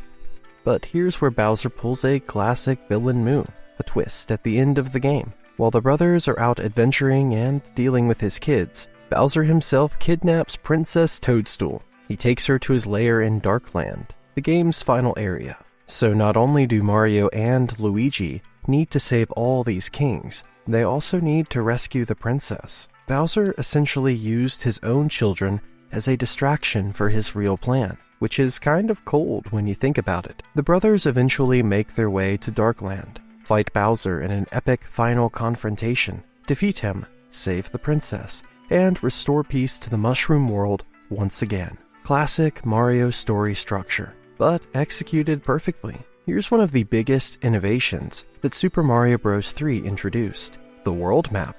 Unlike the original Super Mario Bros. And Super Mario Bros. 2, which just threw you from level to level in a linear sequence, this game gives you an actual map to navigate. This feature became so integral to the series that it's been carried over into pretty much every subsequent Mario game since. The sense of a greater world is what the Mushroom World lore alluded to in the story. According to the Japanese manual, the map designs were deliberately modeled after board games, which explains why moving through them feels so satisfying. And get this, there's a total of 88 levels in Super Mario Bros. 3. That's an absolutely massive amount of content, especially for an NES game. The world map isn't just for show. You actually get to choose which path to take and which levels to play. This non-linear approach was revolutionary at the time, made it feel like a journey. You'll also find toad houses scattered on the map, where you can get items, and spade panels for matching minigames. Midway through each world, you enter a fortress where you fight a mini-boss named Boom Boom. Then at the end of each world, you board the world's airship for a showdown with one of the Koopalings. After defeating them, you restore that kingdom's ruler and move to the next world. The game introduces several new moves that would become Mario staples. You can now pick up objects and kick them at enemies, which adds a whole tactical layer to combat. You can also slide down hills, building momentum for big jumps. These moves carried over into tons of future Super Mario games because they just feel so good to use. But the real stars of Super Mario Bros. 3 are the new power-ups that completely change how you play. The Super Leaf is probably the most iconic. This leaf-shaped power-up transforms the brothers into their raccoon forms, giving them a raccoon tail and ears. With this form, you can build up speed and actually fly into the sky. The feeling of taking off and soaring over entire sections of levels was mind-blowing at the time, and remains incredibly satisfying today. Then there's the hammer suit, which transforms Mario or Luigi into their hammer forms. In this form, you can throw hammers at enemies, just like the Hammer Bros do. Plus, you get enhanced defense. Makes you feel incredibly powerful, which is appropriate given how rare the power-up is. And there are even more varied power-ups. Some of them never came back, which makes Mario 3 feel unique to this day. Looking back, it's hard to overstate how influential Super Mario Bros. 3 has been on the entire franchise. Super Mario Bros. 3 essentially created the template that Nintendo has been iterating on and refining for decades. It took the foundation of the original game and built something so much bigger, bolder, and more imaginative that it redefined what a Mario game could be. It's almost like the first true Mario game, in the way we know them today. All of that effort paid off in creating what many people still consider the greatest 2D Mario game ever made, and one of the best video games, period. What if I told you there's a Mario game where Bowser doesn't exist? The Mushroom Kingdom is nowhere to be found, and you fight an evil hypnotic alien in a spaceship battle? Welcome to Super Mario Land, quite possibly one of the weirdest and most unique entries in the entire franchise. This Game Boy launch title from 1989 is like Mario fell through a dimensional portal into a completely different universe.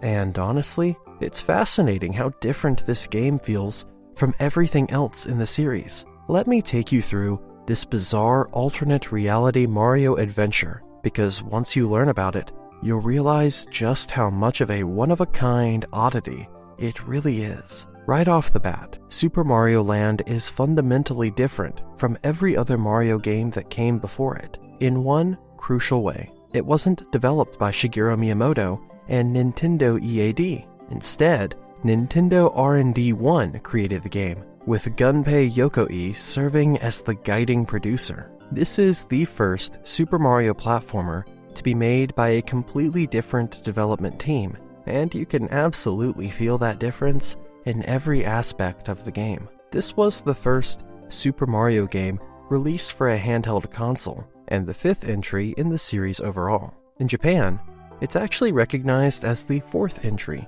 which gives you some idea of how the series numbering gets a bit wonky depending on which region you're looking at. But regardless of how you count it, Super Mario Land represents a bold experiment. What happens when you give Mario to a different team and let them do their own thing? Here's where things get really interesting. Super Mario Land doesn't take place in the Mushroom Kingdom at all. Instead, the entire game is set in a completely new location called Sarasaland. Sarasaland is its own distinct world with 4 unique kingdoms, and it has absolutely nothing to do with the familiar Mario setting we all know. The game is divided into 4 kingdoms that serve as the worlds you'll explore. The Birabudo Kingdom, a desert region based on ancient Egypt. The Muda Kingdom, an aquatic area. The Eastern Kingdom, partially inspired by Easter Island. And the Chai Kingdom, drawing from mythical ancient China. Each of these kingdoms has its own completely unique visual identity,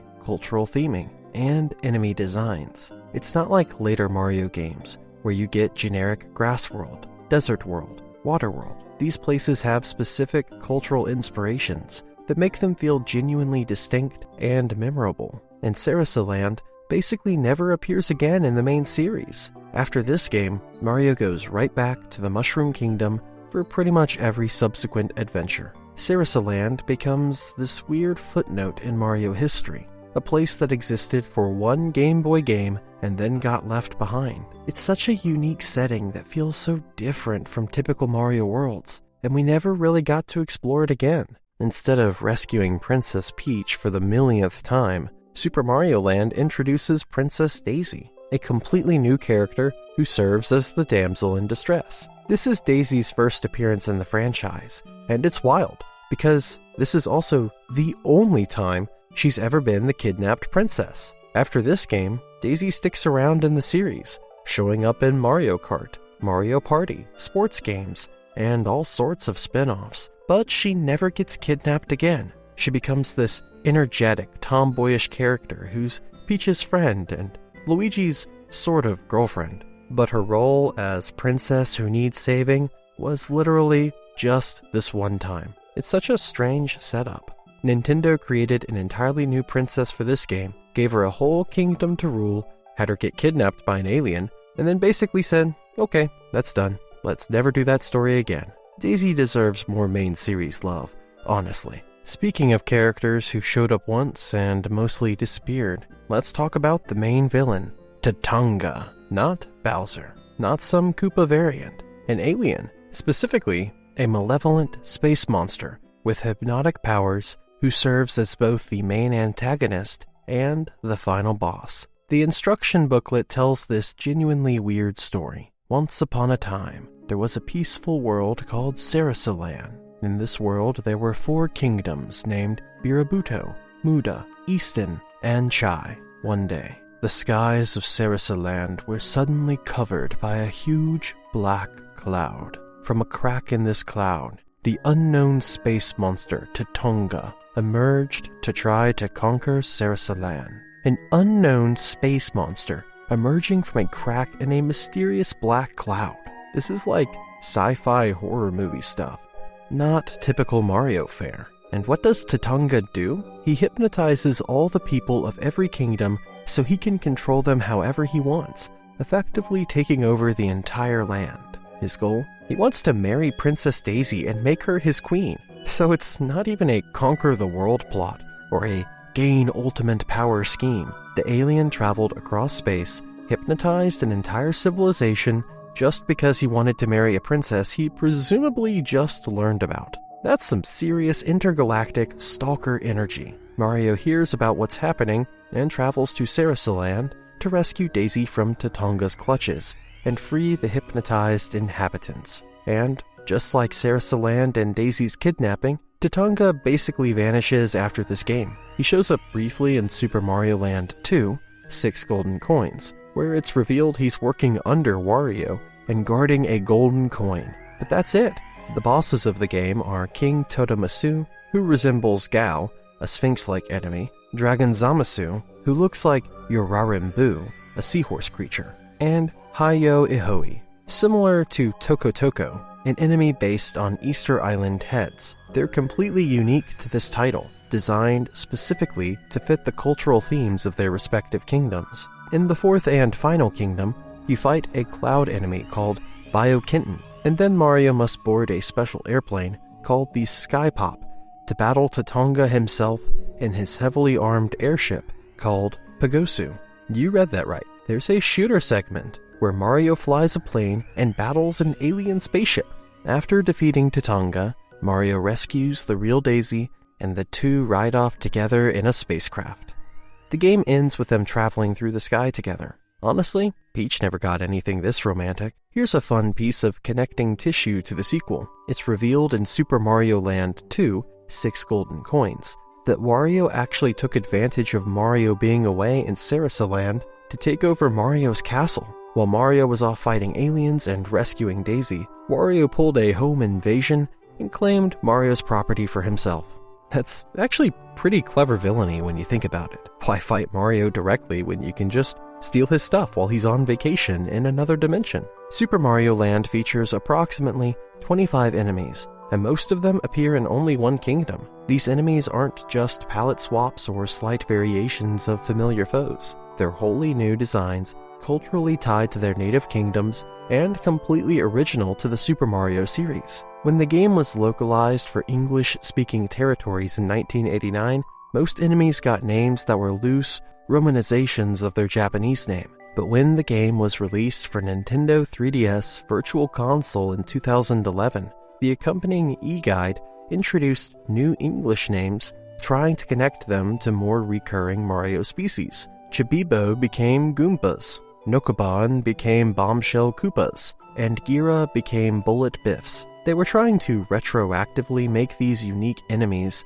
feel more connected to the broader Mario universe, which kind of misses the point of how distinct they originally were. With the exception of Piranha Plants, none of these revised names were used in the Mario Portal game archive in 2022, which went back to using the original 1989 names. It's like even Nintendo can't decide how to contextualize these weird one-off enemies. Super Mario Land is also notably the shortest game in the series, comprising only 12 levels spanning those 4 worlds. Compare this to Super Mario Bros. 3 with its 88 levels, and you realize just how compact this adventure is. You can legitimately beat the entire game in under an hour once you know what you're doing. For a mainline Mario game, that's incredibly brief. But it's still memorable. Here's a fun piece of trivia. Super Mario Land was initially set to be the pack-in game for the Game Boy. Imagine if every Game Boy came bundled with Mario instead of what we actually got. But Hank Rogers from Bulletproof Software managed to convince Nintendo of America president Minoru Arakawa that Tetris would have wider appeal for the system's launch. And you know what? He was probably right. Tetris became the Game Boy game, the one everyone associates with the handheld. It showcased the pick-up-and-play nature of portable gaming perfectly. Super Mario Land was still a launch title and sold incredibly well, but Tetris became the cultural phenomenon that defined the platform. Hirokazu Tanaka handled the sound effects and soundtrack for Super Mario Land, and the audio is notably different from Koji Kondo's iconic work on the main series. The music has this distinct, somewhat melancholic quality that fits the Game Boy's limited audio capabilities. The main theme is catchy, but sounds nothing like the classic Mario theme. Even the sound effects are different. For the longest time, Super Mario Land and its sequel were actually excluded from the main Super Mario series in official materials. Nintendo treated them as side games, separate from the real Mario platformers. But eventually, they were included alongside the traditional games in material for the Super Mario Bros. 30th anniversary and 35th anniversary celebrations. They also appear on the history pages of the Mario Portal and the official Home for Mario websites. It's like Nintendo finally acknowledged, yeah, okay, these weird Game Boy games are part of the family too, even if they're the strange cousins nobody talks about. Imagine if Nintendo ported Mario 3 to the brand new SNES, played it, and thought, this just feels like the same game, with prettier graphics. We need to do something completely different. That's exactly how Super Mario World was born, and let me tell you, the result was one of the most influential and beloved games of all time. Let's dive into how this masterpiece came together, and why it still holds up as one of the greatest platformers ever made. Shigeru Miyamoto produced the game, with Koji Kondo handling the music and Shigefumi Hino designing the graphics. This was the first game specifically designed for the SNES, which meant the team had all this new technological power to work with. As I mentioned, they did that experiment where they ported Super Mario Bros. 3 to the new console, and despite the enhanced graphics, it basically felt identical to them. They knew they needed to create something genuinely new that took advantage of what the SNES could do. Here's where things get interesting. Miyamoto has stated that ever since they finished the original Super Mario Bros., the design staff wanted Mario to ride a horse. Can you imagine? Mario galloping around on horseback like some kind of plumber cowboy? The team believed it was technically impossible until the SNES was developed and gave them the processing power they needed. But as they worked with the dinosaur-themed setting they'd chosen for the game, they decided to change the mount from a horse to a dinosaur instead. The evolution of Yoshi's design is fascinating. They first came up with a crocodile, but the team felt it didn't fit Mario's world at all. Something about a crocodile just seemed wrong for the tone and aesthetic they were going for. So they kept tweaking and adjusting the design until it eventually evolved into Yoshi, the lovable green dinosaur we all know today. According to Miyamoto, 16 people were involved in creating the game, and the entire development process took about 3 years. That's a long time for a game back then, but clearly that investment paid off. At one point during development, the game was actually meant to be released in North America and Europe under the full title Super Mario Bros. 4. Makes sense, right? It was the fourth mainline platformer after all, but the name was later shortened to simply Super Mario World, which honestly sounds way better and more distinctive. It gave the game its own identity rather than just being the next numbered sequel. Fun fact, Miyamoto has stated that Super Mario World is his personal favorite game in the entire Super Mario franchise. Coming from the creator himself, that's quite the endorsement. Mario World was one of only 2 launch titles for the Super Famicom, with the other being F-Zero. So if you bought a Super Famicom on day 1 in Japan, you had a choice between a revolutionary racing game and what would become one of the greatest platformers ever made. Not a bad selection for a console launch. Being a sequel to Super Mario Bros. 3, the game retained many elements that debuted in that title, like the world map structure and Koopaling boss fights. But Super Mario World also introduced a massive variety of new gameplay mechanics that expanded on what came before. The world map became less linear and more interconnected, with branching paths and secret exits, creating this web of possibilities. And probably the biggest addition, you could actually save your game. No more having to beat everything in one sitting or leaving your console on overnight to preserve your progress. That was quite an ordeal with the original Mario 3. The story from the instruction booklet sets up the adventure perfectly. After saving the Mushroom Kingdom from Bowser and the Koopas in Super Mario 3, Mario and Luigi are exhausted and need to recuperate. That continuity is pretty rare for Mario games, which usually just reset to a new adventure without much connective tissue. They agree that the best place to vacation would be a magical place called Dinosaur Land.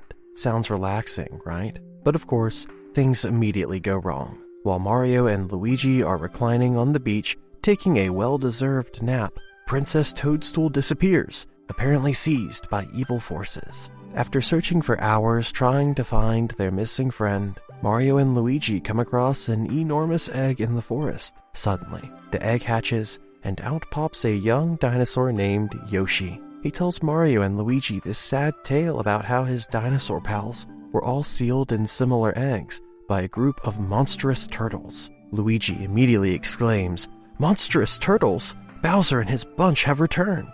Mario nods in agreement, and along with Luigi and their new best friend Yoshi, they set off across Dinosaur Land to find the princess and free Yoshi's friends. As they begin their journey, Yoshi hands Mario a beautiful cape, saying, "This may help you. Some say it has magical powers." What a bro. You just meet this dinosaur and he's already giving you magical equipment? That's the kind of friend you want on an adventure. The instruction booklet then addresses you directly. With a little luck and help from a magic cape, our hardy crew can defeat the 7 worlds of Bowser's crazy Koopa critters. Many locations are well hidden, so explore everywhere and try everything. Not all locations have to be explored to rescue the dinosaurs and save Princess Toadstool, but there are many starry treasures to be found in far-reaching places. As Mario and friends travel through Dinosaur Land, they eventually uncover the Valley of Bowser, where the final showdown takes place. Bowser is fought on his castle roof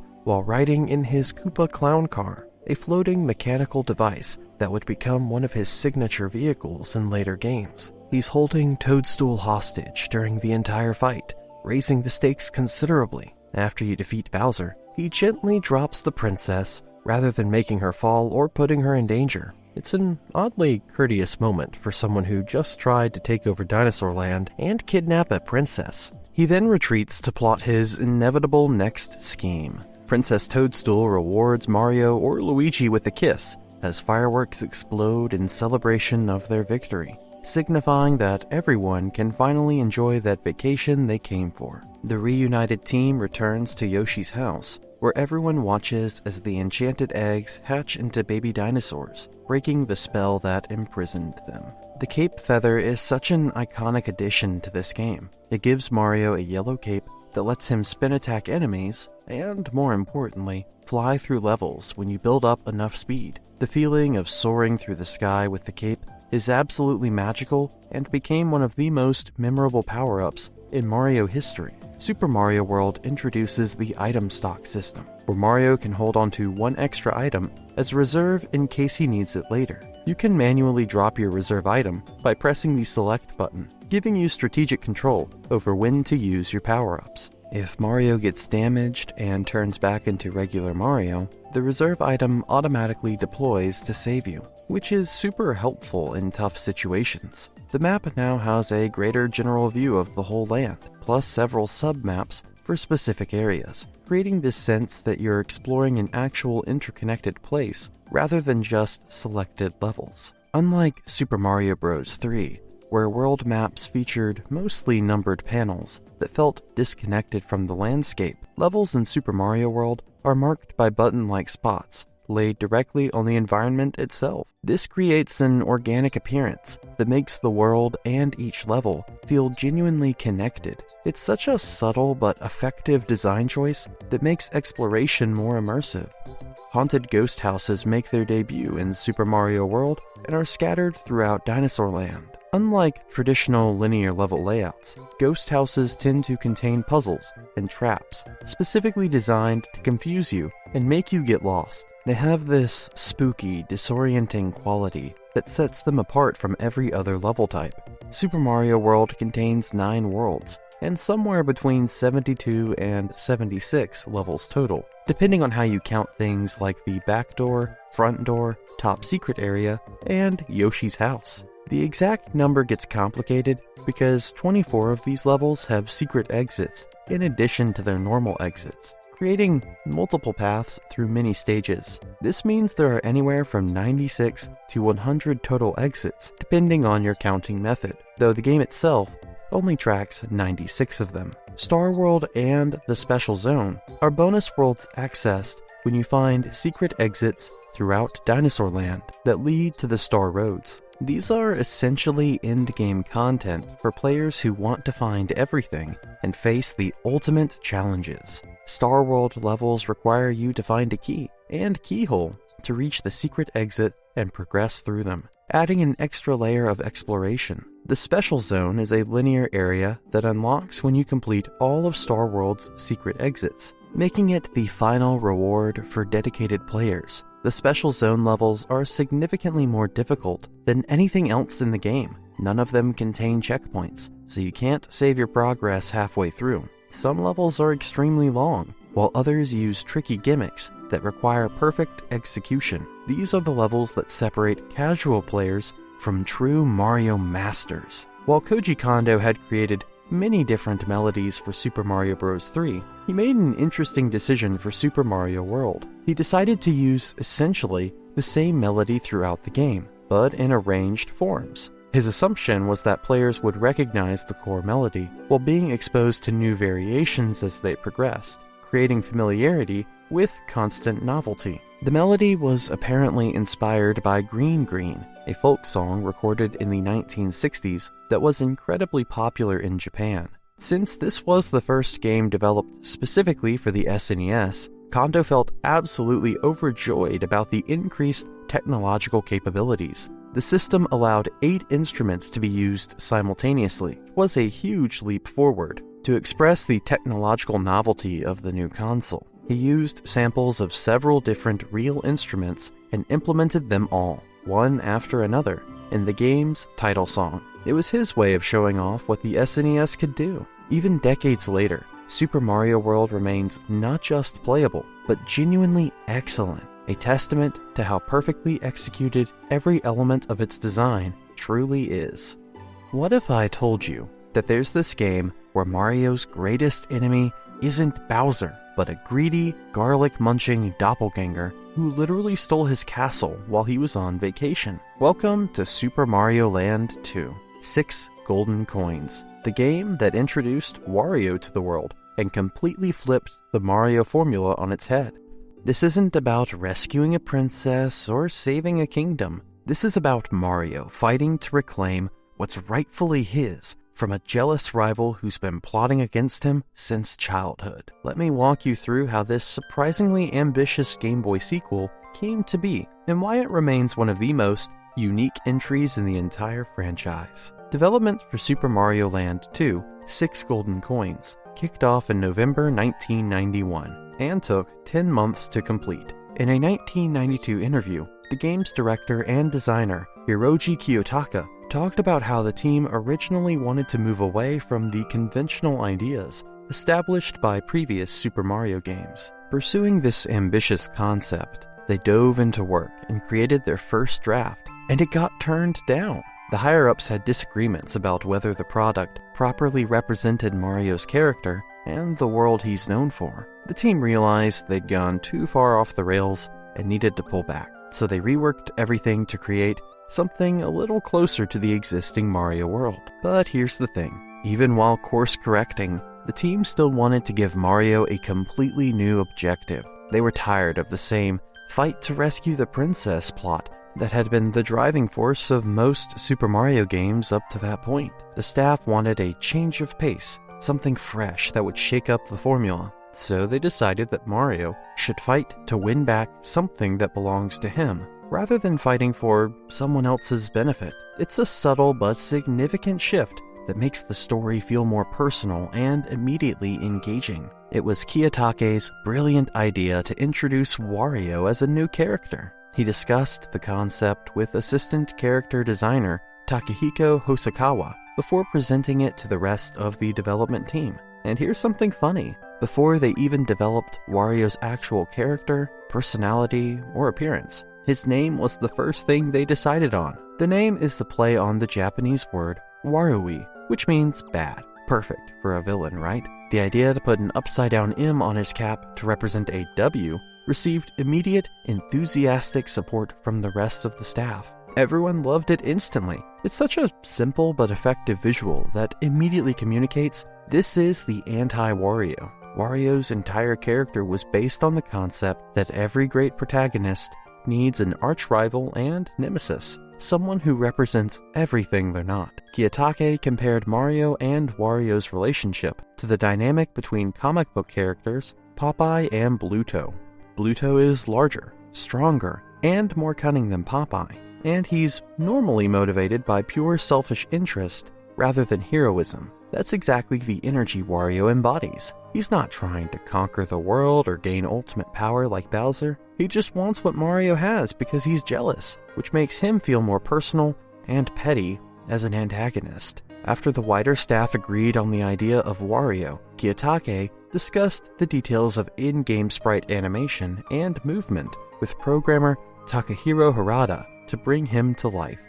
Wario wasn't the only character Kiyotake proposed, though. He came up with many other character ideas that were either outright rejected or didn't gain approval from the team. So Wario was the one that stuck and resonated with everyone. Kiyotake was absolutely obsessed with the untouchable bee-fly enemies that appear in the tree zone and macro zone. These little jerks actually made him burst out laughing when he first interacted with them after they were programmed. He was so amused by them that he was eager to ensure that bee-fly remained in the final game. Why? Because he found it hilarious how much they would likely annoy players. That's some delightfully sadistic game design right there. Creating an enemy specifically because you know it'll frustrate people is peak developer trolling. While developing the controls, programmer Harada was really thoughtful about the Game Boy's limitations. He considered that players might find it difficult to hold down two buttons on the D-pad simultaneously to move in a diagonal direction. This was especially important for mechanics that require precise control. Harada kept this ergonomic concern in mind while programming how Mario's bunny ears power up and Spacesuit performed high jumps, making sure the controls felt natural rather than awkward on the handheld's button layout. Kazumi Totaka composed the music for Super Mario Land 2, 6 golden coins, and he had some really interesting thoughts about the audio design. He acknowledged that the sound effect played when transforming into Super Mario was originally identical to the one used in Super Mario World, and it stayed that way until about midway through development. But then Totaka had a realization. He was afraid players would get the impression they were playing a game that overlapped too much with Super Mario World. He worried they'd become negatively conscious, that they were playing on a tiny Game Boy screen compared to the television screen used by the Super Nintendo Entertainment System. Nobody wants to feel like they're getting an inferior version of something they've already played, you know? So Totaka made a deliberate choice to use many different sound effects rather than just copying Super Mario World's audio. It helped establish Super Mario Land 2 as its own distinct experience rather than feeling like a downgraded port. Besides composing, Totaka also had a partial role in the development discussions between Kiyotake, Harada, and Hosokawa. He was able to provide comments and feedback while proposed ideas were being evaluated, and he could even come up with suggestions of his own, though he admits most of his suggestions ended up getting rejected. Can't win them all. According to Harada, the most challenging stage of development wasn't creating the levels or programming the mechanics. It was adjusting and fine-tuning the test version after presenting it to playtesters. Here's the problem. Harada and his team had been playing and testing the game constantly since the very beginning of development. They knew every trick, every enemy pattern, every platform placement intimately, so they initially believed the test version was way too easy. But when they brought in fresh playtesters, those players generally found the game very difficult. It's a classic case of developers being too close to their own work to accurately judge its difficulty. Harada stated that they spent about 2 to 3 months making small changes to the stages based on the feedback they received from playtesters. That's a significant chunk of time dedicated purely to balancing the difficulty and making sure the game felt fair rather than frustrating. Super Mario Land 2, 6 golden coins, launched for the Game Boy in 1992. Most recently, it became one of the launch titles for the Nintendo Switch Online's Game Boy catalog, making it easily accessible to modern players. Like the first Super Mario Land, this game was initially excluded from the main Super Mario series by Nintendo in official materials, but it was eventually included alongside the traditional games for the 30th anniversary of Super Mario Bros., and now appears on the history pages of the Mario Portal and the official home for Mario websites. It's finally getting the recognition it deserves. The instruction booklet for the game opens with an urgent message in all caps, "Danger, danger," followed by Mario himself explaining the situation. While I was away crusading against the mystery alien Tatonga in Sarasaland, an evil creep took over my castle and put the people of Mario Land under his control with a magic spell. The intruder goes by the name of Wario. He has been jealous of my popularity ever since we were boys, and has tried to steal my castle many times. It seems he has succeeded this time.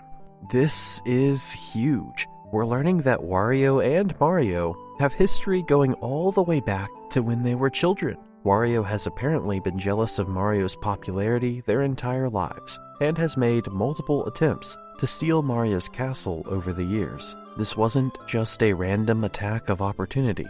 This was a carefully planned scheme by someone with a lifelong grudge. Mario continues, "Wario has scattered the 6 golden coins from my castle all over Mario Land. These golden coins are guarded by those under Wario's spell. Without these coins, we can't get into the castle to deal with Wario. We must collect the 6 coins, attack Wario in the castle, and save everybody. It's time to set out on our mission." Mario's exhausted from his last adventure, comes home expecting to relax, and finds his entire life has been stolen. The 6 golden coins, which are the literal keys to Mario's castle, have been scattered throughout the island. Mario must retrieve all 6 coins so he can confront Wario and reclaim what's rightfully his, restoring order to Mario Land in the process. It's such a personal, focused story, compared to the typical save the world or rescue the princess plots. The game begins with a simple tutorial level called Gate Course, designed to help you learn the controls. Interestingly, this level cannot be replayed once you complete it.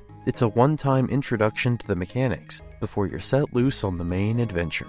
After completing the tutorial, you must travel through 6 different zones, each containing a series of levels. Every zone has its own unique theme and boss guardian. The tree zone takes place inside a massive tree that's been infested with giant insects. It's got this creepy, oversized bug aesthetic that makes everything feel dangerous and alien. The zone is guarded by a boss called the Big Bird, which is exactly what it sounds like. The turtle zone is located inside a giant tortoise, creating an aquatic environment filled with underwater challenges. The guardian here is an octopus that's located inside a whale. It's like layers of sea creatures all the way down. The water physics and swimming mechanics get a real workout in this zone. The macro zone is one of the most creative concepts in any Mario game. It's a house-like zone that shrinks anyone who enters it. Suddenly, normal household objects become enormous obstacles. You're navigating around massive furniture and avoiding what would normally be tiny hazards. The Guardian is a sewer rat, which makes perfect sense given the shrunken perspective. When you're that small, a rat becomes an absolutely terrifying monster. The Pumpkin Zone is located inside a giant jack-o'-lantern and features graveyards and haunted houses throughout. It's got this spooky Halloween atmosphere that's surprisingly dark for a Mario game. The Guardian is a witch, leaning into the horror theme perfectly. The Mario Zone is absolutely wild. It's a mechanical version of Mario himself. You're essentially exploring the inside of a giant Mario robot. The zone is guarded by the 3 little pigs, which is such a random fairy tale reference, but somehow works in the context of this bizarre game. The Space Zone encompasses the moon and stars, taking you into outer space for cosmic platforming challenges. The Guardian is Tatonga, the alien antagonist from the original Super Mario Land. His appearance here connects the 2 games and suggests he's now working for Wario, turning the previous game's main villain into a subordinate boss. In addition to the tutorial and the 6 main zones, there's another level that doesn't belong to any specific zone or area. It sits off the path between the tree zone and the macro zone. Playing this level doesn't unlock anything special or contribute to your progression, though it does count as one of the exits tracked by the game. After collecting all 6 golden coins through your adventures across Mario Land, you can finally venture into Mario's castle, which has been transformed into a dangerous, hostile version of its former self under Wario's control. Fight your way through this corrupted castle until you reach the throne room, where you finally confront Wario face to face. What makes it really interesting is that in the second and third stages, Wario actually uses power-ups to fight back. He grabs the carrot power-up, which gives bunny ears for higher jumping, and the fire flower, gaining abilities identical to Mario's own.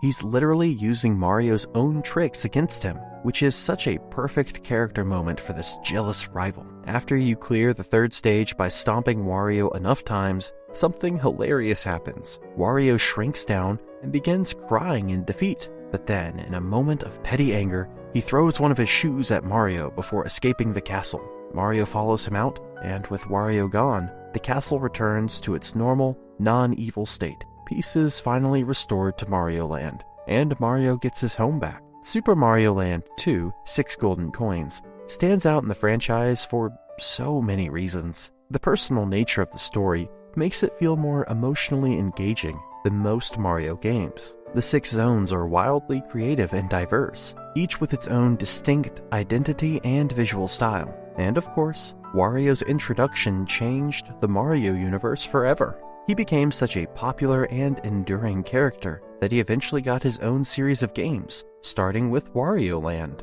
The fact that this game came out on the Game Boy and managed to feel so ambitious and fully realized is impressive. That creative ambition, combined with the 10 months of careful development and those extra months of difficulty balancing, resulted in a Game Boy classic that still holds up today. Did you know the most colorful, creative, and artistically bold Mario game ever made almost got rejected because it didn't look punchy enough compared to Donkey Kong Country? That's the wild origin story of Super Mario World 2, Yoshi's Island, a game that turned rejection into revolution and created one of the most visually distinctive platformers of all time. This is a complete reimagining of the franchise that puts you in control of Yoshi, carrying baby Mario through hand-drawn Wonderland, filled with creativity and innovation at every turn. Let's explain how this masterpiece almost never happened. In an interview with game journalist Stephen Kent, Shigeru Miyamoto revealed something fascinating. He'd wanted to make a game starring Yoshi as far back as Super Mario World's development. That's years of Yoshi sitting in the back of his mind as a character worthy of his own starring role. But what really motivated him to finally make it happen was his dissatisfaction with previous Yoshi games. Miyamoto specifically mentioned disliking Yoshi's Cookie, Yoshi's Egg, and Yoshi's Safari. He felt none of these games were authentic to who Yoshi really was as a character. They were just slapping Yoshi's face on puzzle games and light gun shooters without capturing his personality or potential. Miyamoto wanted to create something that truly represented what made Yoshi special, and that drive became the foundation for Super Mario World 2, Yoshi's Island. Here's where the story gets really interesting. An early version of the game was demoed to Nintendo's marketing department, and they flat out rejected it. Their reasoning? The visuals were lacking punch compared to Donkey Kong Country's pre-rendered 3D graphics. At the time, Donkey Kong Country had blown everyone's minds with its cutting-edge visuals that looked almost three-dimensional on the SNES. The marketing folks wanted the same technological wow factor. But Miyamoto didn't just give up or try to copy what Rare had done with Donkey Kong Country. Instead, he went in the complete opposite direction. He developed a more stylized and cartoony art direction for the game that embraced hand-drawn aesthetics rather than trying to look realistic or technologically impressive. The new artistic vision was accepted, and honestly, it was the best decision possible because it made Yoshi's Island timeless in a way that pre-rendered graphics never could be. Fun fact, some of these pre-rendered sprites from the original graphical pitch still exist in the final game. You can see them in the opening sequence, little remnants of what the game almost looked like before Miyamoto pivoted to the iconic crayon and colored pencil aesthetic we know and love. According to Hisashi Nagami, the hand-drawn style wasn't just a visual filter or some clever programming trick. The development team literally drew the characters by hand on actual paper, then scanned those drawings into computers and painstakingly copied them to create these sprites pixel at a time. Can you imagine the dedication that required? Every single sprite in the game was essentially handcrafted through this laborious process, which is why everything has such a distinctive, organic quality that digital art couldn't replicate at the time. Super Mario World 2, Yoshi's Island, was one of only 3 completed games to use the Super FX2 graphics chip, a special piece of hardware built into the cartridge itself that gave the SNES extra processing power. This chip allowed for larger sprites, more detailed character models, and advanced effects like sprite scaling and rotation, which Nintendo marketed as Morphmation technology. Sounds very space age and futuristic, doesn't it? The chip also enabled basic polygonal rendering and advanced parallax scrolling, creating depth and movement in the backgrounds that standard SNES games couldn't achieve. These technical capabilities, combined with the hand-drawn art style, created something truly unique. A game that looked like a children's storybook come to life with fluid, dynamic movement. Despite being labeled as Super Mario World 2, suggesting it's a sequel, the game is actually a prequel to Super Mario World. The entire story takes place during Mario and Luigi's infancy. You play as Yoshi and the rest of the Yoshi clan as they carry baby Mario across Yoshi's Island on a mission to rescue baby Luigi from baby Bowser and his Magic Koopa minion/caretaker, Kamek. Instead of relying on the traditional jumping and power-up combat system that defined Super Mario platformers, Yoshis use their tongues to eat enemies and their eggs as projectiles to overcome obstacles. The game introduces tons of different mechanics that make it feel completely distinct from any Mario game before it. One of the most notable differences is the time-based health system rather than hit points. This is genuinely unusual for platform games. Yoshi's Island completely reimagined how health could work in a platformer, creating tension through countdown timers to grab the crying baby Mario back, rather than traditional damage systems. Although Super Mario World 2, Yoshi's Island, wasn't as financially successful as its predecessor, the game received highly positive critical reception. Its unique style spawned an entirely new series of platform games within the Yoshi franchise, though technically Yoshi's Island is the 4th Yoshi entry overall, when you count those earlier games Miyamoto didn't like. The game proved that Yoshi could absolutely carry his own series, and didn't need to just be Mario's sidekick. It established the template for Yoshi games going forward, with the egg-throwing mechanics, the arts and crafts aesthetic, and the focus on creative level design rather than difficult platforming challenges. Super Mario World 2, Yoshi's Island, was directed by video game designers Takashi Tezuka, Shigefumi Hino, and Hideki Kono, plus programmer Toshihiko Nakago. All 4 had worked on previous titles in the Super Mario series, with everyone except Hino serving as directors for the original Super Mario World. So you had this experienced team who knew exactly what made Mario games work, which gave them the confidence to experiment and try something completely different. Kono had earlier worked as a map and level designer in previous Super Mario games, and served as map director for Super Mario World. So he understood the flow and structure of great level design intimately. This was also the first Super Mario-related project to involve Yasuhisa Yamamura, who would go on to work notably on the dungeon design in the Legend of Zelda series. The crossover of talent between Nintendo's biggest franchises helped bring fresh perspectives to the project. The CG design the game employs is credited to Yoshiaki Koizumi, who previously worked on Super Mario Kart as the illustrator. And of course, the soundtrack was composed by Koji Kondo.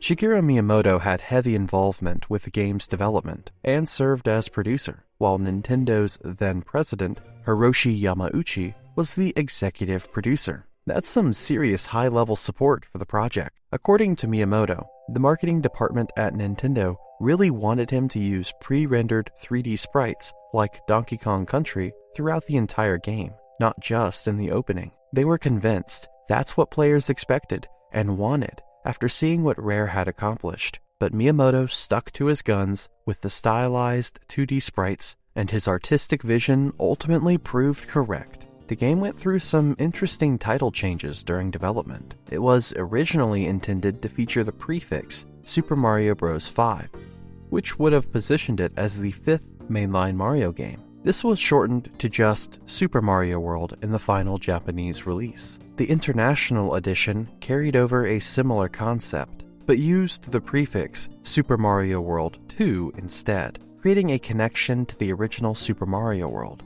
which had been subtitled Super Mario Bros. 4 on its Japanese release. Because of this naming confusion, the game has sometimes been nicknamed Super Mario Bros. 5 Yoshi's Island, or just Super Mario Bros. 5 for short. It's one of those cases where the numbering got a bit messy. It's interesting that Yoshi's Island is, at the same time, the first true game in the Yoshi series, but also a main game in the Mario series, with all the developers and almost the Mario 5 name.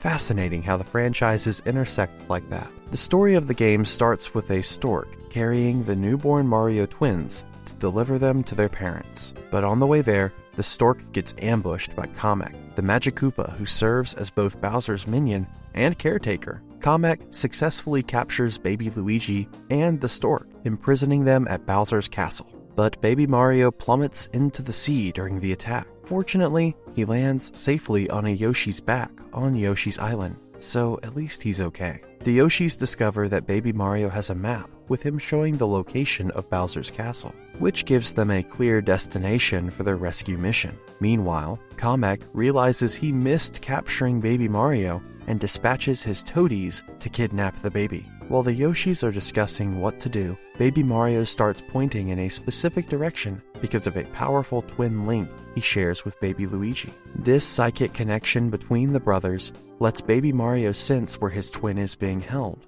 The Yoshis then employ a relay system to transport baby Mario across the island, passing him between different colored Yoshis as they progress through various areas. After overcoming tons of obstacles and fighting bosses that Kamek has magically enlarged in various forts and castles throughout the island, the Yoshis finally manage to defeat both Kamek and baby Bowser. They rescue baby Luigi and the stork, allowing the stork to safely complete his delivery and bring the babies to their parents. It's a heartwarming ending where you've essentially protected infant Mario and Luigi so they can grow up to become the heroes we know from other games. The setting takes place on Yoshi's Island, which was the first world of Super Mario World, but the island portrayed in Super Mario World 2 is much larger in scale and comes with way more variety in biomes and characters. As you progress through the game, you encounter environments and creatures that make the island feel like a living,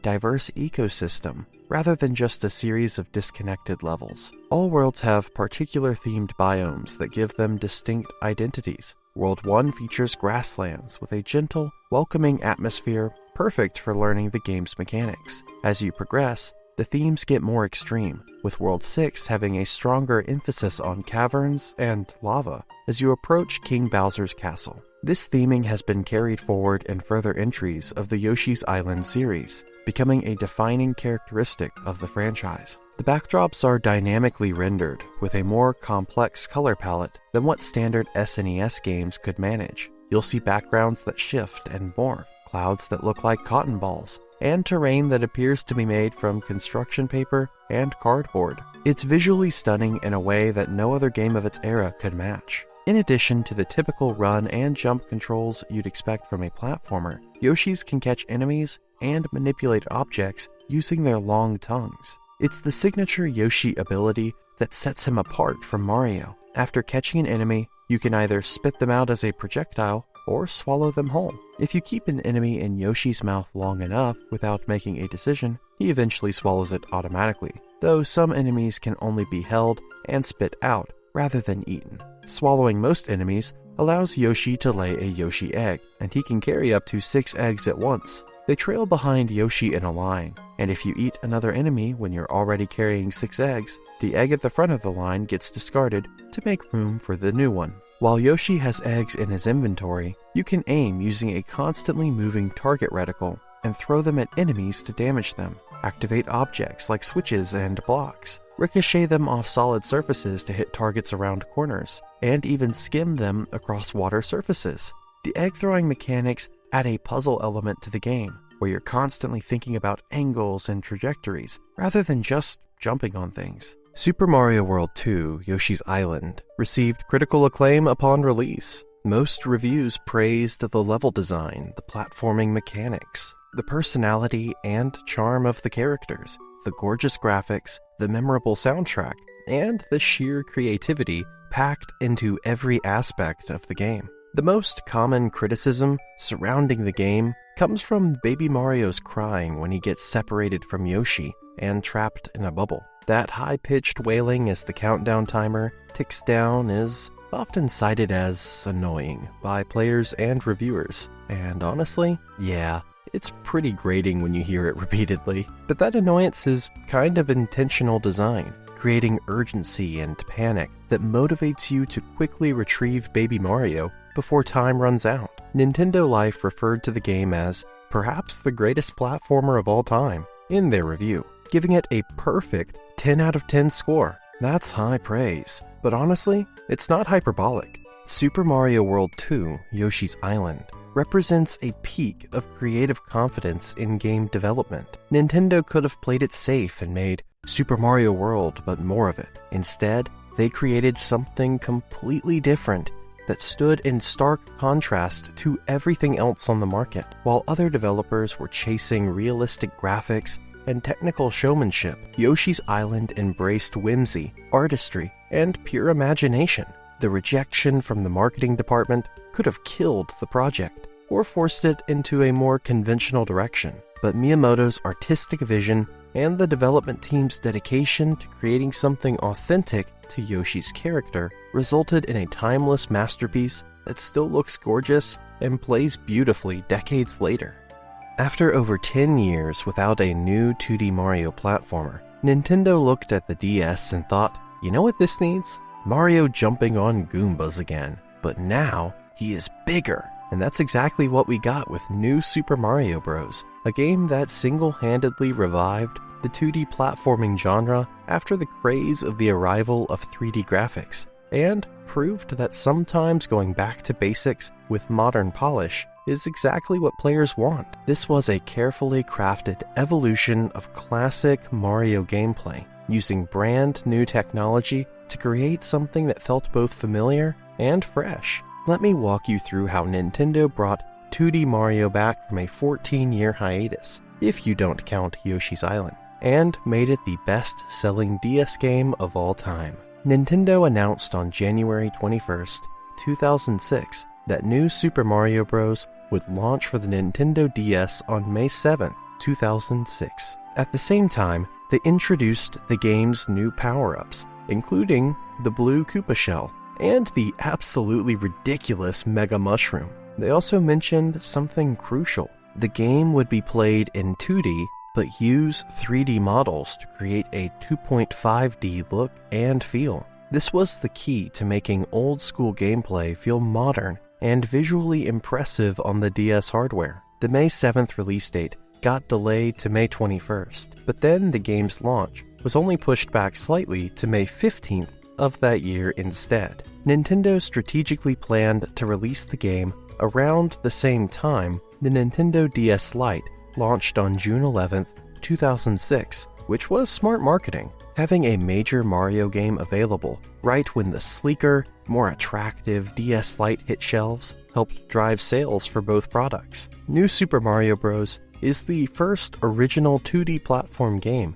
with Mario as the main character since Super Mario Land 2 6 Golden Coins way back in 1992. Think about that gap for a second. 14 years. An entire generation of gamers had grown up without experiencing a brand new 2D Mario adventure. Sure, there were ports, but nothing genuinely new in the classic side-scrolling format that made Mario famous. The game was available for play at E3 in 2005, giving journalists and lucky attendees their first hands-on experience with 2D Mario's grand return.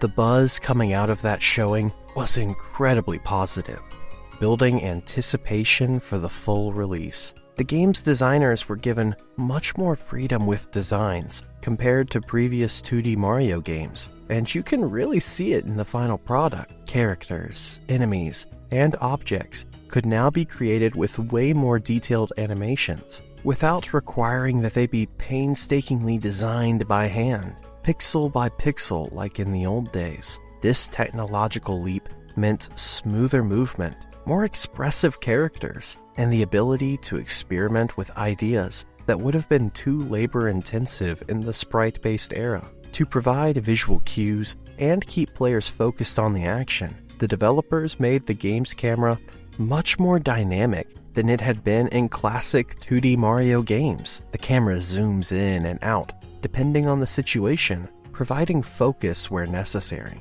When you're in a tight platforming section, it might zoom in closer so you can see the details. When you're in a more open area or facing a boss, it pulls back to give you the full picture. It's a subtle but effective way to guide the player's attention. Physics play an important role in New Super Mario Bros. Improved game mechanics, and this is where the move away from rigid sprite-based design really pays off. Without the restrictions of tile-based sprites and backgrounds that older games had to work within, the designers were free to explore entirely new gameplay mechanics that wouldn't have been possible before. Mario can now swing on ropes and walk on wires that actually bend and stretch under his weight. They respond dynamically to Mario's position and movement, creating physics-based puzzles and platforming challenges that feel more organic and intuitive. Early in development, the team planned not to use voice acting for the game. To stay true to the spirit of the original Super Mario Bros., they wanted that pure, classic feel where Mario was defined by his actions rather than his voice. However, voice acting was eventually embraced by the developers, who decided it would positively serve the game and make it feel more alive and engaging. Although voice acting had been used in earlier 2D Mario re-releases for the Game Boy Advance, New Super Mario Bros. Is the first original 2D Mario game to feature voice acting. Charles Martinet returned to voice both Mario and Luigi, bringing his iconic energy to the DS speakers. It ended up being the right call, because his enthusiastic vocal performance adds so much personality without being intrusive or taking away from the gameplay. New Super Mario Bros. Features original music composed by Asuka Oda and Hajime Wakai under the direction of Koji Kondo, the legendary composer who created the Super Mario series' most iconic tunes. But here's a clever detail. In the new Super Mario Bros. Series, enemies slightly jump and dance in time to the music, creating this rhythm-based element to the world. It's not something game-changing, but it helps make the game more lived-in. New Super Mario has a unique visual approach. While the game is seen in 2D from the player's perspective, most of the characters and objects are actually 3D polygonal renderings placed on 2D backgrounds. This creates a 2.5D effect. The result is a game that looks modern and impressive while playing exactly how you remember classic Mario games playing. Moves from 3D Mario games appear for the first time in 2D Mario games in New Super Mario Bros., which is super exciting if you've been playing the 3D titles. The ground pound, triple jump, and wall jump all make their 2D debut here, adding verticality and momentum-based movement options that weren't possible in the classic games. The wall jump is particularly game-changing for level design. Mario has to slide down a wall for a small amount of time before being able to execute it, which differs slightly from how it works in the 3D games. This technique lets Mario or Luigi reach new areas by bouncing back and forth between walls or vertical objects, and it's incredibly useful for escaping from a fall down a pit at the last second. The ground pound lets Mario slam down from the air by pressing down on the D-pad while airborne, allowing him to crush blocks beneath him, defeat enemies, and activate certain switches. The triple jump gives you extra height if you chain 3 jumps together with proper timing, which skilled players can use to sequence break or reach secrets. The multiplayer mode in New Super Mario Bros. Pits 2 players against each other as Mario and Luigi in one of 5 stages. The goal is to be the first to collect a preset number of stars, but you're not just racing independently. You can actively attack each other in an attempt to steal your opponent's stars. Jumping on your opponent's character makes them lose 1 star, but if you pull off a ground pound on their head, they lose 3 stars at once. It creates this chaotic, competitive energy where you're constantly balancing star collection with sabotaging your rival. It's basically Mario Kart levels of friendship destroying gameplay. In addition to the competitive versus mode, some minigames that were previously available in Super Mario 64 DS return. The minigames are divided into 4 categories: action, puzzle, table, and variety. These provide a nice break from the main platforming action and add tons of extra content to mess around with. 3 major power-ups are introduced in New Super Mario Bros., and they range from practical to absolutely bonkers. The blue Koopa shell lets Mario withdraw into a shell to protect himself, and perform a shell dash attack where he slides along the ground like a Koopa, defeating enemies in his path. He also swims significantly faster when in this form, which is great for water levels that would otherwise feel slow and tedious. The Mega Mushroom is the most ridiculous power-up in Mario history. It grows Mario to an incredible size, where he's literally bigger than the screen, and he can destroy absolutely everything in his path. Buildings crumble, pipes get crushed, enemies get squashed without you even trying. It's hilariously overpowered. It makes you feel like Godzilla rampaging through a city. The Mega Mushroom is clearly inspired by the similar mushroom that appeared in Super Mario 64 DS, but implemented here with way more destructive spectacle. The mini mushroom does the opposite, causing Mario to shrink to about half of small Mario's size. This allows him to enter tiny passageways that would otherwise be inaccessible. Mini Mario is so light that he can literally run on the surface of water without sinking and jump extremely high relative to his size. It completely changes how you navigate levels and opens up secret areas that regular-sized Mario couldn't reach. The game features a secret challenge mode that old-school players will immediately recognize. In this mode, you cannot scroll the camera to the left or downward, exactly like in the original Super Mario Bros., where you were locked into constant forward progression. It's only available after you've completed the game once, rewarding dedicated players with an extra difficulty modifier. To unlock it, you need to go to the map screen of any world, pause the game, and input a specific button combination. Press L, R, L, R, X, X, Y, Y in sequence. It's a fun way to add challenge and nostalgia for players who found the main game too easy. It's also possible to play as Luigi in single-player mode, and there's a fun secret to unlock him. You need to hold down L, R, and A simultaneously when selecting a file. There are no gameplay differences between the brothers in this game, unlike some Mario titles where Luigi jumps higher or runs differently. The shortest possible path Mario can take to beat the game has been calculated by the speedrunning community. You can complete the entire game by playing World 1-1, World 1-2, World 1 Tower, then skipping directly to World 5-1, World 5-2, World 5-3, World 5-Ghost House, and finally playing through all of World 8 to reach Bowser. Using the game's warp system and secret exits, you can skip huge chunks of content, which is perfect for speedruns or subsequent playthroughs after you've already experienced everything. Some interesting details exist from earlier versions of the game that didn't make it to the final release. In demo versions used in kiosks during 2005 and in the E3 2005 trailer, Mega Goombas were a generic enemy species rather than an individual boss like they became in the final game. Spindrift, the spinning enemy from Super Mario 64, was also supposed to be in the game, but got replaced by the blue spinning platforms you see in World 1-3 and other levels. You can kind of see the conceptual connection there, with both involving spinning circular platforms, but the mechanical version fit the 2D gameplay better than an actual enemy character would have.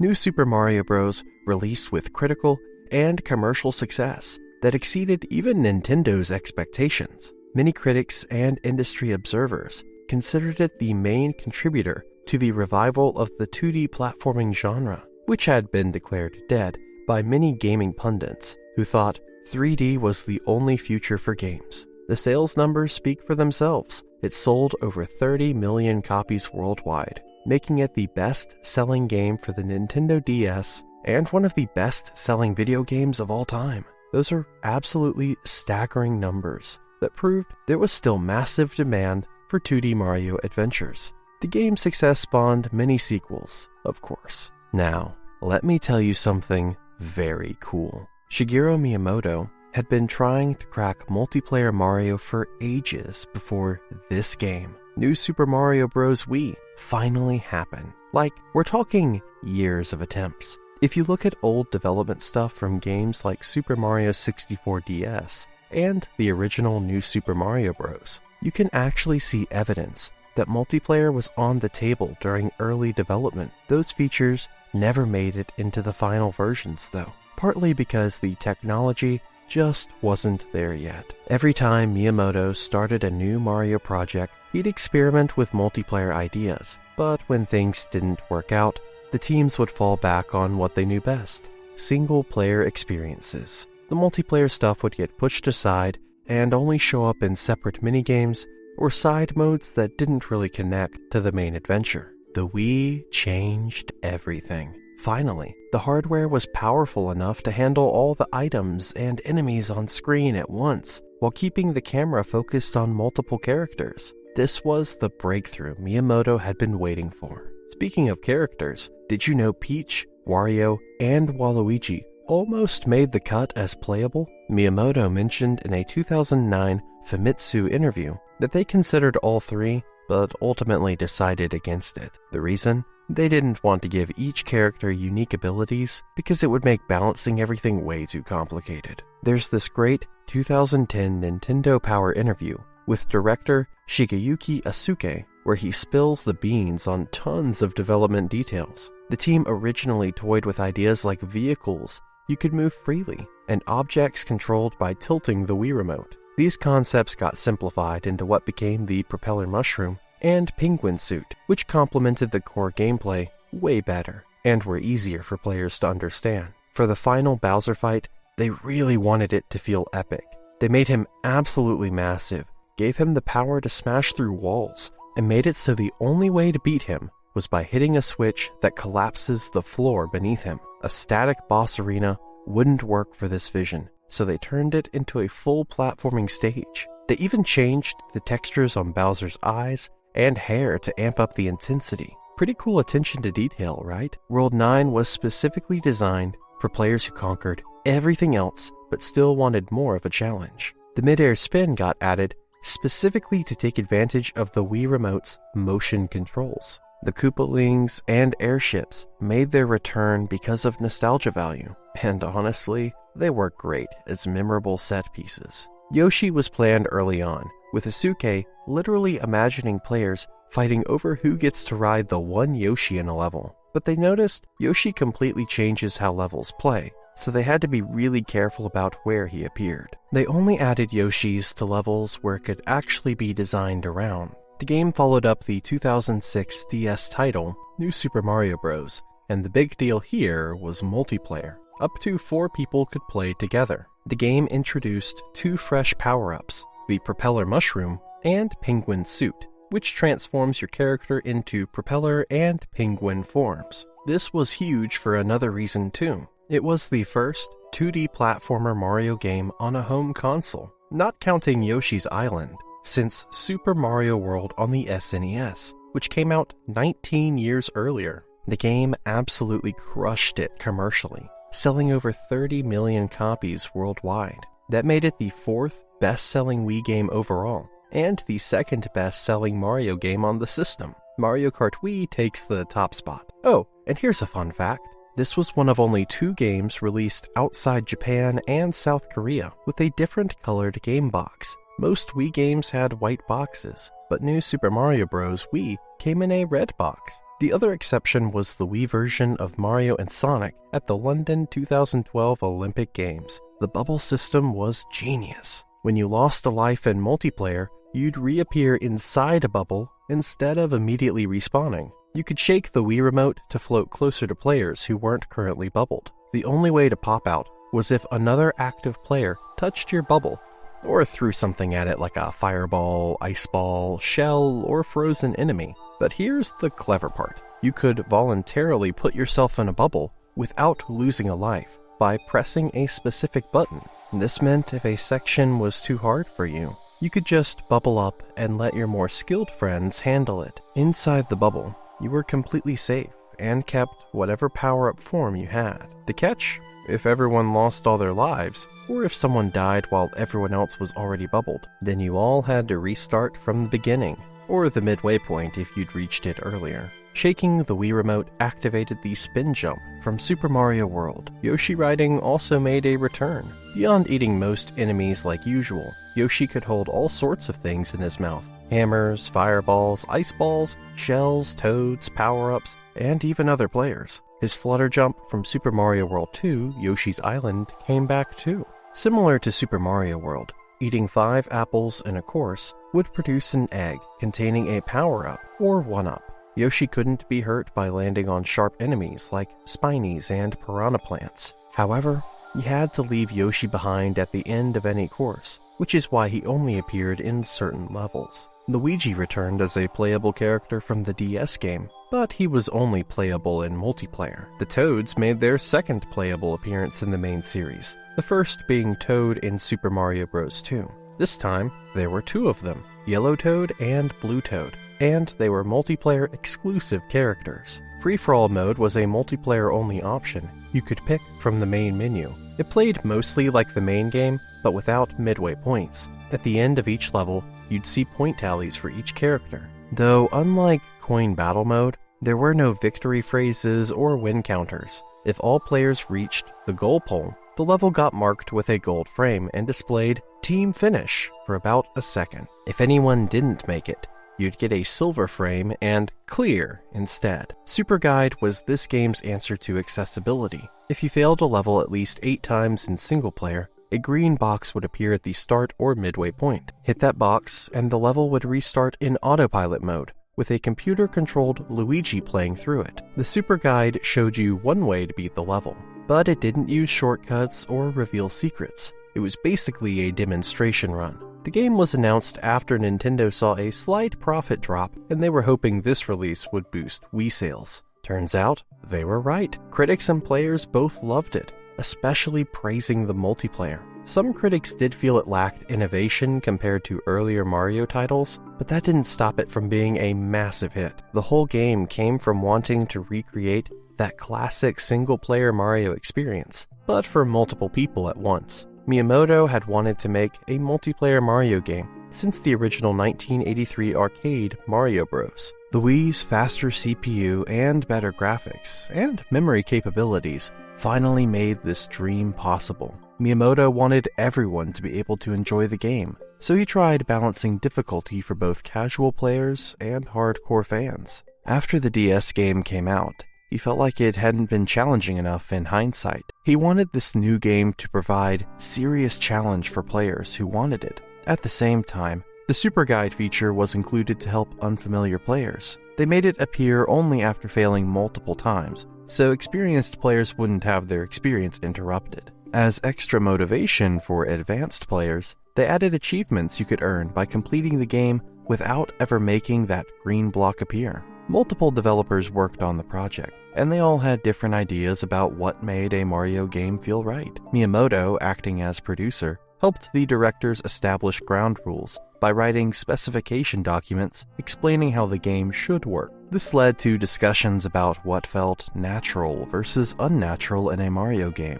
For example, when the Ice Flower's freezing ability came up, they decided frozen enemies should logically melt when hit with fireballs and float when submerged in water. The music was composed and arranged by Shiho Fuji and Ryo Nagamatsu, with sound director Kenta Nagata providing additional work. Series veteran Koji Kondo served as sound advisor, but didn't write new compositions, though some of his classic tunes got rearranged for the game. Now, let me talk about the piracy incident involving this game. This story is kind of wild. In November 2009, a 24-year-old Australian guy named James Burt bought a copy of the game several days before its official release because a store accidentally sold it early. He then ripped the game disc and uploaded it online. Nintendo took it down and sued him shortly after, claiming he violated copyright laws and cost them potential sales. The case settled in January 2010.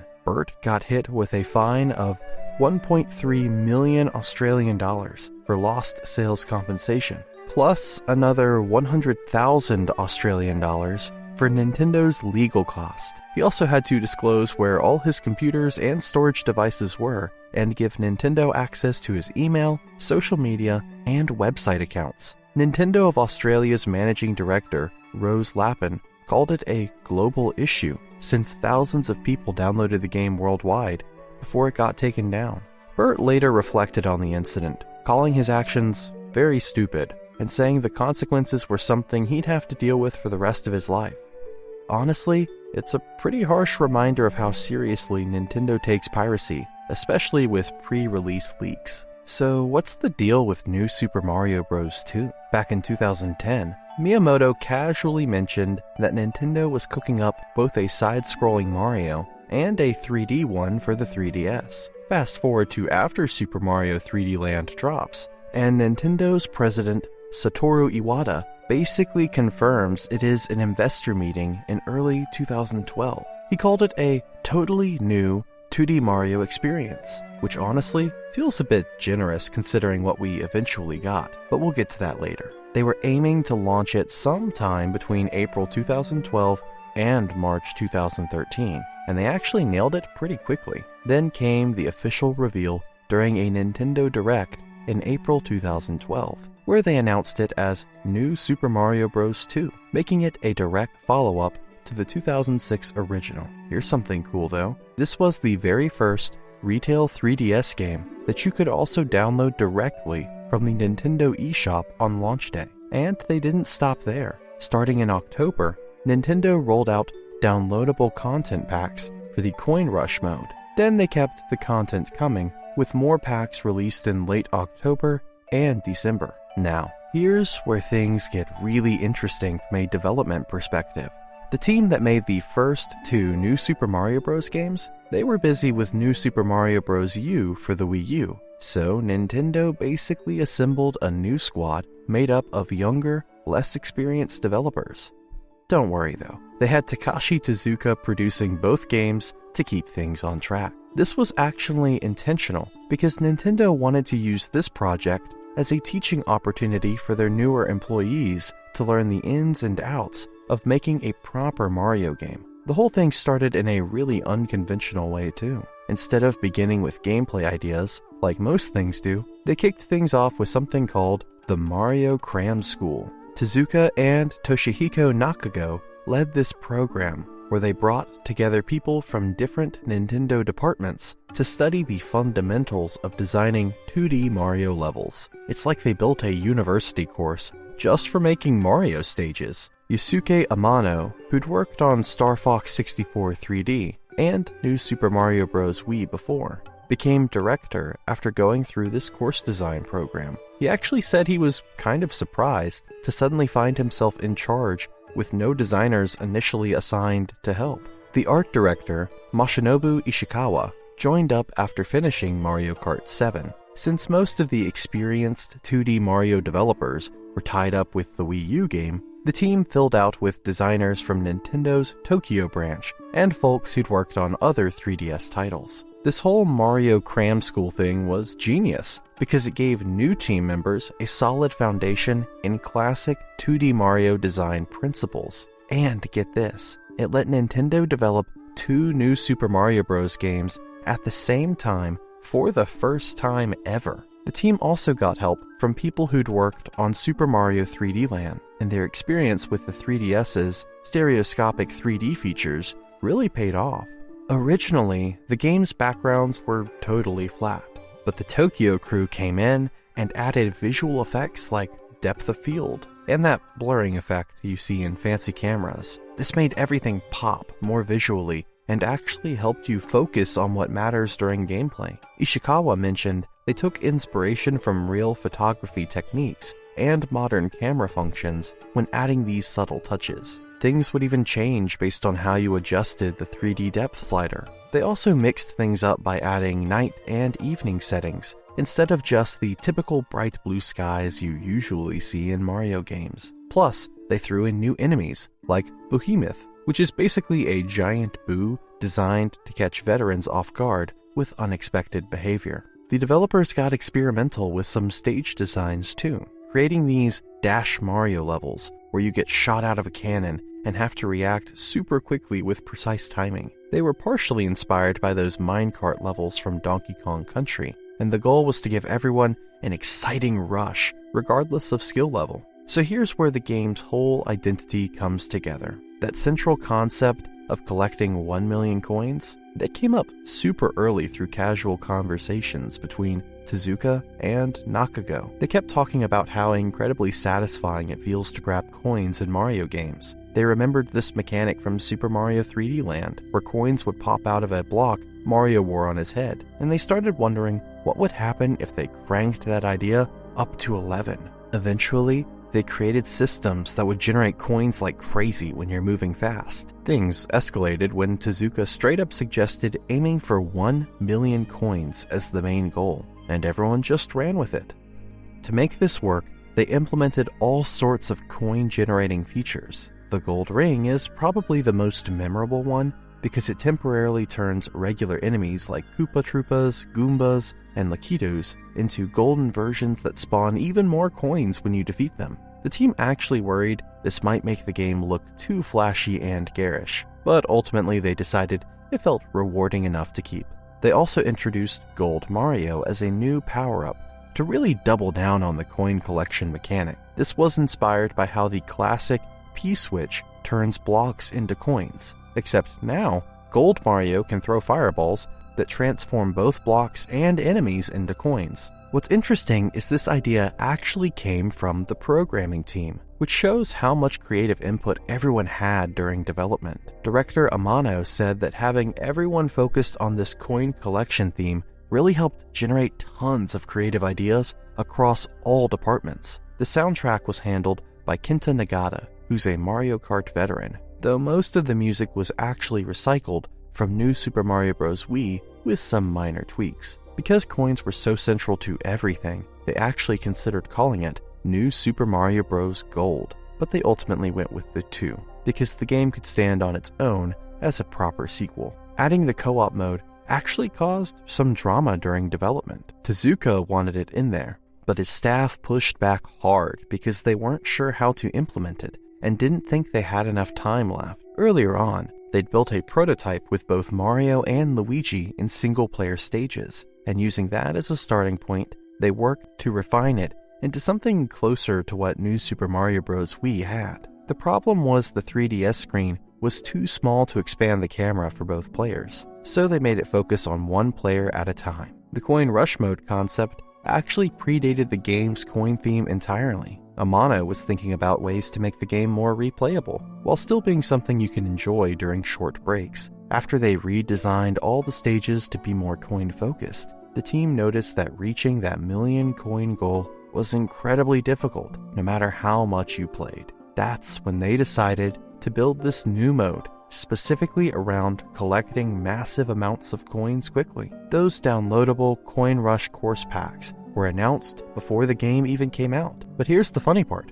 They hadn't actually created the courses yet when they made the announcement. The DLC idea came up during development of both this game and New Super Mario Bros. U, with both teams discussing it. Since New Super Mario Bros. 2 was releasing first, Nintendo decided to create the downloadable content for it first. The main focus is obviously on coins, with that primary goal of collecting 1 million total. To help you reach it, there are new items like the Gold Flower that transforms Mario into Gold Mario. Like Super Mario 3D Land, the game takes some inspiration from Super Mario Bros. 3, bringing back Raccoon Mario, the P-meter, and the Koopalings. The basic gameplay feels very similar to previous New Super Mario Bros. Games, especially the Wii version, but everything revolves around collecting coins here, with multiple ways to grab huge amounts at once through those golden items and power-ups.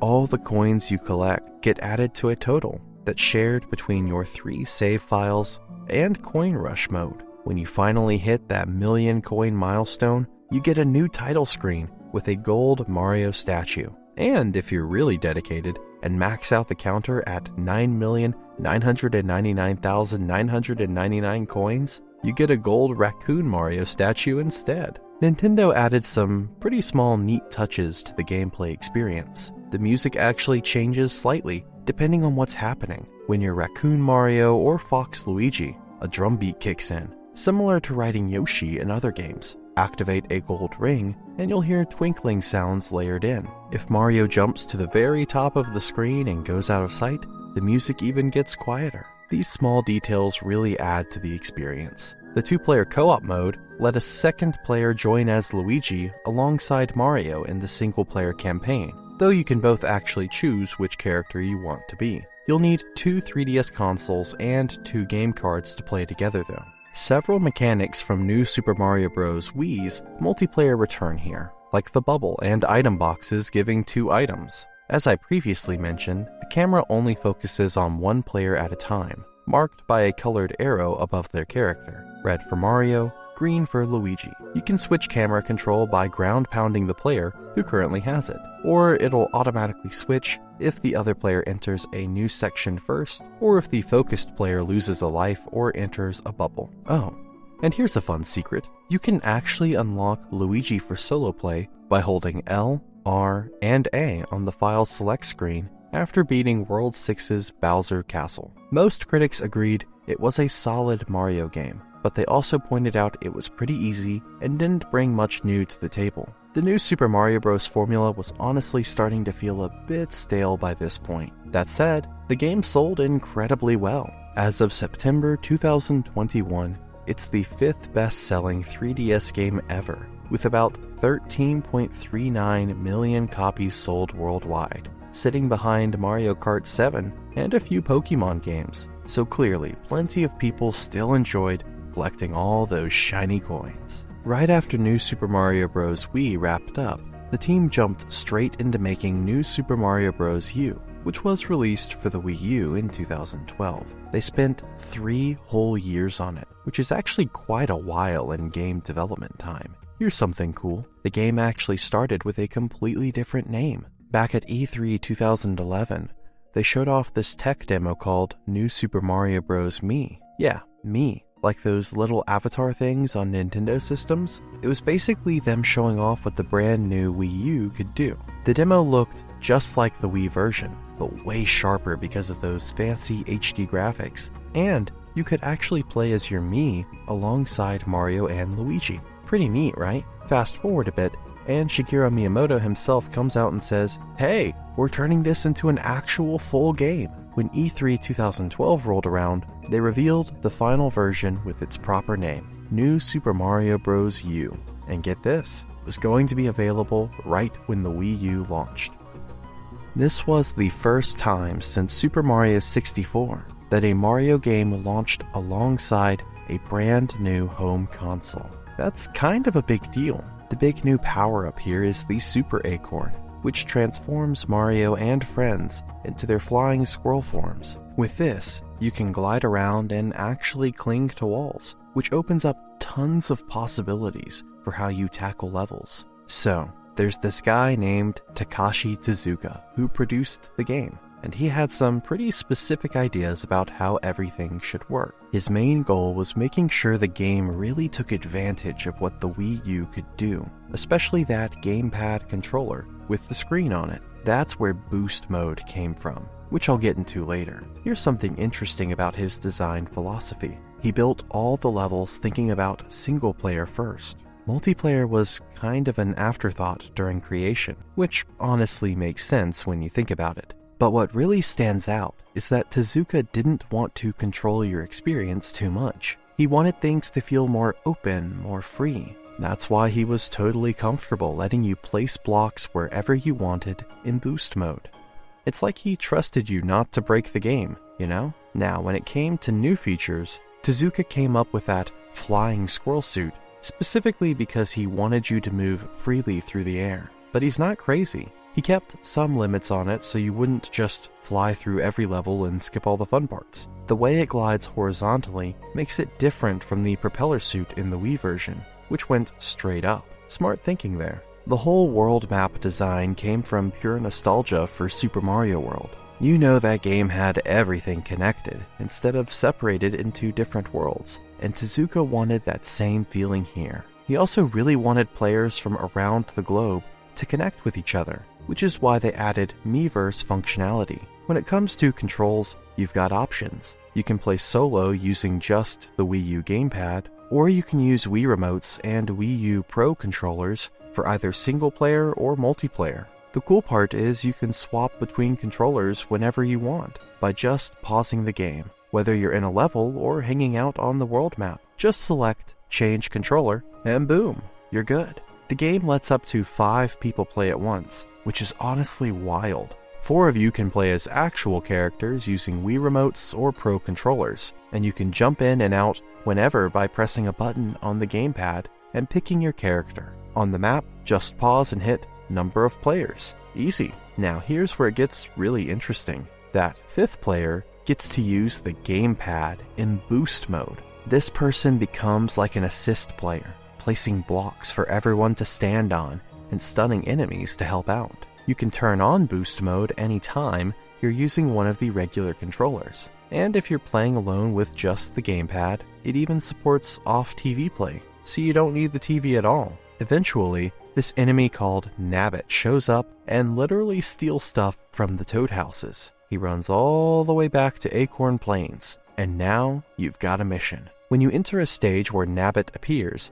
you're basically racing him to the goal, trying to catch him before he escapes. If you actually manage to grab him, you get a P acorn as a reward. This replaced the whole save the Toad thing from the Wii game, and Nabbit only pops up in 1 stage per world for the first 7 worlds. The game doesn't stop at just the main story mode. You've got 3 extra bonus modes to mess around with. First up is challenge mode, where you have to complete specific objectives on certain stages, sometimes with a time limit breathing down your neck. When you finish a challenge, the game ranks you with a medal based on your performance. There are 5 different types here: time attack, coin collection, 1-up rally, special, and boost mode challenges. Then there's boost rush mode, which is all about speed. You're trying to reach the end of 2 or 3 stages as fast as possible, kind of like the coin rush mode from New Super Mario Bros. 2. The twist here is that the stages scroll automatically, so you have to keep up with them. Coin Battle makes a return from the Wii version, but with some upgrades. Now you can form teams and battle each other, or just go free-for-all if that's more your style. The Wii version only had free-for-all, so this is a nice improvement. The gamepad also lets you do coin edit, where you customize where coins appear in the special coin battle courses. That's pretty creative. This is actually the first 2D Mario game where every single level has its own unique name, and it's only the 2nd Mario game after Super Mario World to actually name the bigger areas in the game itself. Both games went with a food and drink theme for their world names. Baby Yoshis are back. These little guys hadn't been in a mainline Mario game since Super Mario World, so it's been a while. The game features 3 different colored Baby Yoshis, and each one has its own special ability. They work differently from adult Yoshi in gameplay terms. Since they're babies, you can't ride them. Instead, your character has to carry them through the levels. They'll instantly eat almost any enemy right in front of them, which is super useful. Unlike in Super Mario World though, these baby Yoshis never grow up no matter how many enemies they eat. They just stay babies forever, which is kind of sad when you think about it. You can grab 2 types of baby Yoshis from the world map and bring them into any regular course. The exception is towers, airships, and castles, where they're not allowed. The production team was pretty stacked. Takashi Tezuka and Hiroyuki Kimura produced it, with Masataka Takamoto directing everything. Satomu Kaneshige and Shinichi Ikeamsu handled general coordination duties. Satoru Iwata was the executive producer, and the legendary Shigeru Miyamoto was the general producer. Masanobu Sato led the design work, while Shiro Mori directed all the programming. For the music, Shiho Fuji and Mahito Yokota composed the soundtrack, with Koji Kondo advising on sound. Also, there's this one course called Painted Swampland, and it's absolutely gorgeous. It's in the haunted part of Soda Jungle, and what makes it special is that it's an outdoor ghost course with a design inspired by Vincent van Gogh's The Starry Night painting. How cool is that? Having a Mario level that's basically playable fine art is such a creative touch. When they re-released this as New Super Mario Bros. U Deluxe for the Switch, they added Toadette as a playable character. This was actually her first time appearing in the New Super Mario Bros. Series. They also created a brand new power-up called the Super Crown, and it's exclusively for Toadette. When she grabs it, she transforms into Peachette, which is honestly pretty wild. As Peachette, Toadette can float and double jump, similar to the flying squirrel form, but with even better aerial movement. She's got this extra safety net too, where if she falls into a pit or hits something that would normally kill her, she bounces away from it instead. She can only do this once before touching the ground again though, so don't get reckless. Unlike the flying squirrel form, she can't cling to walls, and she won't drop much when she turns in the air. Other characters can't even pick up the Super Crown. They just pass right through it like it's not there. When you're playing as Toadette, all those blocks that usually have 1-up mushrooms instead contain 3-up moons, which is a nice bonus. And in multiplayer, only Toadette can hit certain blocks to reveal them, which adds an interesting dynamic to co-op play. I'd rather not go into some of the lore implications of the Super Crown and a certain fan character called Bowsette that spawned off of it. I'm very sure most of you are well aware of that phenomenon. Some of you may indeed be very well acquainted with her, I presume. During development of both New Super Mario Bros. U and New Super Mario Bros. 2, the team started brainstorming ideas for downloadable content. They both thought about expanding the secondary modes in their respective games. For the 3DS game, that meant Coin Rush, and for the Wii U game, they were thinking about Boost Rush. They decided that the 3DS version would get content first, since it was releasing first, which makes sense. But then something happened while they were working on those Coin Rush courses. The team basically scrapped the whole idea of additional Boost Rush packs and went back to the drawing board. They started experimenting with creating shorter but way more difficult courses to replace the original ones. Originally, all this downloadable content was being designed with Mario as the star. But then during a meeting, someone brought up the Year of Luigi. You remember that? Nintendo dedicated an entire year to celebrating Luigi, so they pivoted and decided to make Luigi the focus instead.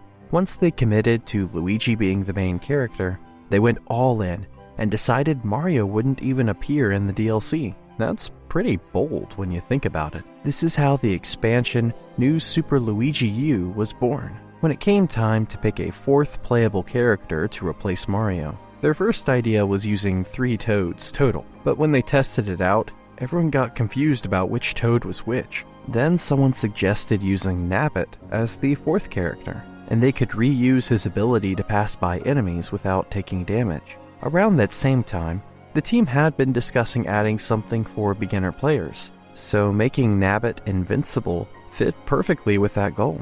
Here's a fun detail. Every single level in New Super Luigi U has one hidden Luigi image somewhere. There are 83 total Luigi sightings, which is a reference to 1983, the year Luigi first appeared in a game. These images range from old-school 8-bit Super Mario Bros. Style sprites to various artworks from throughout the series. Sometimes they're out in the open, other times they're tucked away as tiny background details. It's like a whole game within the game, just looking for them. The gameplay is mostly the same as the base game, but with one major change. All playable characters now have Luigi's signature higher jump and that slippery lower traction from Super Mario Bros. The Lost Levels. Remember how hard that game was? Yeah, they brought that Luigi physics back. The whole DLC was designed to be way more challenging. Every stage starts you off with only 100 seconds on the clock, which sounds terrifying.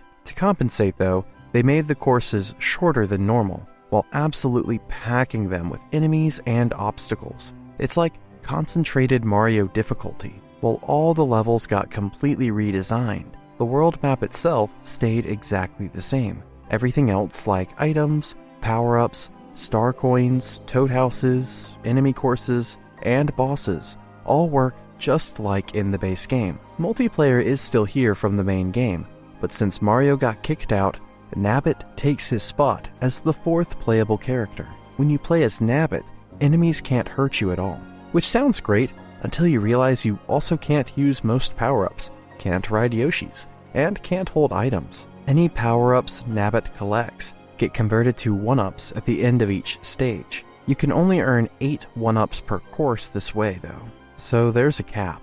The world map looks identical to New Super Mario Bros. U, but the levels themselves got a complete overhaul. As I mentioned, the playable characters and their abilities are different now. That 100-second timer is standard for every level, but you do get a time bonus after reaching the boss door in towers and castles. It's 100 seconds normally, 150 in all aboard, and 250 in the final battle. Items in red toad houses might be different too. Where you'd normally find a super mushroom, you might get a 1-up mushroom instead. Enemy courses only have mini mushrooms and propeller mushrooms instead of just superstars. Some enemies like Grolls and Sumo Bros show up earlier than they did in the original game, while others like Rocky Wrenches and Amps are completely gone. There are no checkpoint flags in any of these levels, which honestly makes everything more intense. A lot of elements got colored green to emphasize the whole Luigi theme, and remember those hidden Luigis? They're in every level. Flying Squirrel Ovation even has 2 of them, just to keep you on your toes. So hey, let me tell you about Super Mario Bros. Wonder, and why everyone's been losing their minds over it. After years of pretty samey new Super Mario games, Nintendo really went back to the drawing board with this one, and honestly, it totally paid off. Takashi Tezuka came back as producer for this game, which is cool since he's been a Mario legend forever. Interestingly enough, Tezuka actually started cooking up ideas for Wonder while working on Super Mario Maker 2. He already knew from the get-go that this game needed to be radically different from the Maker games, especially since a lot of people were saying those games made another 2D Mario unnecessary. Mori also pushed for building the game on a completely new engine from day one. The director role went to Shiro Mori, the guy who worked on New Super Mario Bros. U Deluxe. They kicked off development back in 2019, right after Deluxe wrapped up. Here's the best part though.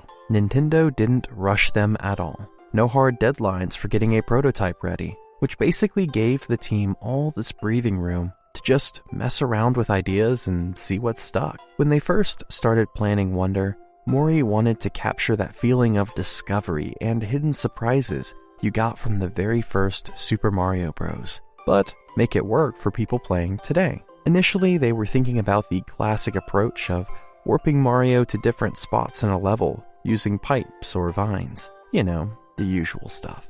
But then Tezuka had this light bulb moment and suggested something way cooler. Instead of moving Mario somewhere else, why not transform the level itself right where you're standing? That's how the Wonder Flower was born. This item that completely flips the current stage on its head in wild ways. To make sure every single level had its own unique wonder effect, they asked literally everyone on the team to pitch ideas. We're talking about 2,000 different concepts written down. From that massive pile, they picked out the best ones, built prototypes, and those made it into the final game. Pretty wild process when you think about it. And to really sell the transformation, they made the audio way more unconventional too. You'll notice way more environmental sounds and effects. Plus, the background music uses digital synthesizers instead of the analog ones from New Super Mario Bros. The team also wanted to nail the difficulty balance, so both younger players and hardcore fans could have a good time.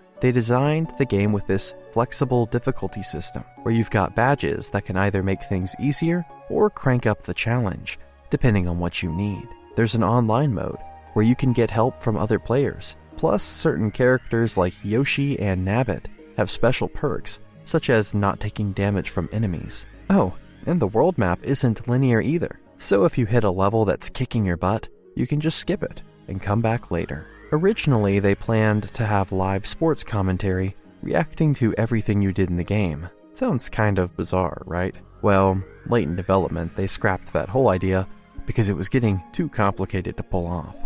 And according to one of the designers, something just felt off about it. Instead, we got the talking flowers, those chatty plants scattered throughout levels that crack jokes and comment on what you're doing. Way more charming if you ask me. Here's something interesting. Shigeru Miyamoto, basically the godfather of Mario, barely worked on Wonder at all. But whenever he'd drop by to check on how things were going, he'd give feedback to the team. Mori mentioned that Miyamoto absolutely hated the first version of Elephant Mario's design and animations, and that criticism pushed them to completely redo it. Gotta respect when the legend speaks up like that. Nintendo finally showed off Wonder during a direct presentation on June 21st, 2023, and the game hit shelves on October 20th that same year for the Switch. This was actually the first traditional 2D side-scrolling Mario game we'd gotten since New Super Mario Bros. U way back in 2012.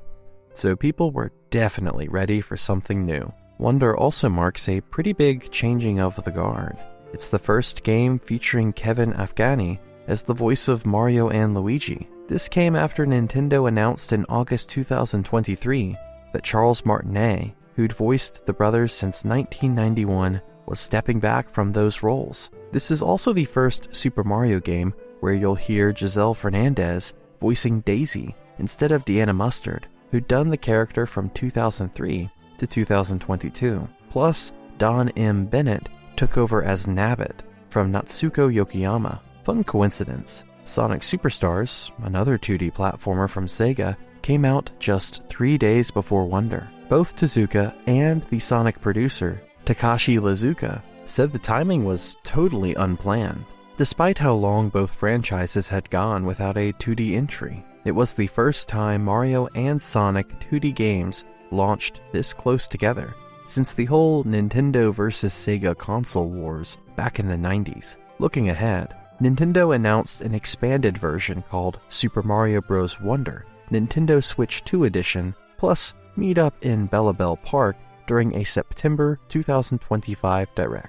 It's coming to the Switch 2 sometime in mid-2026, and will add a whole new Bella Bell Park world focused on competitive and cooperative multiplayer. They also confirmed the Koopalings are showing up, though we don't know exactly how yet. The Super Mario Bros. Movie actually inspired the game's more expressive animations. Tezuka figured new players would expect Mario to move and react like he does in the movie, so they ramped up the details significantly. He did clarify later that the dev team didn't know specific details about the movie, just that it would shape player expectations. With all this extra animation detail, the number of frames and joints on the character models more than doubled compared to New Super Mario Bros. U.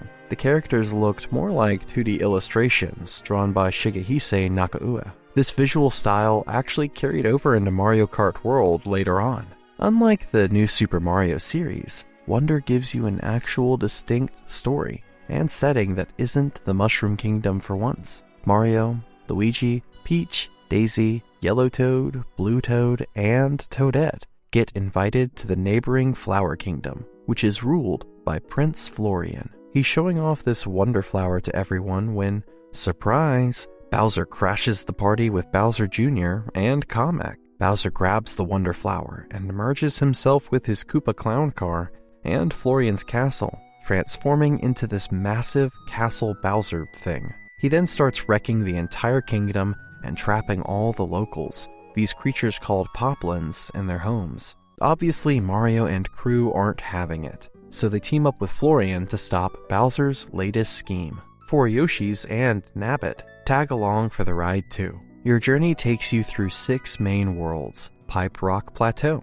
Fluff Puff Peaks, shining falls, sun-baked desert, fungi mines, and deep magma bog. You're collecting royal seeds from each one to clear away the cloud piranhas protecting Castle Bowser. Along the way, you'll battle a powered-up Bowser Jr. in 4 corrupt palaces and take down 3 flying battleships that Kamek summons. Everything connects through the central Petal Isles area. Eventually, you storm Castle Bowser itself and take down Bowser before he can use wonder powers to terrorize the entire universe, saving the Flower Kingdom in the process. Everyone celebrates with Florian and the Poplins, and there's this hilarious post-credits scene where Kamek's trying to carry both Bowser and Bowser Jr. in the Koopa Clown car, but they're too heavy, so they just crash into some hills near the castle. The game builds on the new Super Mario Bros. Formula, but with completely refreshed models,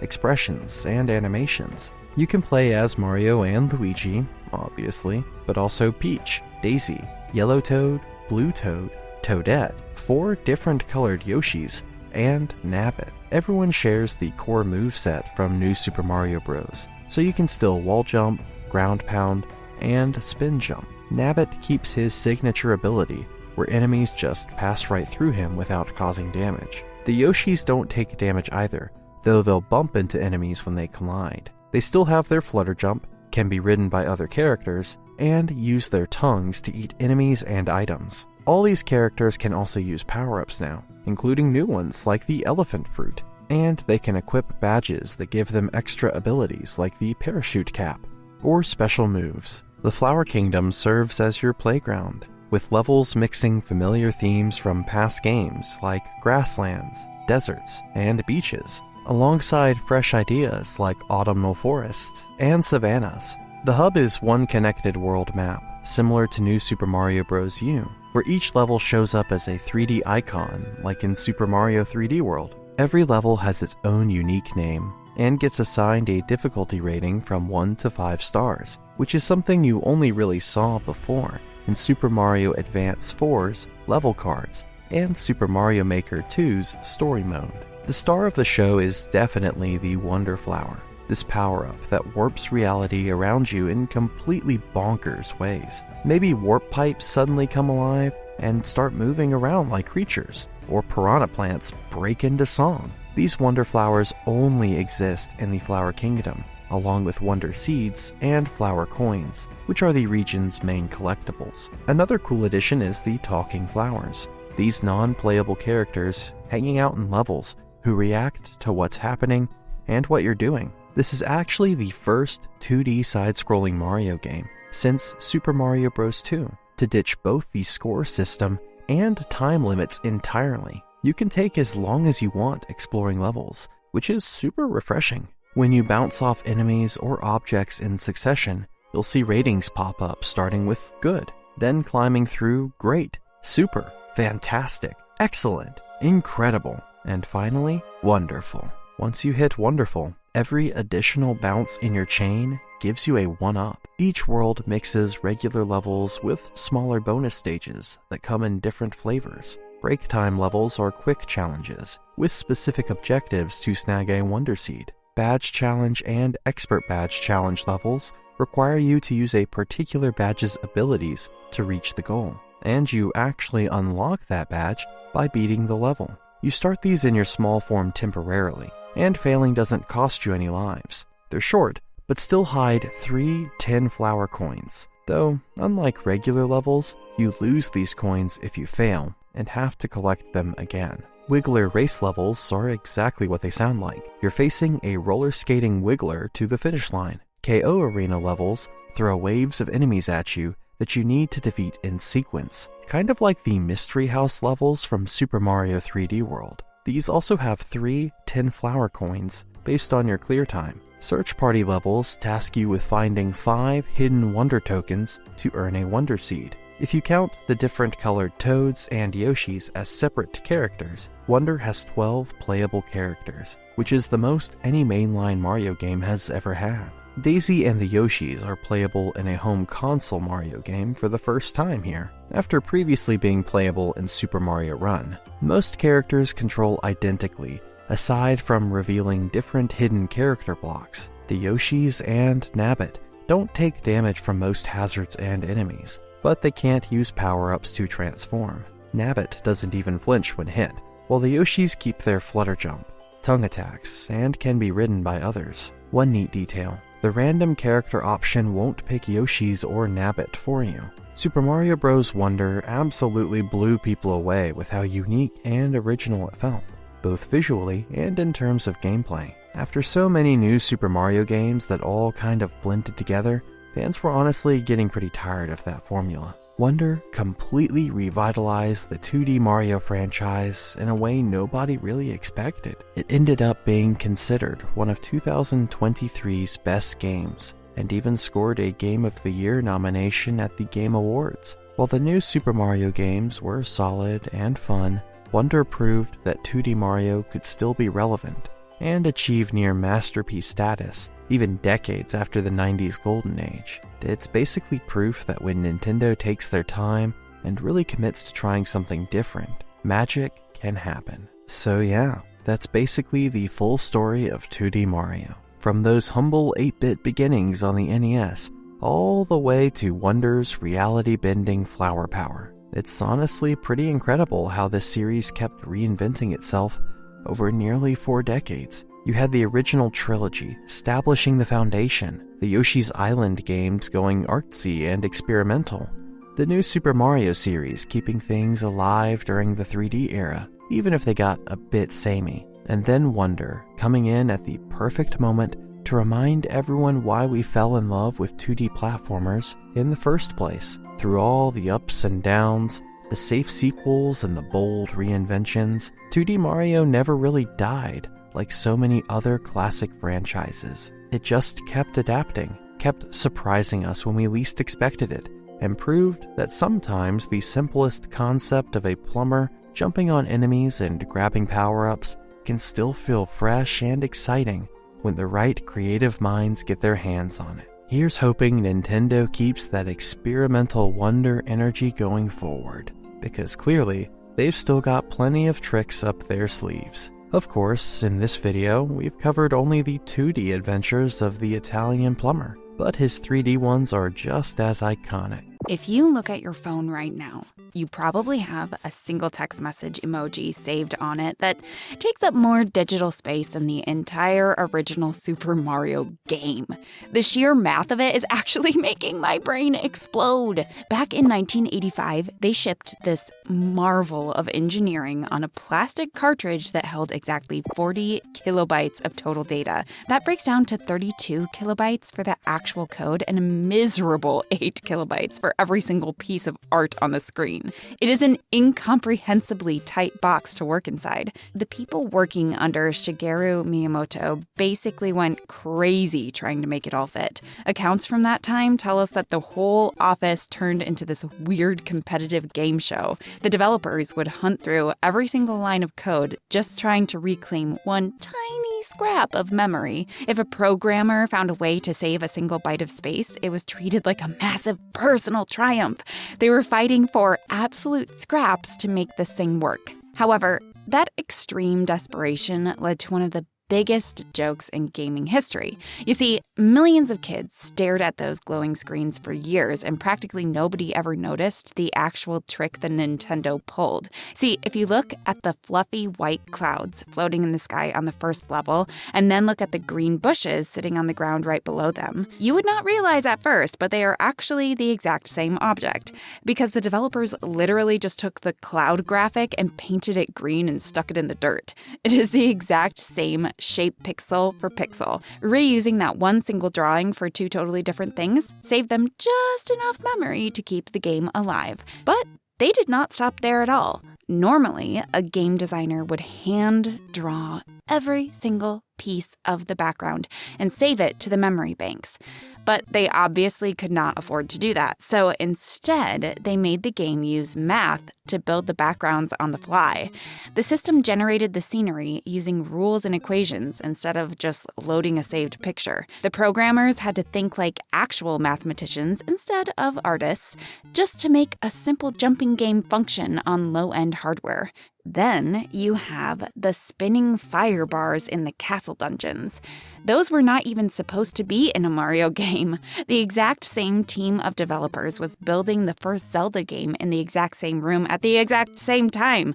They were sharing the same hardware and the same massive headaches. The fire bars were originally coded for the Zelda dungeons, but the developers realized they could just rip them out and drop them straight into the Bowser levels instead. Doing that suddenly freed up a lot of memory space for the Zelda project, while perfectly fixing a blank spot in the Mario castles. It was just brilliant recycling across two different franchises. Now let's talk about Super Mario Bros. 2. The thing about Super Mario Bros. 2 is that it is basically the biggest open scam in the history of commercial entertainment. Like, millions of kids across America and Europe begged their parents to buy this cartridge in 1988. They plugged it into their consoles, fully believing they were playing the next official chapter of the Mario story. They spent hours pulling vegetables out of the dirt and throwing them at these weird masked guys. But the reality is the game was essentially just a cheap hoax. It was completely fabricated. It was never created to be a Mario game at all. You see, the original game obviously made an insane amount of money in 1985. So Nintendo immediately builds a direct sequel for the Japanese market. They dropped it on the Famicom Disk System in the summer of 1986. That was the real, authentic Super Mario Bros. 2. We ended up calling it The Lost Levels years later. The problem is that the game was basically designed to make people suffer. They took the exact same engine and graphics from the first game, but cranked the difficulty to a point where it felt like the developers actually hated the players. There were poison mushrooms hiding in blocks that would shrink you instead of giving you a power-up.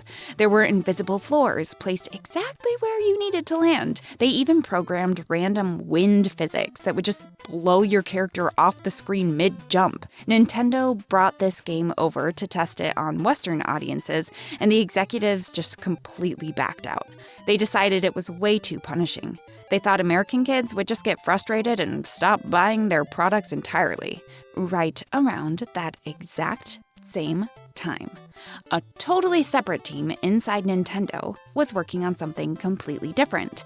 They were making a game called Doki Doki Panic. The entire purpose of this project was just to promote a random Japanese television network called Fuji TV.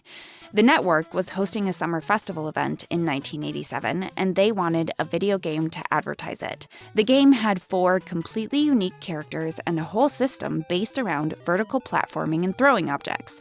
And the weirdest detail here is that Shigeru Miyamoto himself actually spent way more time working on this random television promo game than he did on the official Mario sequel. So Nintendo of America is sitting there panicking because they need a Mario game for the Western market, but they refuse to release the real one. So what they do is they just look over at Doki Doki Panic and basically hijack the entire project.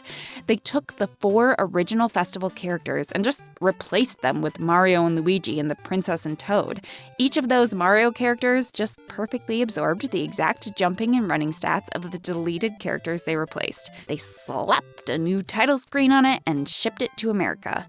Honestly, when you think about the long-term legacy of that one desperate business decision, it is completely wild. Think about Shy Guys or Pokies or the Bob-Ombs. Those are some of the most famous enemies in the entire franchise today. Bob-Ombs became so popular they literally got their own dedicated kingdom in Mario 64. But none of them were ever supposed to be Mario characters. They were designed for a Fuji TV commercial. The history of gaming usually starts with a guy in a garage coding Pong on a machine the size of a refrigerator. However, the origin of the biggest entertainment empire on the planet is actually not even related to technology at all.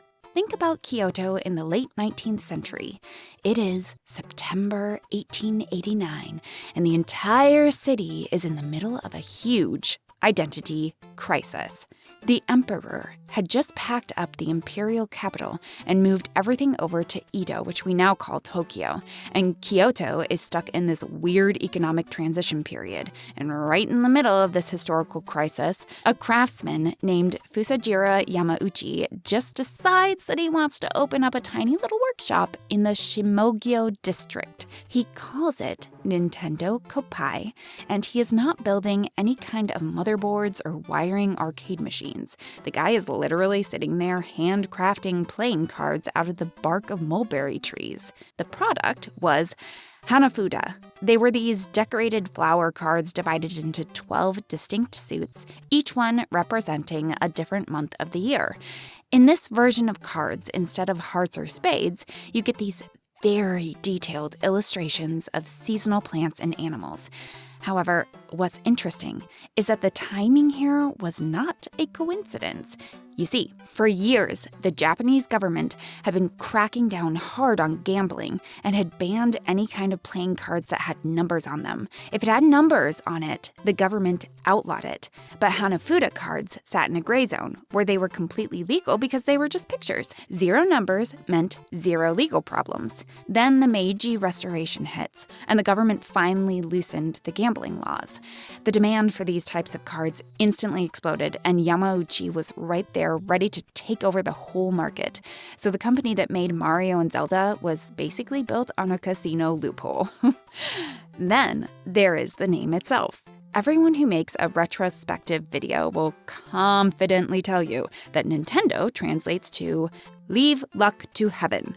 That's like the textbook definition of Nintendo. And yeah, it sounds cool, but the truth is that the company has never actually confirmed that translation. Even the direct descendants of Yamauchi have gone on the record and said that they have absolutely 0 clue about what the word actually means. It might translate to the Temple of Free Hanafuda or maybe work hard, but in the end, it is something that we never really got a straight answer to. However, after that, Fusajiro eventually ran into a massive succession problem because he had no male heirs to take over the empire. So instead of letting the company die, he used a traditional Japanese practice called mukuyoshi, where he literally arranged for his son-in-law, Sakiryo Kaneda, to legally adopt the Yamauchi surname just so the bloodline and the business could remain completely intact. By 1929, this guy took over, and Nintendo officially became the undisputed largest playing card manufacturer in the entire country. They incorporated as a legal entity in 1933. 2 decades later, in 1953, they became the very first company in Japan to figure out how to successfully mass-produce playing cards using plastic instead of tree bark. And then 1958 rolls around, and things get genuinely surreal. They managed to secure a licensing deal with Disney. Just process that timeline for a second. Mickey Mouse and Nintendo were officially coexisting on a physical product line nearly 60 years before Super Mario ever showed up at a Universal theme park. What makes this even crazier is that they did not even touch the concept of a video game until the 1970s. That is over 80 years as a company before they ever touched a video game. Today, the corporation is worth tens of billions of dollars and completely dictates the global gaming industry. But the most insane part of this entire timeline is how they have managed to keep the legacy intact after all these years. If you log onto their official Japanese website right now, you can still buy those exact same Hanafuda cards. 135 years of history, and they never actually stopped making the flower cards that started the whole thing. If you're enjoying the video so far, please consider subscribing. It is free and helps a lot. When people look at the red cap and mustache of Mario, they just assume it was some genius move made by an exceptional artist back at Nintendo. You'd think some designer sat down and carefully drew the perfect mascot to sell merchandise. But the actual truth is entirely technical and honestly a little bit disappointing. It was 1981, and Shigeru Miyamoto was staring at an arcade cabinet screen trying to build the player character for Donkey Kong. However, there was a small problem. He only had a 16 by 16 pixel grid to work with, and trying to fit an entire expressive human being into a microscopic square of light was a literal nightmare. The hardware was fighting them at every single step. The first massive hurdle the motherboard threw at them was hair. If a character runs and jumps, their hair has to move to look natural, and animating realistic hair physics requires multiple unique frames of animation and a lot of pixels just for hair. Miyamoto had zero system memory to spare for that kind of luxury, so he just slapped a hat on the guy. It was a completely static object that required exactly zero animation effort. The cap just sat there, glued to its head, and instantly communicated that this block of pixels was a person. So the hat was technically just a memory-saving hack. Then, they had to figure out the face. Try drawing a recognizable human mouth using maybe 3 glowing dots on a cathode ray tube monitor. It is completely impossible. Every time they tried to animate a moving jaw or a reacting face, it just turned into this weird-looking smear on the screen. The hardware at that time was also incapable of processing a believable mouth at that resolution. So, the solution they landed on was just dropping a massive thick black mustache right over the center of the face.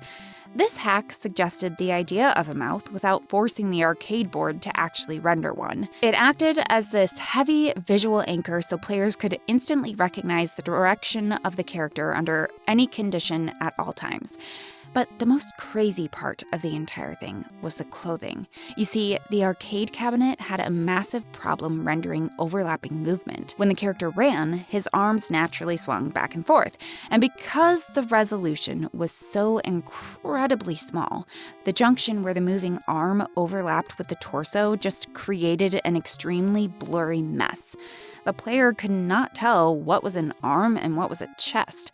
So Miyamoto fixed this problem by putting the character in bright overalls with a completely contrasting colored shirt underneath.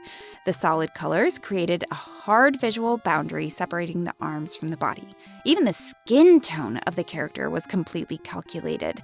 They picked a really warm and bright color solely because it popped perfectly against the pitch black backgrounds of those early arcade monitors. The thing was that the players needed to track the movements without losing the character in the dark, so every single pixel in the game was serving a technical function along with the aesthetic appeal. In short, the entire design of the most famous pop culture icon of the 20th century was quite literally forced into existence by the severe limitations of early 80s arcade hardware. The iconic look that we all know today was not art, but a feat of smart engineering. My head honestly hurts just thinking about how an entire global brand was accidentally birthed purely from a lack of RAM. What's amazing is how the biggest name in gaming history actually came to be. You would expect the name Mario to come from some massive boardroom meeting with a bunch of marketing guys in expensive suits,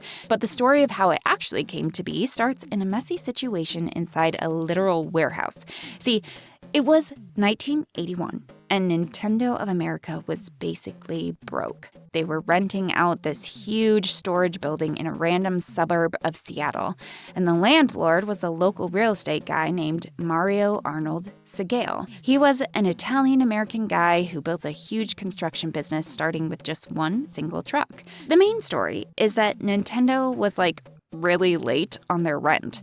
And at that same time, they were panicking, trying to get Donkey Kong ready for America.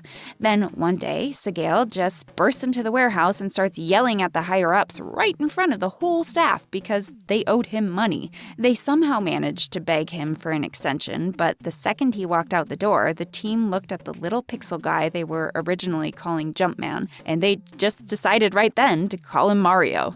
But there is another story from an old warehouse manager that makes it even stranger. He claims the whole thing was actually just a weird inside joke. He said Segale was a total ghost who hated talking to people. Almost nobody at Nintendo had ever even seen his face. So according to this theory, they named their global mascot after a random landlord who was practically a complete stranger to them. However, the craziest part of all this is the money behind the name.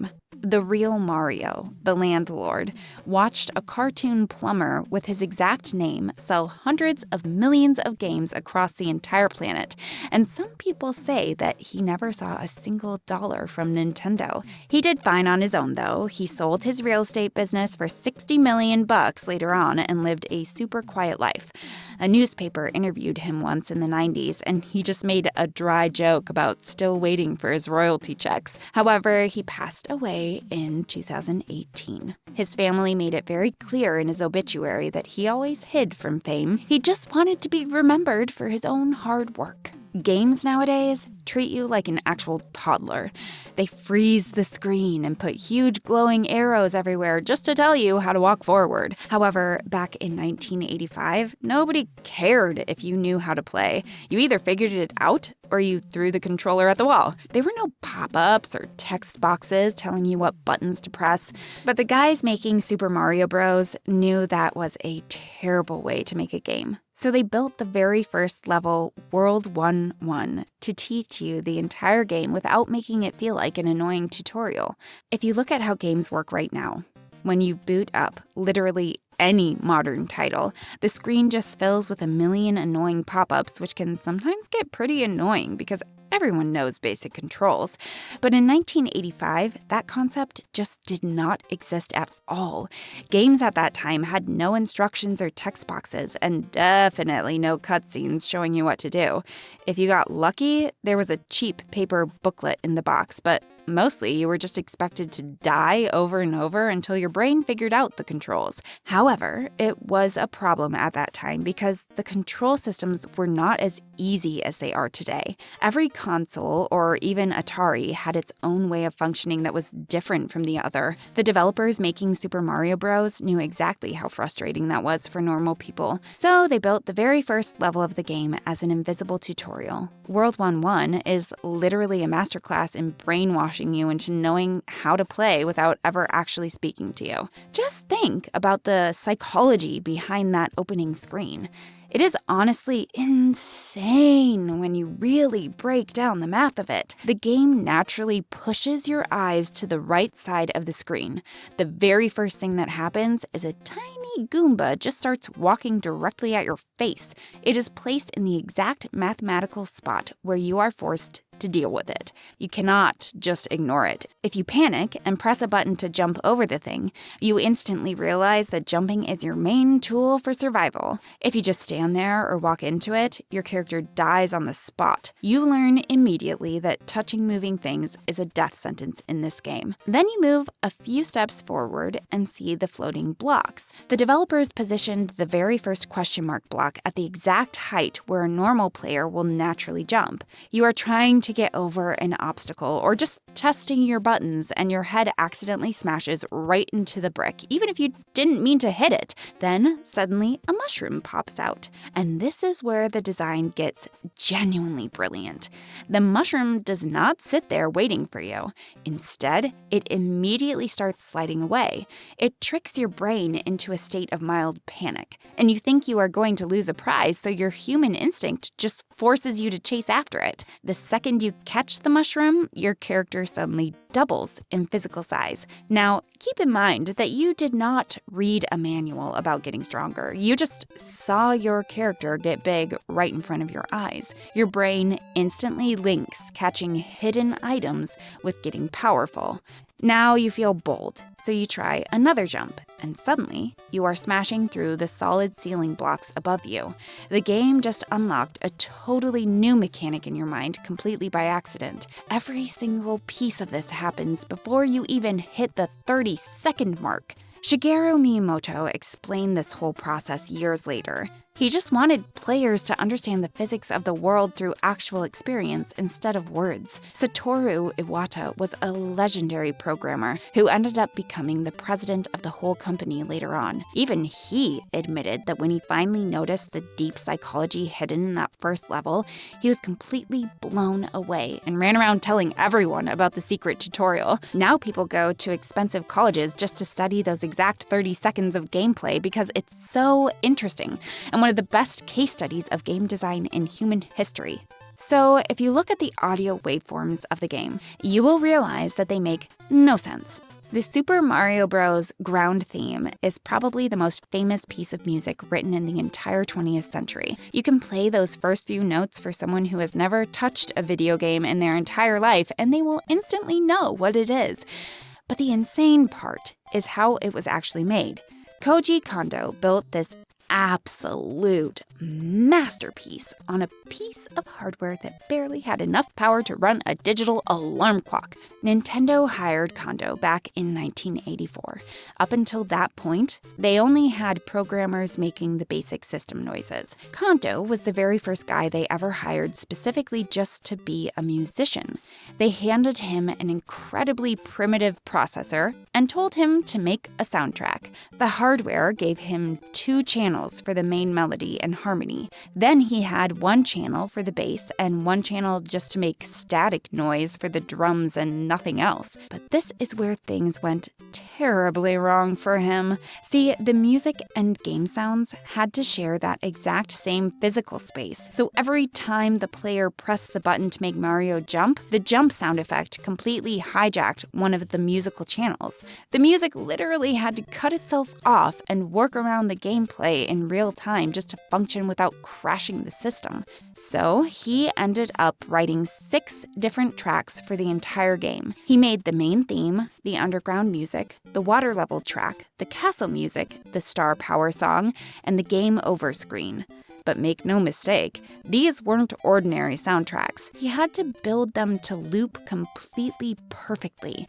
He used crazy psychological tricks so that kids sitting in front of a television for 6 hours straight would never consciously realize they were listening to the exact same short audio clip over and over again. Kondo admitted later that the main ground theme was an absolute nightmare to figure out.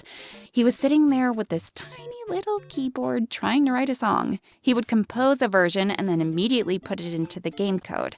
Then he would sit and watch actual footage of Mario running and jumping across the screen. If the musical beat landed on an empty space instead of locking in perfectly with a jump, he just threw the entire song in the garbage and started from scratch.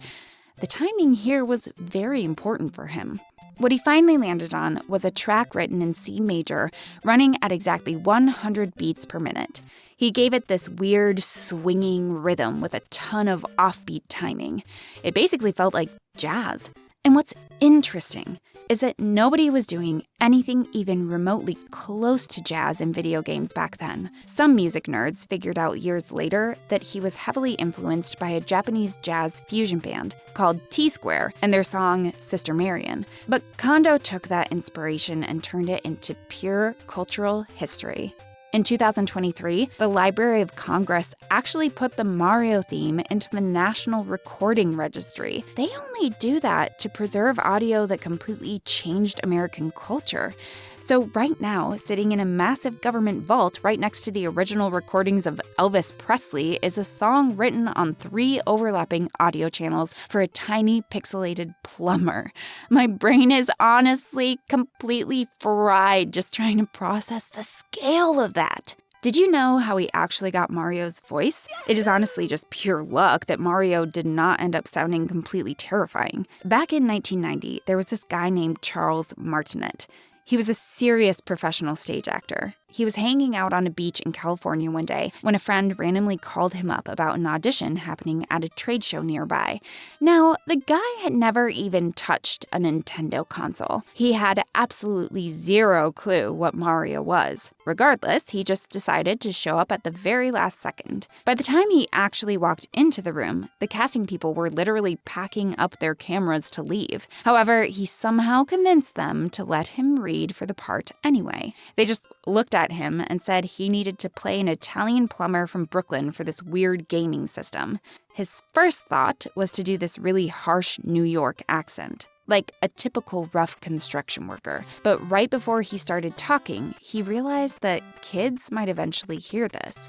He figured a mean-sounding plumber would just scare them. So he completely changed course and made up this incredibly warm and silly voice on the spot. He literally just started yapping in a high-pitched accent about making pizza and chasing people with spaghetti. He kept talking about ravioli and lasagna nonstop until the casting tape actually ran out of film. The Nintendo guys absolutely loved it. And the very next day, they flew him to officially make him the voice actor for Mario. For 5 solid years, he just sat hidden behind a curtain at random electronics shows. They had this setup where a floating computer generated Mario's head on a television screen and copied his exact facial expressions in real time. He would just sit back there watching people through a hidden camera and making up goofy conversations. He even admitted later that the iconic voice was actually just a recycled version of a gentle voice he used for an old Shakespeare play. Nobody else in the world really heard it until Super Mario 64 came out in 1996. After that, he just became the undisputed voice of gaming. He held the job for 32 straight years and broke a world record before he finally retired in 2023. Shigeru Miyamoto is probably the most patient guy in the entire gaming industry. You see, way back in 1985, when they were building the very first game, he had this one simple idea. He just wanted Mario to ride a dinosaur.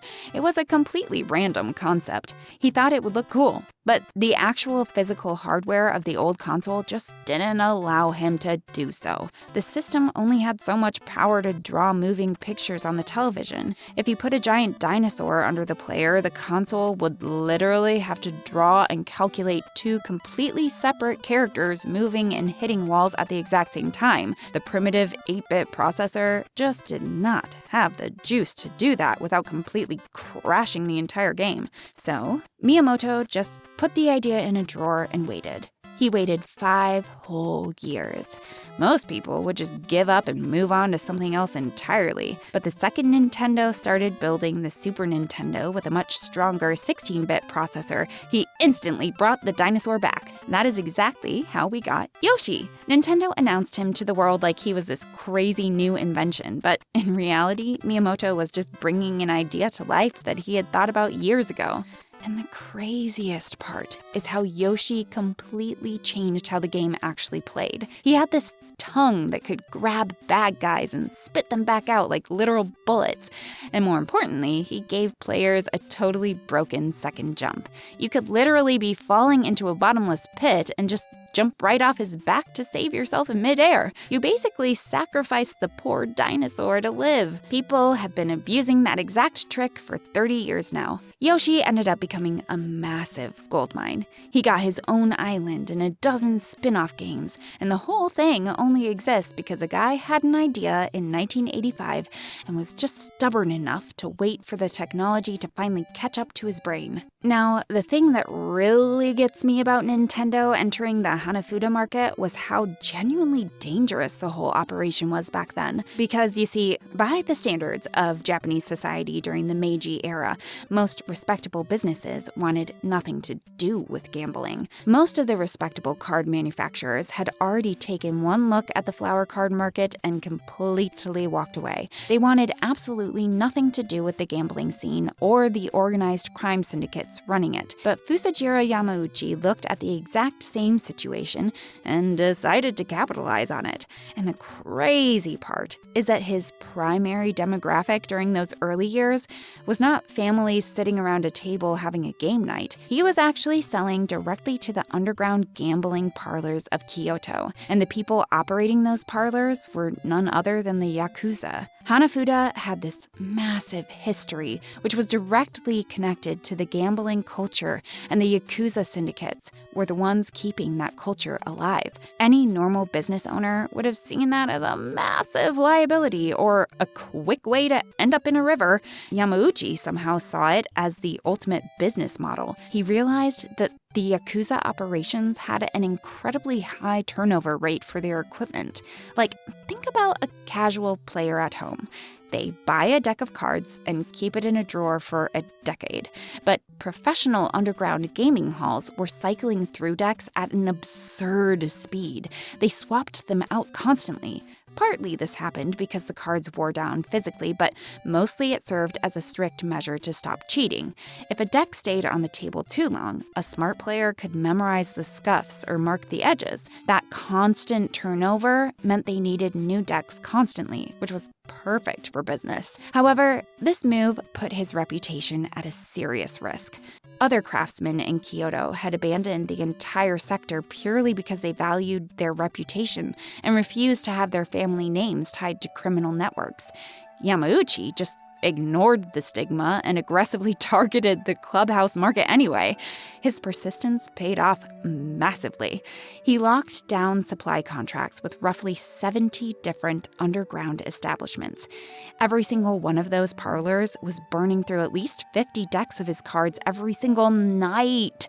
That many sales completely changed things. Nintendo went from a small workshop to a real operation with actual staff and scaled-up production. Honestly, this specific era is not some random detail that we can skip over.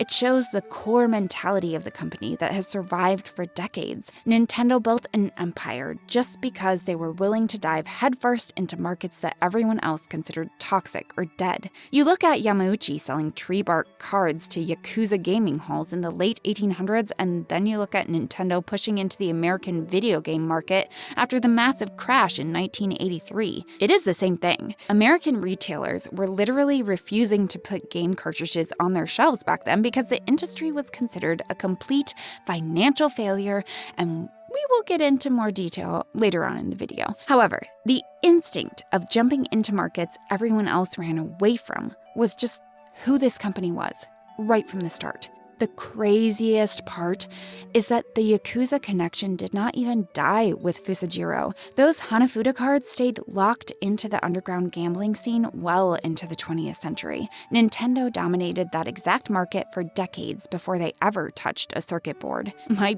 brain honestly can't wrap around the history here. The exact same company that supplied equipment to criminal syndicates and illegal betting rings eventually used that capital to build Mario Kart and The Legend of Zelda. It is just insane. We have to talk about how the entire gaming industry actually died before Nintendo saved it. In 1983, the gaming market in America was worth over $3 billion. However, by 1985, it had completely collapsed down to just $100 million. That is an insane 97% wipeout in 24 months. An entire massive sector of entertainment just completely ceased to exist. The main reason was that the dominant console at the time had zero rules. Atari let literally anyone make games for their system without any quality checks, so the market just flooded with absolute garbage. Over 130 games dropped in 1982 alone, and the consumers just could not keep up. Stores panicked because they had way too much inventory. They threw everything into the clearance bin for 99 cents. That made it totally impossible for good developers to make their money back because their actual games were sitting right next to trash that cost $1. The absolute peak of this disaster was the E.T. game. They built the entire thing in 5 weeks just to cash in on the movie hype. However, it was completely unplayable. You basically just fell into random pits looking for telephone parts. Atari was so arrogant, they manufactured over 5 million copies. And only about 1.5 million actually sold. The leftover surplus was so massive that Atari literally drove the unsold plastic out to a desert in New Mexico and buried it in a landfill. Everyone thought that was a fake urban legend for decades until somebody actually dug up the dirt in 2014 and found the crushed cartridges. Oh, the fallout was brutal. Atari fired around 3,000 employees almost overnight. Other tech companies just abandoned the gaming sector completely. It got so incredibly bad that American retail stores actively refused to put any new gaming hardware on their shelves. They thought video games were just a stupid dead fad. The entire industry was a literal graveyard. And that is exactly when Nintendo decided to walk in to sell a console. Honestly, the fact they even got a single meeting with store owners without getting laughed out of the room is a total miracle. But to understand the full extent of this situation, we need to get into more detail. Now, let's look at the situation Nintendo was walking into back in 1985. They had this incredibly powerful new gaming system sitting in their hands, and literally no store in America would let them put it on a shelf. The massive crash from 2 years earlier had completely traumatized retail buyers. If you even said the words video game console to a store manager, they would just physically cringe and kick you out of their office. The entire concept was just poison garbage to them. So Nintendo did something completely insane. They just stopped selling a video game console entirely. They wiped the word game right off the box. They called the actual plastic machine a control deck. They called the cartridges game packs. The whole thing was rebranded as the Nintendo Entertainment System. A marketing manager named Gail Tilden actually sat down and invented all these terms specifically to trick people. They needed buyers to think this was some high-end, fancy electronics setup instead of the same cheap trash Atari was making. But changing the words was not enough. They needed a literal Trojan horse to get past the front door of the retail stores. That is exactly why they built a little plastic guy named Rob. It stood for Robotic Operating Buddy. Gunpei Yokoi was a legendary engineer at Nintendo, and he designed this gray, 1-foot-tall robot with motorized arms. It had these crude little eyes that reacted to flashes of light coming from the television screen. Nintendo shoved him into the huge deluxe set box right alongside the console and 2 controllers and a light gun and 2 starter games called Gyromite and Duck Hunt. The whole massive bundle cost about $180 back then, which is roughly over $500 today. And here is the absolute funniest part of the entire operation. The robot was complete garbage.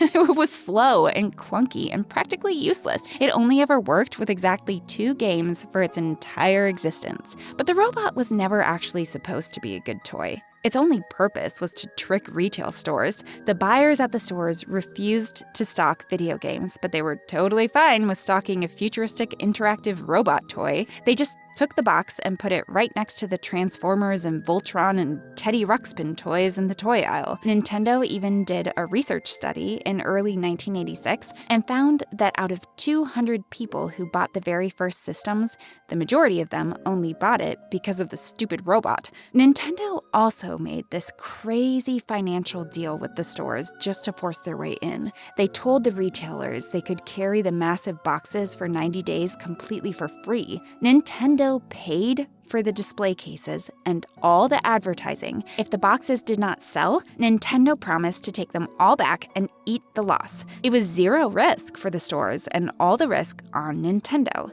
Obviously, the stores finally agreed. Once the consoles were actually sitting on store shelves, the trap was officially set. Kids brought the boxes home and completely ignored the robot after a week. They realized what was hiding inside, and word of mouth just completely exploded. By 1988, Nintendo owned 70% of the entire American gaming market. They conquered the country using a totally useless piece of plastic as a disguise. It is honestly one of the most insane and smart marketing strategies any company has ever pulled.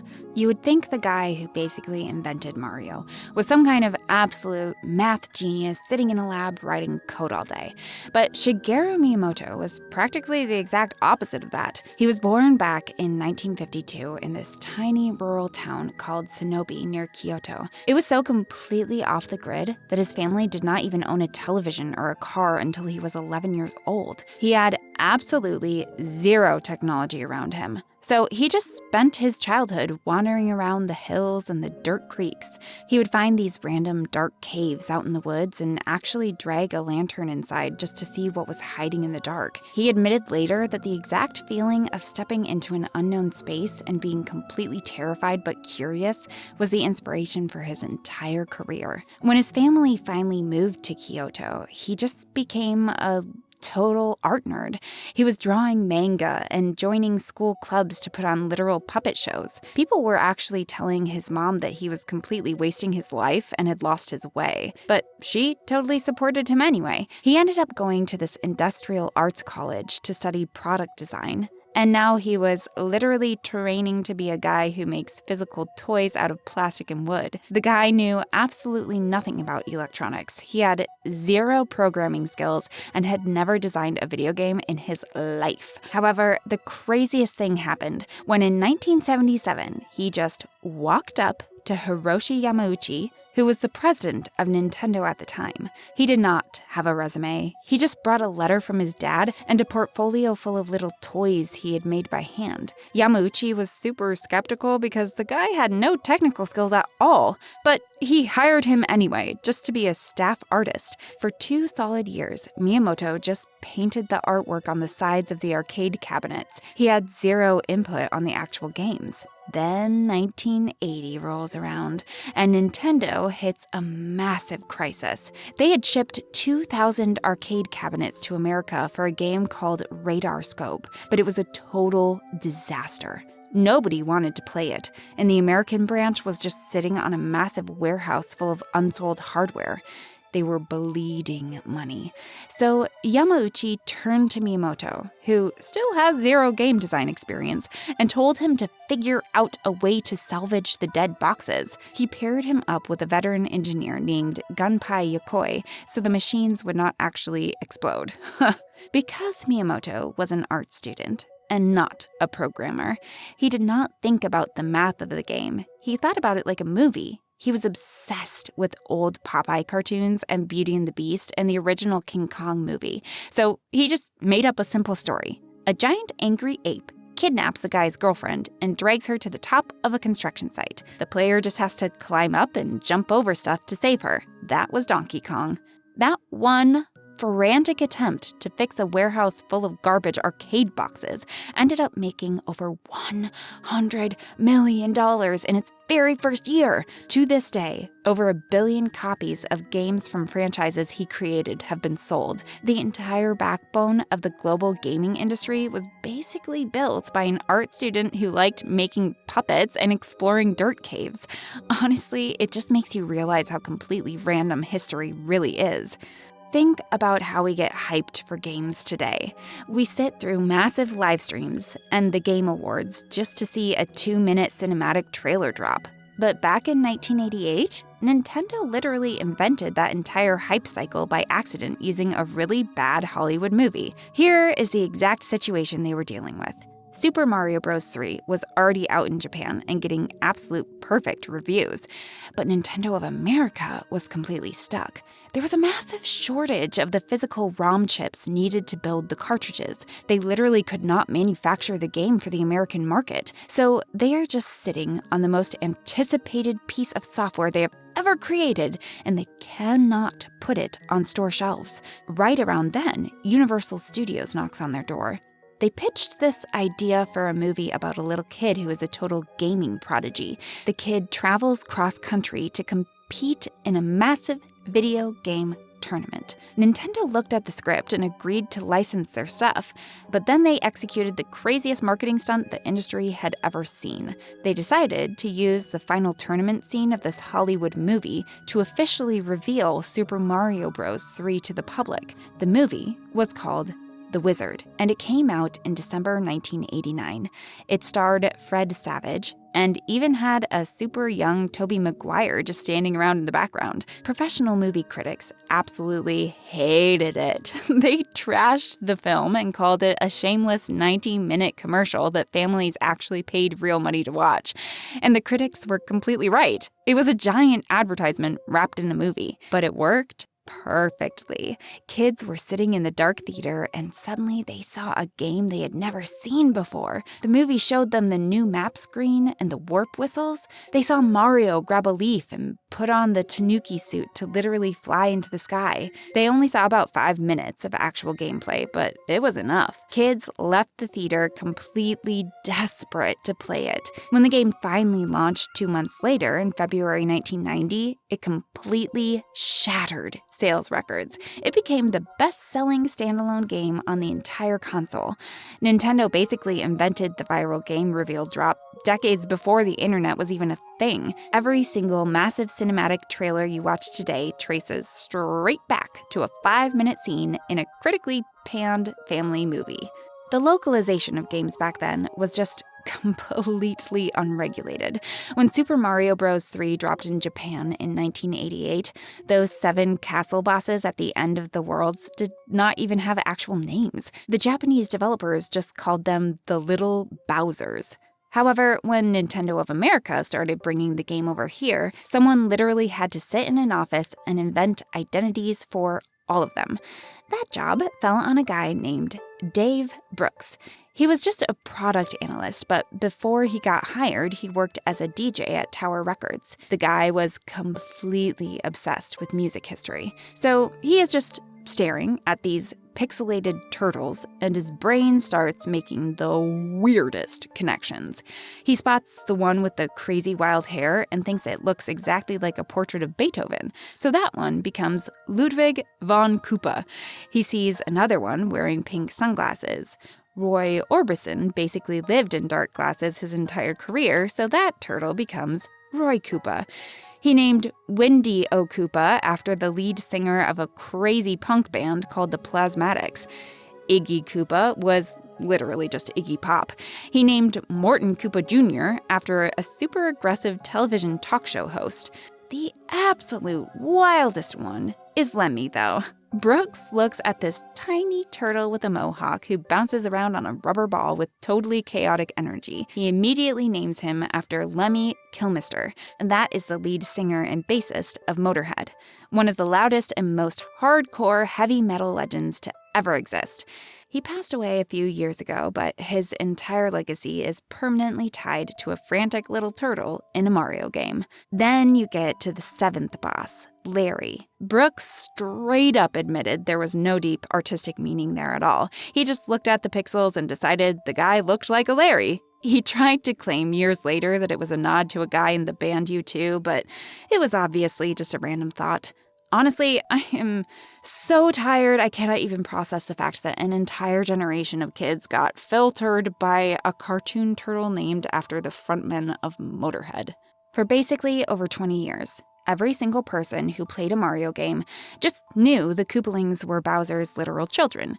It was not even a debate or a fan theory. It was printed as absolute fact in the official instruction manuals and the strategy guides that kids bought at the store. Even that old animated cartoon show depicted them as a big, chaotic family living together. If you went into Super Smash Bros. Melee and read the trophy descriptions, it explicitly told you that Bowser had a long history of kidnapping the princess and used his kids to set traps for Mario. For millions of people, these 7 weird little turtles were his actual brood, and that was just the foundation of the lore. Then 2012 happens, and Shigeru Miyamoto just decides to casually blow the entire thing up during a random interview. Someone asked him a question about Bowser Jr., who had showed up in Super Mario Sunshine as the new kid on the block, and Miyamoto just drops a bomb out of nowhere. He said that Bowser Jr. was actually the only child Bowser ever had. He literally stated that the original 7 Koopalings were not Bowser's children at all. He just said it in a sentence, and the entire family tree of the biggest villain in gaming history was basically deleted on the spot. Honestly, the fallout from this was a massive headache for the community. People had spent a huge chunk of their lives thinking of these characters as a family. Their whole loyalty to Bowser and the way they ran his castles just felt like it had this deep personal connection. Now, they were suddenly stripped of their titles and demoted to just being high-ranking minions. They are essentially just very loyal employees who happen to look exactly like their boss and share his last name for some reason that nobody has bothered to explain. It makes the whole dynamic feel really cold and corporate compared to before. The way Nintendo handled the mess created even more confusion. They did not even bother to go back and fix the old games. If you play a re-release of an old title from the 80s or 90s, the text still calls them his children. They just let the contradictions sit there like they do not even care about the logic of it. In Smash Bros. 4, they even added this weird bit of dialogue where a character says the relationship between Bowser and the Koopalings is a total mystery. They basically just shrugged their shoulders and admitted they made a mistake they can't fix. It is honestly hard to imagine the level of stress in Nintendo's office back in 1994 when Shigeru Miyamoto decided the next Mario game had to be fully 3D, because he immediately hit a wall that basically no one had ever really dealt with on this scale before. The problem was just where do you put the camera? In the old 2D games, it was simple. The screen just follows you sideways on a flat line. But once you can move in every single direction at once, The camera has to somehow show you the world without making you motion sick or hiding the floor right before you jump into a pit. They officially started working on Super Mario 64 in September of 1994. And according to Miyamoto, the team spent months and months, maybe even a whole entire year, just working on the camera system. They did not even start making the actual levels yet. They were just stuck in this loop of testing thousands of different ways to make it look right. They tried locking it in place. They tried letting the player move it. They tried having it follow Mario's speed. Every single time they built a prototype, it just felt bad or confusing. So they threw it out and started over. The solution they finally landed on was actually kind of a genius joke. They decided to make the camera an actual character inside the game world. In the story, the camera is being held by Lakitu. You know, that cloud guy with the fishing pole from the original game? He is just flying around behind Mario and trying his best to keep him in the shot. You can actually see the little guy if you walk up to the giant mirror in the castle. He is right there in the reflection holding a camera. It turned a massive technical nightmare into a funny bit of world building. But the weirdest part of the development was this massive argument the team had over how jumping should feel. In the 2D games, everything was about perfect math. If a gap was 4 blocks wide, you had to jump exactly 4 blocks. But Miyamoto realized that in 3D, that kind of precision just makes the game feel clunky and annoying. He wanted it to be about intuition. He basically told his team that if a player was reasonably close to the edge of a platform, they should just make the jump. His staff actually got really mad about it. They thought the game was becoming too messy and imprecise. Miyamoto had to basically pull rank and tell them that feeling good was way more important than being mathematically perfect. When the game finally came out in 1996, it changed everything. Many big names in the gaming industry even said that anyone making 3D games today who says they did not steal something from Mario is just lying. They basically wrote the entire rulebook for how we move through digital space. Everyone always called Super Mario 3 the greatest video game ever made. IGN literally ranked it as the #1 NES game of all time. We all bought into this massive epic adventure to save the Mushroom Kingdom, but if you actually looked closely at the screen back then, the entire thing was just fake. It was actually a theatrical stage play. And no, it's not some random internet theory either. Well, maybe it is, but there is evidence proving this theory because the game literally shows it to us from the very first second you hit start. Think about the opening screen. It does not start with some grand cinematic shot of the real world. There is a literal stage curtain that pulls up to the ceiling. You see the characters physically unfolding backdrops and moving props into place to set up the world map. It was treated exactly like a production crew setting up a stage. And when you finally jump into the actual levels, you realize that the ground is never made of real dirt or grass. It's all wooden boards and beams that look identical to a raised wooden platform in a theater. But the absolute dead giveaway was the lighting. When enemies walk around, they cast hard shadows on the sky behind them. Real outdoor environments do not produce shadows on the horizon. The only way that physically made sense was if the sky was just a flat, painted panel sitting right behind the actors.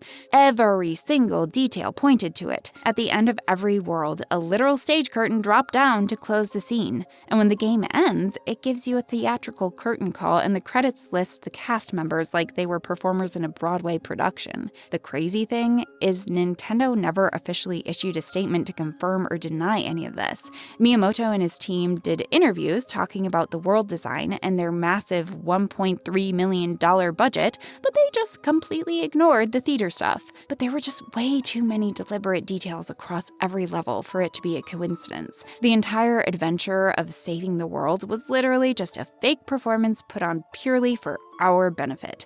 Honestly, my brain is just totally fried trying to figure out why they spent that kind of budget just to build a fake world inside another fake world. You know Bowser, right? We talked about him just a while back. The tyrant who has been kidnapping Peach for 40 years. But the way he got his name is honestly one of the weirdest things in all of fiction. See, over in Japan, they do not call him Bowser. His official name over there is Koopa. Or if you want the full formal title, it is Daimao Koopa, which translates to Great Demon King Koopa. That sounds super intimidating until you realize how Shigeru Miyamoto actually picked the name. He was just brainstorming ideas during the original development, and his entire shortlist was literally just a menu of Korean food. I'm not even joking about this. The name Koopa is just the Japanese translation for gukbap. That is a Korean comfort food where you just dump rice into hot soup. That's it. The greatest villain in video game history is named after a bowl of soup. And it gets stupider because Miyamoto had other options. He seriously considered naming the guy Yuki, which comes from a dish made of raw marinated beef. He also thought about calling him bibimbap after the mixed rice bowl bibimbap. All three of those menu items were sitting right there on the table, and soup somehow won the contest. Miyamoto has never really explained why he was so obsessed with naming his characters after food. The best guess anyone has is that it was just a popular trend in Japanese manga back then. Like, Dragon Ball was doing it with all their characters, so maybe Nintendo just copied the vibe. But the visual design is where things get genuinely unhinged. Miyamoto did not even want Bowser to be a turtle at first. His original concept was literally an ox. He was watching this old 1960 anime movie called Alakazam the Great, and he really liked the Bull Demon King character from it. Then, this professional artist named Yoichi Katabe joined the company. Nintendo asked him to make some fresh character illustrations. Katabe takes one look at Miyamoto's original box art and is completely confused. He straight up told them the guy looked like a hippo. Right around then, another designer named Takashi Takuza comes in. He points out that the entire army of minions are turtles, so it makes absolutely zero sense for the leader of the turtles to be a giant mammal. He told them the boss needs to be a turtle too. Miyamoto finally agreed. So Katabe threw away the ox idea and redesigned the whole character from scratch. He based the new look on the Chinese softshell turtle purely because those specific turtles are known for being incredibly aggressive and mean. It was basically the perfect model for a villain. Miyamoto saw the new drawings and was just super relieved. He literally said, "Wow, I can make Bowser look cool now." But here is the absolute most frustrating part of this entire rabbit hole. We have all this deep lore about the Japanese name and the soup and the hippo drawings, but nobody has any clue where the English name for Bowser actually came from. There is zero official record of it. Nintendo has never told anyone who picked it or why. Some people think maybe it was just a popular name for pet dogs back in the 80s. Other people think whoever translated it just wanted a word that started with the letter B to match the rejected Bibinba name, but it is all just blind guessing. One of the most famous words in the entire gaming industry is just a giant black space, and honestly, I have no idea where it came from. However, now that we have talked about Bowser, we have to talk about Princess Peach because her entire identity in America was basically a lie invented by a random marketing guy in a suit. Over in Japan, she was always just Princess Peach, right from the very beginning in 1985. The original Japanese name was Peachy Hime, which literally translates straight to Princess Peach. Shigeru Miyamoto had this whole logic figured out in his head. He connected princesses with girls, and girls with the color pink, and pink with peaches. Plus, over in Japanese folklore, the peach is this massive symbol of feminine beauty and divine protection. It was a really simple and poetic name. But nobody in America knew that for an entire decade. When Nintendo brought the original game over to the West, they just outsourced the instruction manual to some random external advertising agency. These ad guys got absolutely zero notes or guidelines from the actual developers in Japan. They just looked at the game and realized she ruled the Mushroom Kingdom. So they figured a toadstool is a type of mushroom, so let us just call her Princess Toadstool. It was just a random guess. They made it up on the spot and printed it in millions of booklets. And that was it. Princess Toadstool became an absolute staple of American pop culture. That fake name just stuck for 10 solid years. Kids played the second game and the third game and Super Mario World, and she was Toadstool the entire time. There was no internet back then, so the players had absolutely zero clue that the American version was totally disconnected from what the Japanese creators actually wanted. The whole mess finally got fixed when they were making Super Mario 64. The localization manager for Nintendo of America was this woman named Leslie Swan. She actually did the voice acting for Peach in that game too.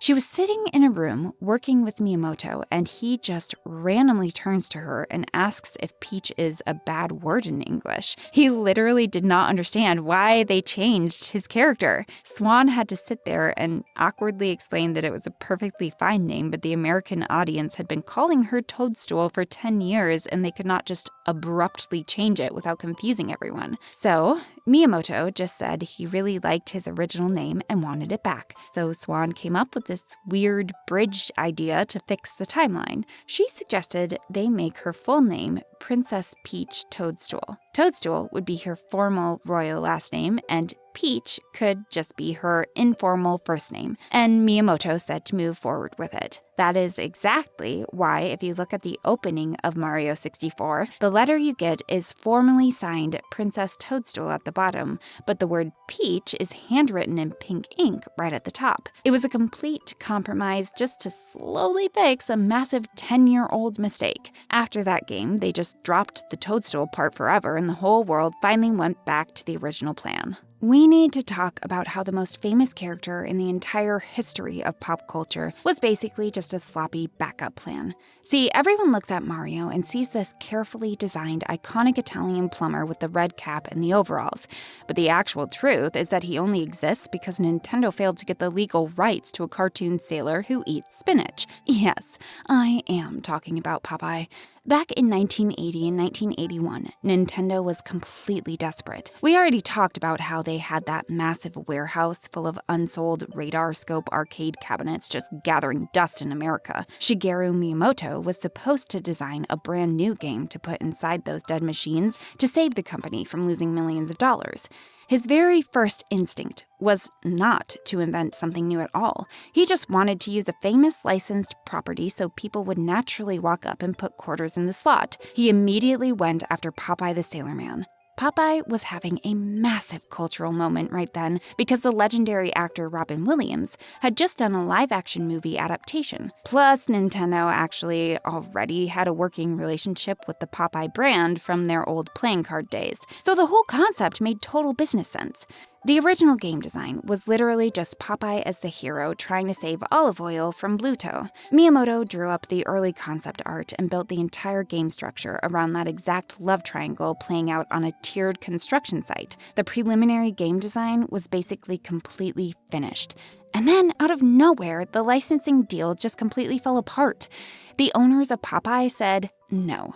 Miyamoto actually said it felt like somebody kicked the ladder right out from under them. They were completely stuck with all these arcade cabinets and absolutely zero characters to put in them. So they just sat in a room and decided to make up their own original characters to fill in the blank spots. They kept the exact same mechanical narrative structure. A hero loves a woman, and a villain steals her, and the hero has to jump over physical obstacles to get her back. They just swapped the character models out. Instead of Popeye, they drew a little guy named Jumpman, who eventually became Mario. Instead of olive oil, they drew a girl named Lady, who eventually became Pauline. When it came to replacing Bluto, Miyamoto just wanted a really big guy who was not too gross or purely evil. King Kong was a huge cultural touchstone back then, so a giant gorilla just felt like the right move. That is literally exactly how we got Donkey Kong. The craziest part is how the game mechanics actually carried over. Popeye originally got his super strength from eating cans of spinach. Miyamoto took that same exact concept of eating food to get stronger and turned it into the magic mushrooms and fire flowers for Super Mario Bros. A few years later. The literal structural DNA of a 1930s cartoon sailor is permanently buried inside the Mario code. And the absolute cherry on top of this entire story is what happened next.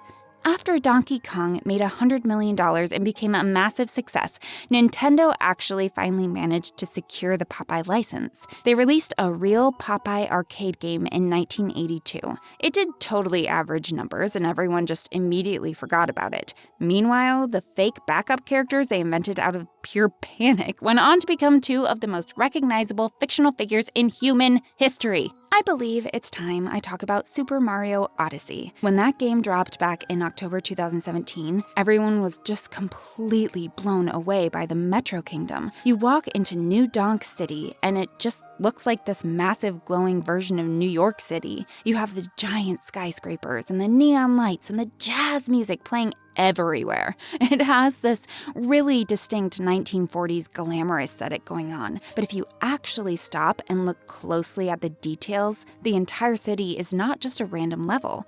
It is this ridiculously meticulous love letter to the entire 36-year history of the Mario franchise. They literally encoded the entire legacy of the games into the architecture and the people walking around and the backstory of the mayor. Like, just look at the name of the place. New Donk City is obviously a direct reference to Donkey Kong.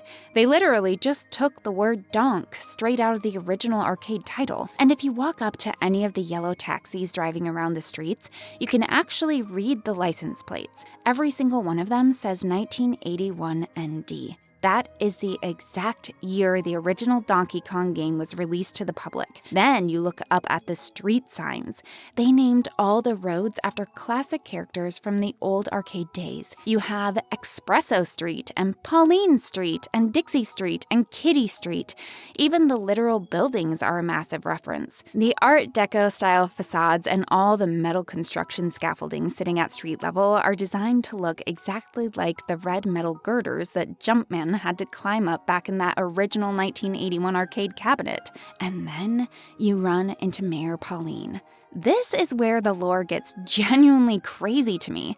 Back in 1981, she did not even have a real name. She was literally just called Lady. She was the original damsel in distress that Mario was trying to save from the giant ape.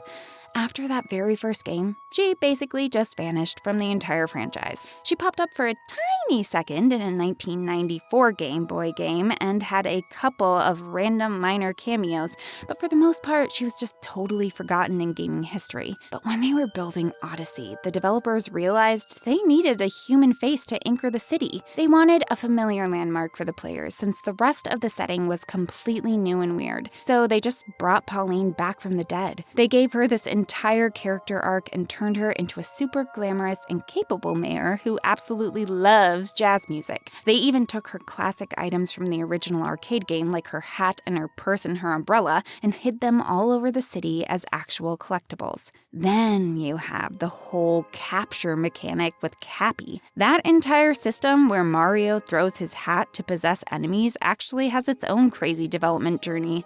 The director Kenta Motokura said it all started just because of the physical Nintendo Switch controllers. They had those Joy-Con motion controls, and the developers realized the physical throwing gesture felt really good in your hands. That physical movement gave them the idea for a capture mechanic, but then they realized they actually needed a character to explain why the hat was alive. So Cappy was born, literally just to justify a controller movement.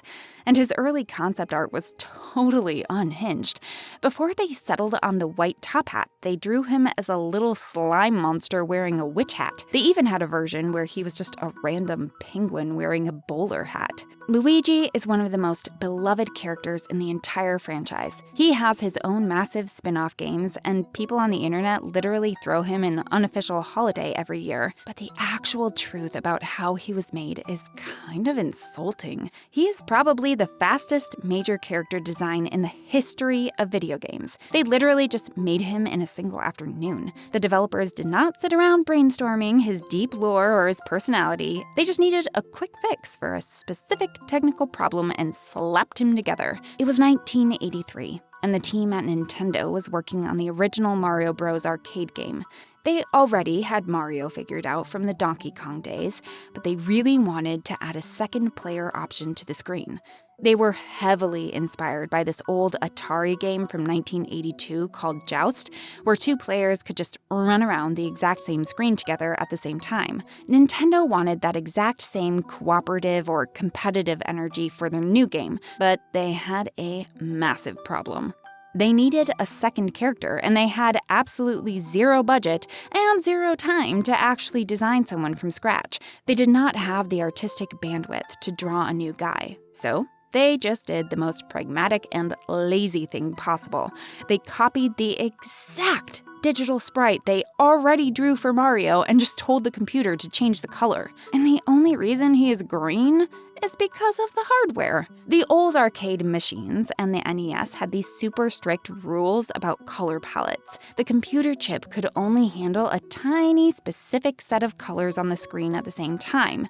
Green just happened to be sitting right there in the available memory bank, and it looked completely different from the red they used for Mario. So Luigi became the green brother purely because the motherboard said so. It is the exact same weird technical logic that forced them to give Mario his mustache and his hat. Then you get to his actual name. You would think Luigi is just a classic Italian name they picked out of a hat because it sounds good next to Mario. And part of that is true. But according to a bunch of different accounts, there was literally just a local pizza restaurant near the Nintendo of America offices called Mario and Luigi. The staff used to eat there all the time. They basically just stole the name from a pizza joint they liked. In the early days, the promotional materials actually called him the twin brother. Then later on, the lore just kind of drifted and they officially made him the younger brother instead. The canon just shifted whenever they felt like it. But the craziest part about all of this is what happened to him over the years. He started out as a completely literal afterthought, just a green copy-pasted clone to let your little brother play the game. But over decades, he actually grew into a character with way more genuine personality than Mario ever had. Mario is just perfectly brave and sunny all the time, but Luigi is anxious and cautious and constantly terrified of everything. When they finally gave him his own starring role in Luigi's Mansion back in 2001, it cemented that whole haunted coward identity perfectly. And then the internet just took over. By the time Mario Kart 8 came out in 2014, people were obsessing over the Luigi death stare meme. He evolved from a lazy memory-saving trick into this massive cultural icon with a fully fleshed-out personality. Now, if we talk about Super Mario Kart, you know that you literally cannot go to a party or a friend's house without seeing someone booting up Mario Kart 8 on a couch. It is a multi-billion-dollar franchise that basically prints money for Nintendo to this day. But the entire reason it even exists is just because one single programmer got annoyed that his coworkers told him his idea was technically impossible. Back in 1990, Nintendo was working on a futuristic racing game called F-Zero. The team was really focused on making that game run as incredibly fast as possible for the Super Nintendo. One of the programmers on the team was a guy named Hideki Kano. He started messing around in his free time trying to build a split-screen multiplayer mode for racing. The rest of the development team basically told him to stop wasting his time. They thought the physical hardware of the SNES was just way too weak to render two completely different player perspectives on the screen at the exact same time while keeping a high frame rate. They thought it would just completely melt the processor. But Kano just flat out disagreed with them. He spent his own spare time pushing the hardware until he actually built a fully working split-screen prototype. Another guy named Yoshiaki Koizumi helped him out with it too. He is the guy who ended up doing massive work on Super Mario 64 and Odyssey later on. So they get this prototype running, and they show it to Shigeru Miyamoto. Miyamoto looks at it and thinks the tech is really cool, but the actual racing feels completely empty. He told them the cars needed actual personality and recognizable characters driving them to make people care. Instead of inventing a whole new cast of racers, Miyamoto just told them to grab the characters from the Mushroom Kingdom. It was the easiest shortcut ever. They threw in Mario and Luigi and the Princess and Yoshi and Bowser. They even tossed in Donkey Kong Jr. and Toad and the Koopa Troopa. It gave them this instantly recognizable roster of 8 racers right out of the gate. Nobody needed to read a manual to know who these guys were. Then Miyamoto took it a step further. He suggested they add power-ups directly from the Mario universe into the race. That one single suggestion is what gave us the item boxes. Suddenly, you could throw banana peels on the track or shoot green shells at your friends. You could pop a mushroom to go faster or grab a star for temporary invincibility. When they play-tested that mechanic, they realized immediately that throwing items at each other was way more fun than just driving in empty circles. It became the entire core identity of the game.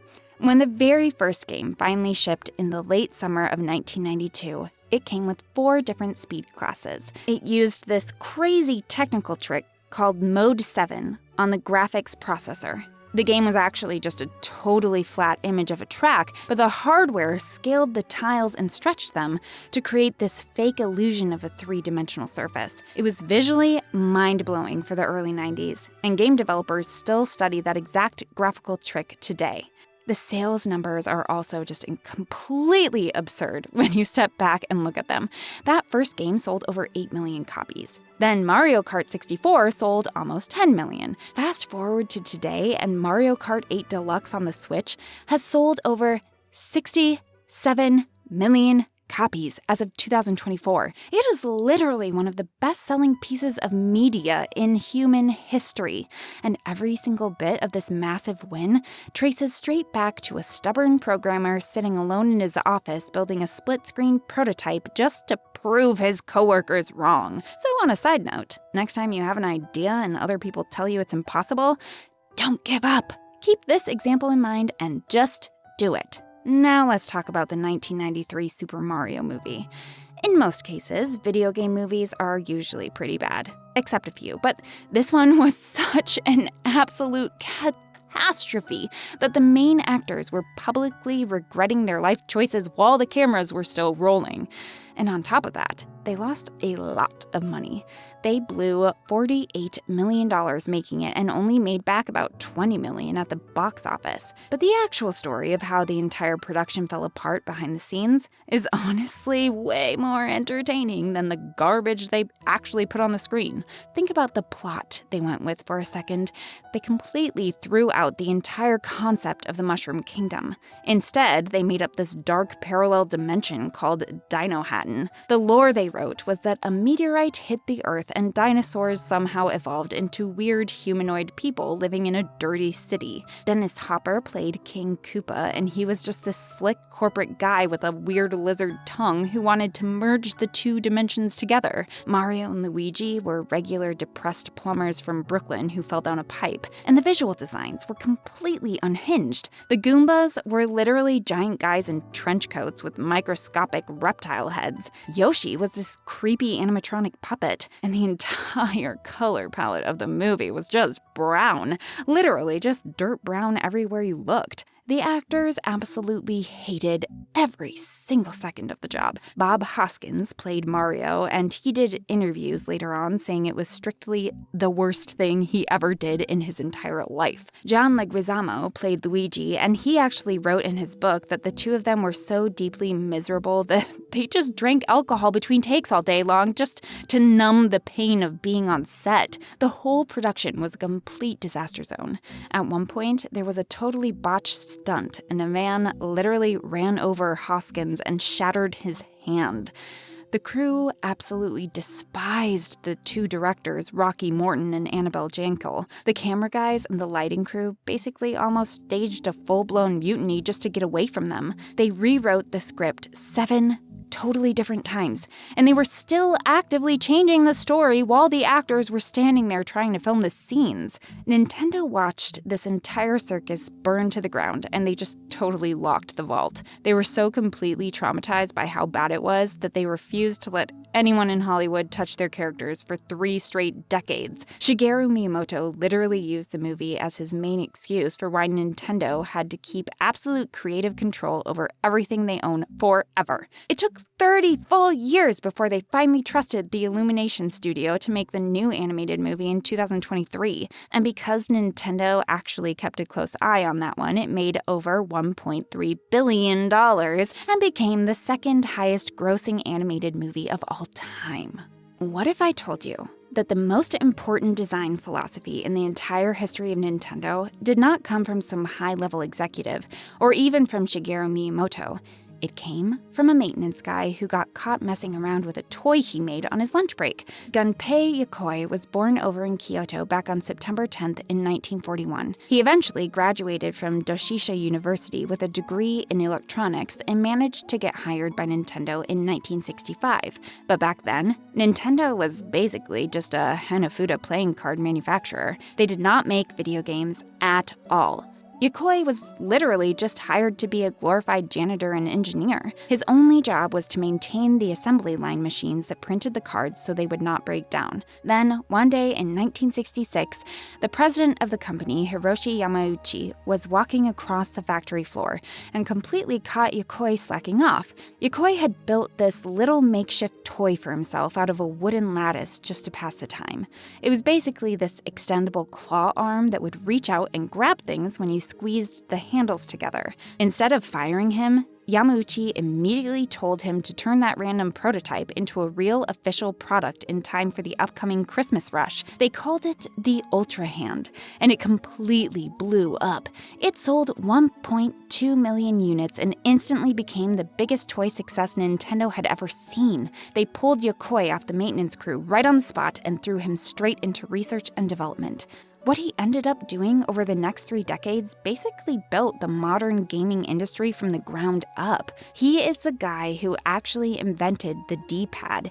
You know that cross-shaped directional pad that is sitting on literally every single video game controller in the entire world right now? He designed the original Game & Watch handhelds. He personally mentored Miyamoto on the very first Donkey Kong arcade game. He was the guy who oversaw the development of that weird Rob robot accessory that saved the American market. On top of all that, he literally produced Metroid and Kid Icarus and completely created the original Game Boy. But his real secret weapon was his personal philosophy. He called it the lateral thinking of withered technology, or Kareta Jijutsu no Suihai Shiko, if you want the exact Japanese phrase, and I probably butchered that. It sounds super complicated, but the idea was actually deceptively simple. He totally refused to chase brand new, expensive, cutting-edge technology. Instead, he believed in taking cheap, mature technology that everyone already understood and finding totally creative new ways to use it. The Game Boy is the absolute perfect example of this.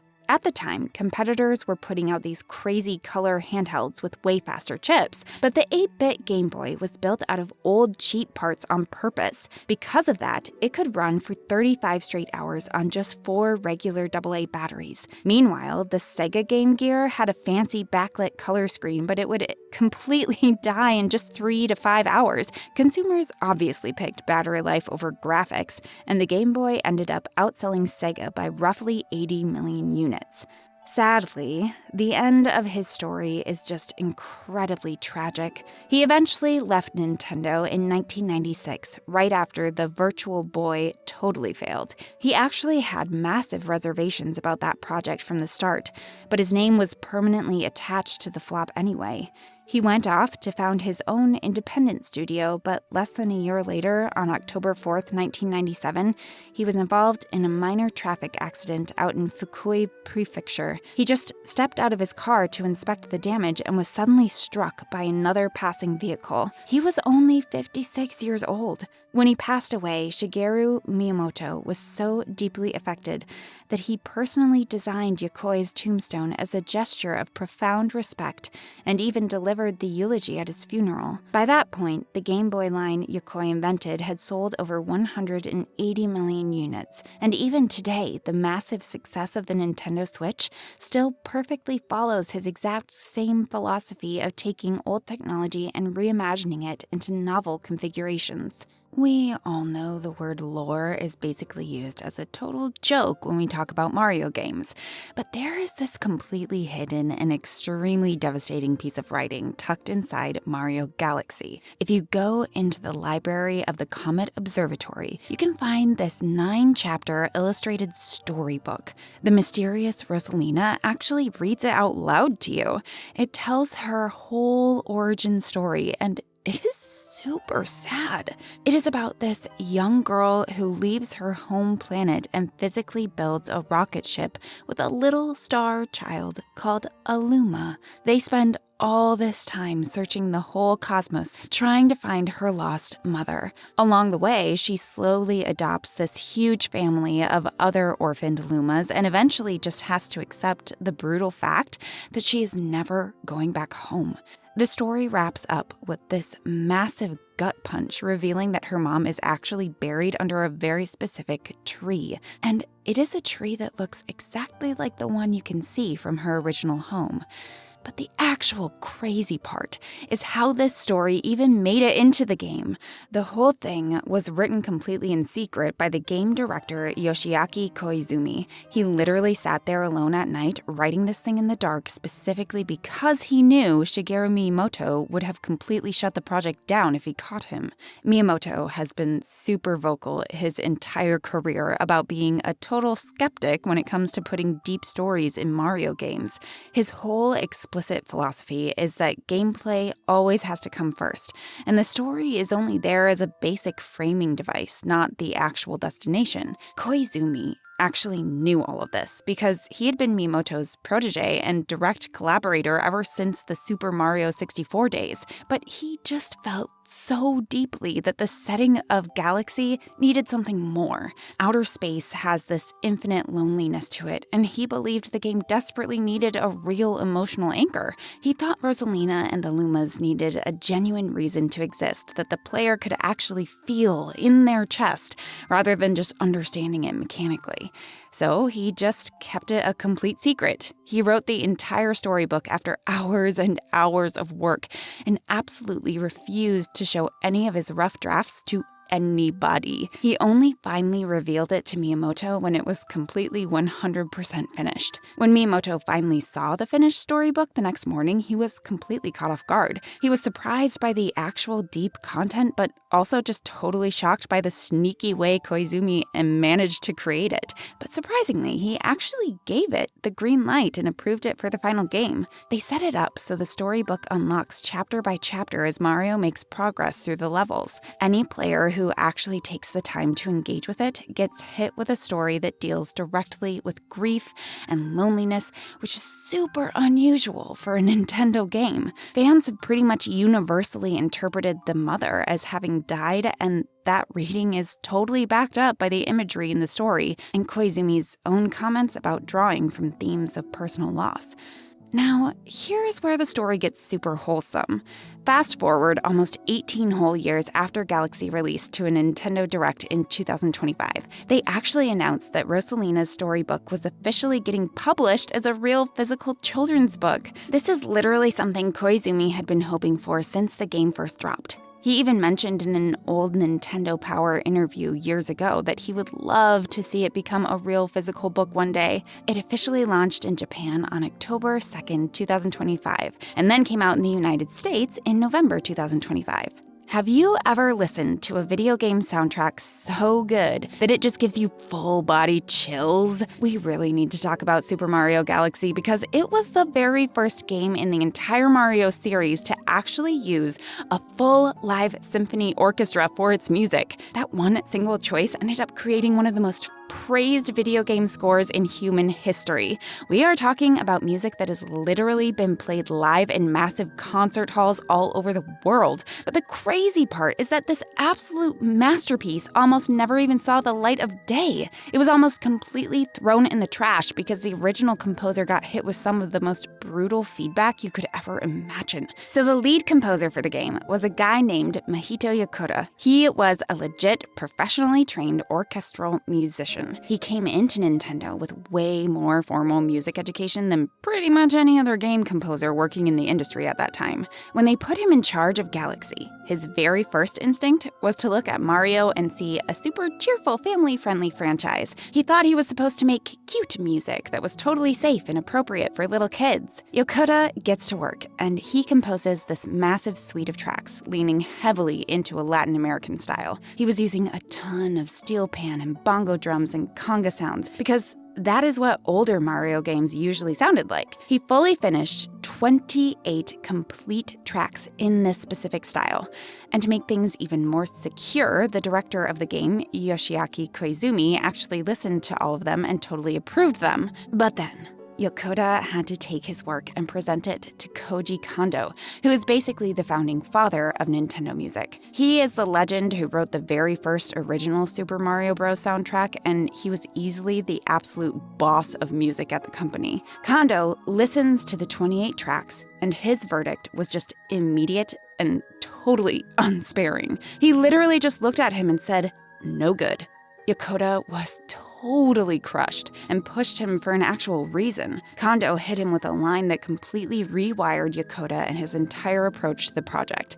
He basically told him that if he had this image in his head that Mario is just a cute character, he needed to get rid of it immediately. Yokota was so genuinely shaken by having 28 finished songs rejected that he literally almost resigned from the company right there. But Kondo explained what he meant. He told him Mario is not cute. Mario is actually cool. He pointed out that they were making a game set in the infinite cosmos, and the music desperately needed to capture the huge, massive scale and majesty of outer space. It could not just sound like a warm, bouncy children's birthday party. So, Yokota swallowed his pride and spent another 3 whole months just grinding and developing completely new alternative ideas. He eventually came back to Shigeru Miyamoto with 3 totally distinct styles to choose from. He brought one purely orchestral track, and one pure pop track, and one hybrid track that mixed both vibes. Miyamoto listened and ended up picking the massive orchestral piece. But there is this really funny hidden detail that Yokota found quietly amusing. Miyamoto picked that specific orchestral track without actually knowing that Koji Kondo had secretly composed it himself just to serve as a demo for what the game should sound like. In the end, the final Galaxy soundtrack was recorded with a giant full symphony orchestra, and it is huge. It runs for over 60 individual tracks. It became so legendary that it has been performed live at massive venues like the Sydney Opera House and Carnegie Hall. There is this one specific song called Gusty Garden Galaxy that constantly pops up in gamer polls as literally the greatest piece of music in the entire history of video games. And that whole incredible album only exists today because a veteran boss looked a junior composer right in the eye and told him his first try was just completely wrong. We've all been stuck doing all the heavy lifting on a massive group project at some point of our lives and had someone else take all the credit. And that is exactly the vibe that accidentally birthed one of the best characters in gaming history.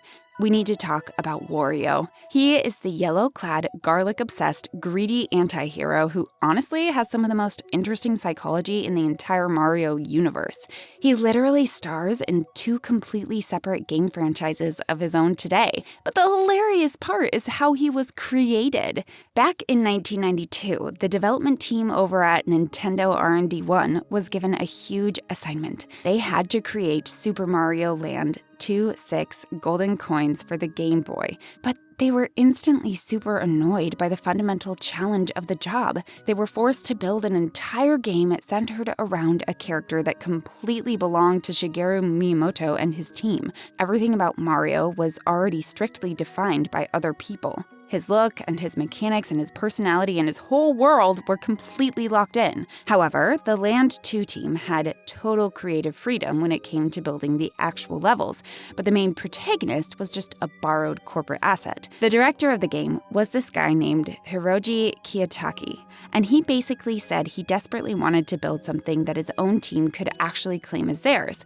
He wanted a brand new character who completely symbolized their specific situation as creators trapped playing inside someone else's sandbox. So they started brainstorming, and the solution came together in stages. The very first thing they figured out was the name. In Japanese, the word for bad is warui, so they just took the M sound from Mario and swapped it out for the W sound from Warui. You mash that together and you literally just get Wario, which translates straight up to Bad Mario. They actually locked in that name before they even started drawing him. It was the entire conceptual anchor for the whole project. After that, the visual design was honestly just super easy. They literally just took the M on Mario's cap and flipped it upside down to make a W. The rest of the team got so insanely hyped about that upside down M idea that it actually surprised Kiyotaki.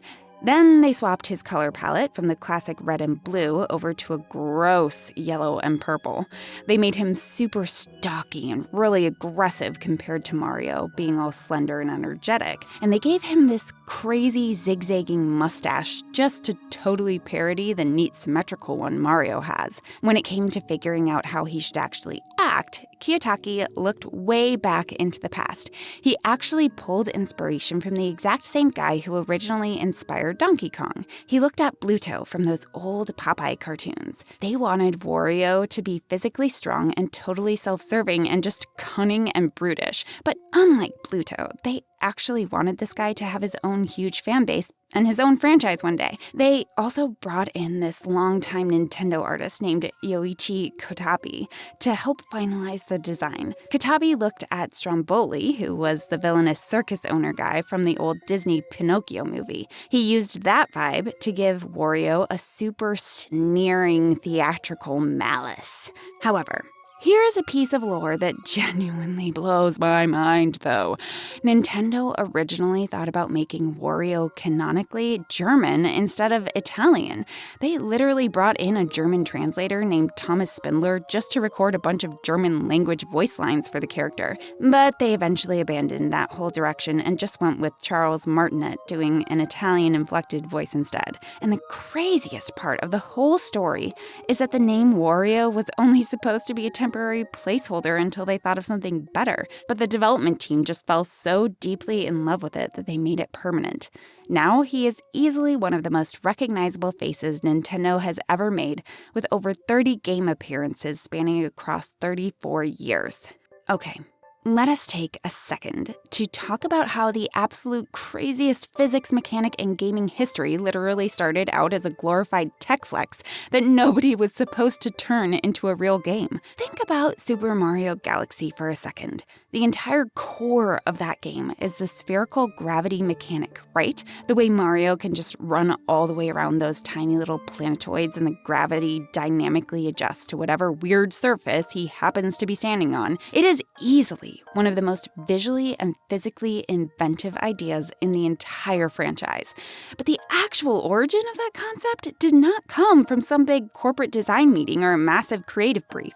It literally started as a random technology demonstration for a console that did not even have an official name yet. They showed it off at a massive trade event back in the year 2000, purely as a proof of capability rather than an actual preview for a video game.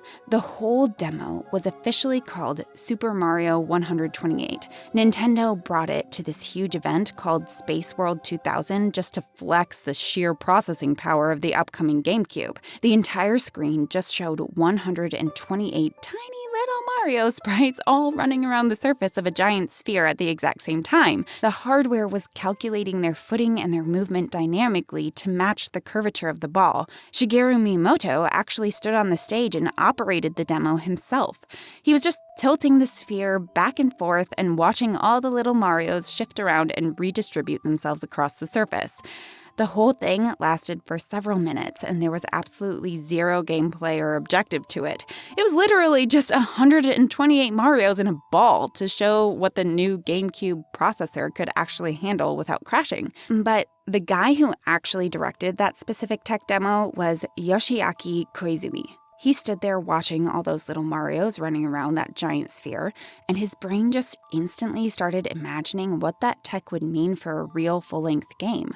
He started wondering what would happen if instead of 128 little guys, there was just one single Mario. What if instead of a boring technical demonstration, there was an entire world to explore where gravity itself actually became a whole new dimension of gameplay? Koizumi completely held on to that one specific idea for years. years. He kept it in his head through the entire development cycle of Super Mario Sunshine, which he also directed all the way into the early planning stages of the Wii era. Eventually, in 2005, he sat down and prepared this massive formal design document for a project he titled Super Mario Revolution, because Revolution was the early development codename for the Wii console. The entire pitch was built completely around that spherical gravity concept from the old tech demo. Actually pulling this off was not a small technical challenge at all. If you want to render a character who can just seamlessly run on any random surface of a three-dimensional object, you have to figure out a lot of math. The camera has to adjust dynamically, and the game physics have to recalculate constantly, and Mario still has to have movement that feels incredibly fluid and responsive the entire time. The team essentially had to build a brand new physics engine totally from the ground up just to make it work. Koizumi spent 3 whole months locked away just building a super small working prototype before he finally presented the idea to Miyamoto. Luckily, Miyamoto gave it the full green light and approved the project. So basically, a random visual tech demonstration meant for a completely different console that was never supposed to be a real game ended up becoming the entire conceptual cornerstone of Super Mario Galaxy. And today, critics basically universally agree it is the greatest three-dimensional Mario game ever created. And I must talk about the game with the most creative art design in the whole franchise. You boot up the game, and it looks like it was literally drawn by a kindergartner. I am talking about Super Mario World 2, Yoshi's Island, for the Super Nintendo that was released back in 1995. If you have ever seen this game, you know it is easily one of the most visually unique games in the entire franchise. The whole thing is built around this super specific hand-drawn crayon and watercolor aesthetic. The game makes you feel like life is all sunshine and rainbows. The music is also incredibly soft and relaxing. Plus, all the character designs are super round and gentle. The entire visual language of the game is practically screaming at you that this is a safe, warm world strictly meant for kids.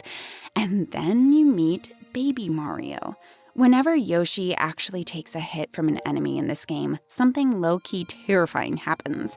Baby Mario, who is just chilling, riding on Yoshi's back, gets knocked completely off and starts floating around the battlefield, trapped inside this little bubble. The game gives you exactly 10 seconds to recover him. If you do not get to him in time, this weird little squad of toadies flies in and scoops up the bubble and just carries the baby away into the sky, which triggers an instant game over. But the absolute worst part is what happens during those 10 long seconds while he is floating around. The game constantly plays this one specific audio track of Baby Mario crying. And guys, it is not like a cute cartoon sound effect. It is the sound of an actual real human baby crying. It is super loud and deeply distressed, and it is just so completely disturbing when you put it up against the gentle pastel visual style of the rest of the game. People have honestly described it as one of the most painful sounds in all of gaming. It is genuinely the sound of an infant crying, and they literally weaponized it just to create mechanical urgency. The sound design is so incredibly unpleasant and effective that it literally motivates you to recover the baby way faster than almost any regular game mechanic ever could. What makes this entire design choice so remarkably crazy is just how psychologically precise it really is.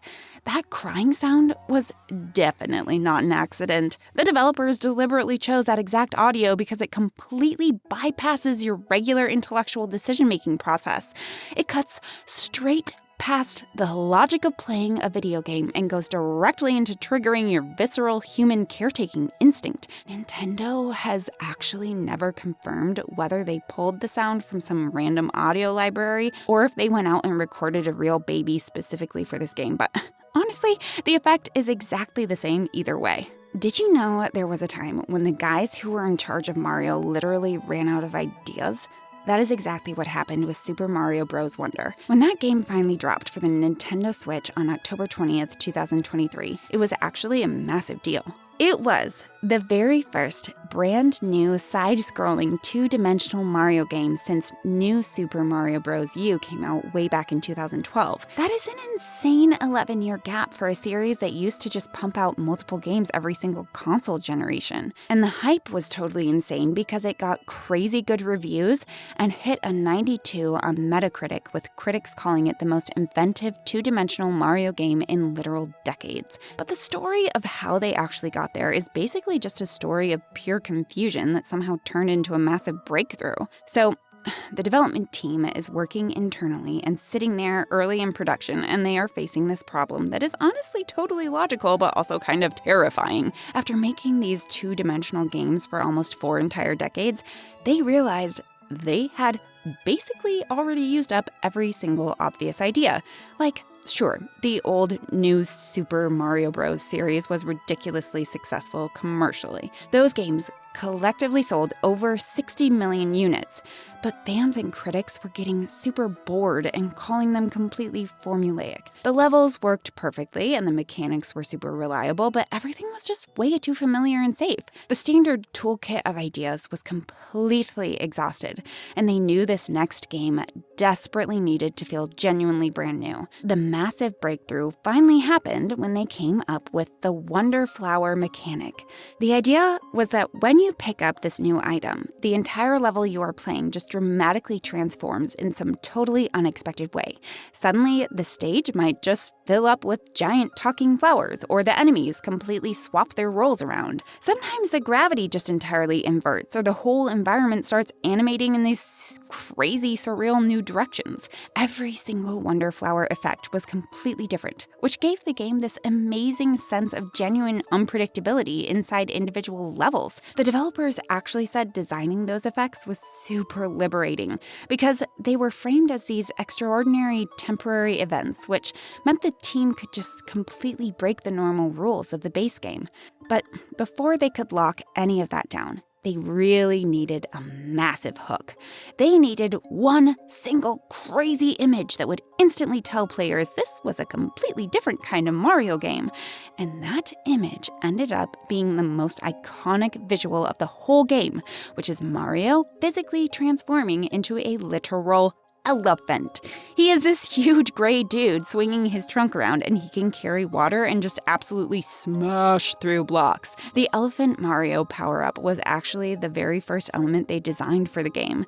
Its sheer absurdity and total visual departure from every other power-up Mario has ever had just instantly signaled to the team that absolutely anything was possible now. The director of the game, Shiro Mori, actually said that the very first time they saw Mario as an elephant, the entire room just burst out laughing out loud together. And that specific laughter was the exact confirmation they needed to know they were finally making something genuinely new. Remember that Space World 2000 event we just talked about with the Mario Gravity Tech demo? Well, at the exact same show, Nintendo played another random video just to flex the GameCube lighting and shadow rendering. It was literally just a clip of a terrified Luigi walking through a haunted mansion with a flashlight while some ghosts played cards. There was absolutely zero gameplay planned at all. They only picked Luigi because scared faces are perfect for showing off expressive animations. But the crowd went so completely crazy for it that Nintendo just shrugged and turned it into a massive launch title. They gave him the Poltergust 3000 vacuum and made the flashlight mechanic the actual core puzzle of the game. It sold over 3.3 million copies and permanently changed Luigi forever. He went from just being Mario's completely dependent sidekick to the iconic cowardly hero who rescues his brother even though he is literally shaking with fear. You know when you fall down massive internet rabbit holes researching creepy technical lore and hidden Easter eggs? Well, this is basically the absolute grandfather of all those dark gaming mysteries. Somewhere hidden deep inside the original Super Mario Bros. Cartridge is a completely broken and cursed level. We are talking about a game that sold over 40 million copies and was played in living rooms on literally every single continent on the planet. But hiding right there in the code is a world with absolutely absolutely no exit and a negative level number. Nintendo never actually intended for this to exist, and they have never officially acknowledged it as a real feature. Everyone just universally calls it World -1 or the minus world. Back in the early 1990s, before the internet was really a thing, discovering this glitch was basically the first massive viral gaming secret. People just spread it entirely by word of mouth on schoolyard playgrounds or by writing literal physical letters to Nintendo Power magazine. So here's how you actually break the game to find it. You have to go to World 1-2, which is that classic underground level, right near the very end of the stage, just before you hit the pipe that normally takes you out to the flagpole exit. There is this cluster of 3 pipe openings up on the ceiling and a set of blocks on the wall right beside them. You have to perform an incredibly specific maneuver where you crouch on the edge of the pipe and then jump at a perfectly precise angle straight into the corner where the blocks meet the ceiling. If you do it exactly right, Mario literally just clips right through the solid wall. The only reason this even works is because the old NES console handles the position of Mario's digital sprite and the collision detection of the solid blocks slightly differently at those exact coordinates. It creates this microscopic little window where Mario can physically occupy the same exact space as a solid wall without the game pushing him back out to correct it. When you clip through and walk into the pipe that is supposed to take you to World 2, the level loading system totally freaks out. It reads a corrupted memory value purely because you entered the pipe from the wrong side and fed the level selector completely incorrect data. So instead of World 2, it drops you into World -1. It is this endless underwater level that uses the exact same layout as World 2-2 or 7-2, and it just plays that classic underwater music. But here is the genuinely terrifying part. It just loops forever. There is absolutely no flagpole at the end or an exit pipe. There's literally no way to actually beat it. The timer just runs out and Mario dies, and then you spawn right back in the exact same level again and again.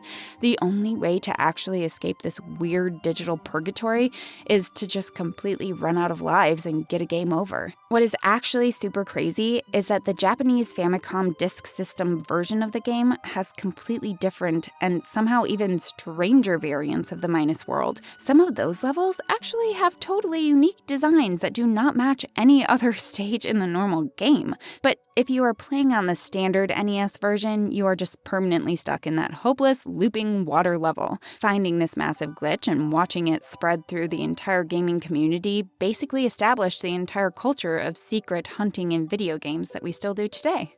Let us be totally honest about the biggest injustice in the entire gaming world right now. I am talking about the absolute disrespect shown to Waluigi. He is the tall purple, perpetually aggrieved rival to Luigi, and honestly, he is one of the most beloved characters in the whole Mario universe. But his entire existence is just completely tragic. He has literally appeared in over 50 different games. He has his own custom racetracks and his own personal sports courts and signature moves. There's an entire global fan base that has spent an actual decade fighting online just trying to get him included in Super Smash Bros. As a real playable fighter.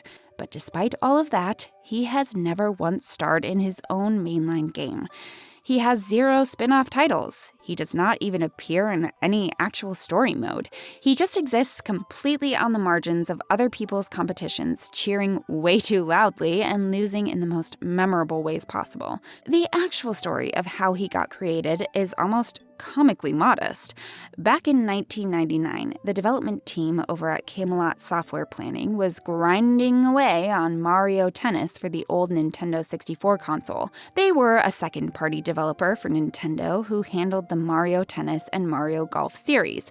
They realized they had a massive problem with the tennis doubles mode because every single character needed a partner. Mario obviously had Luigi and Princess Peach had Princess Daisy, but Wario was a confirmed playable character and he was just sitting there completely alone with nobody to team up with. The developers actually asked Nintendo to create a brand new character just to fill that empty slot, and Nintendo literally just looked at them and said, "Go ahead and create the character yourselves." So this Camelot artist named Fumihide Aoki took on the assignment. He just followed the exact same logic they used to create Wario in the first place. You just take an existing character and totally invert their visual identity and then give them a bitter adversarial relationship with the original guy. So Aoki basically just designed the ultimate anti-Luigi.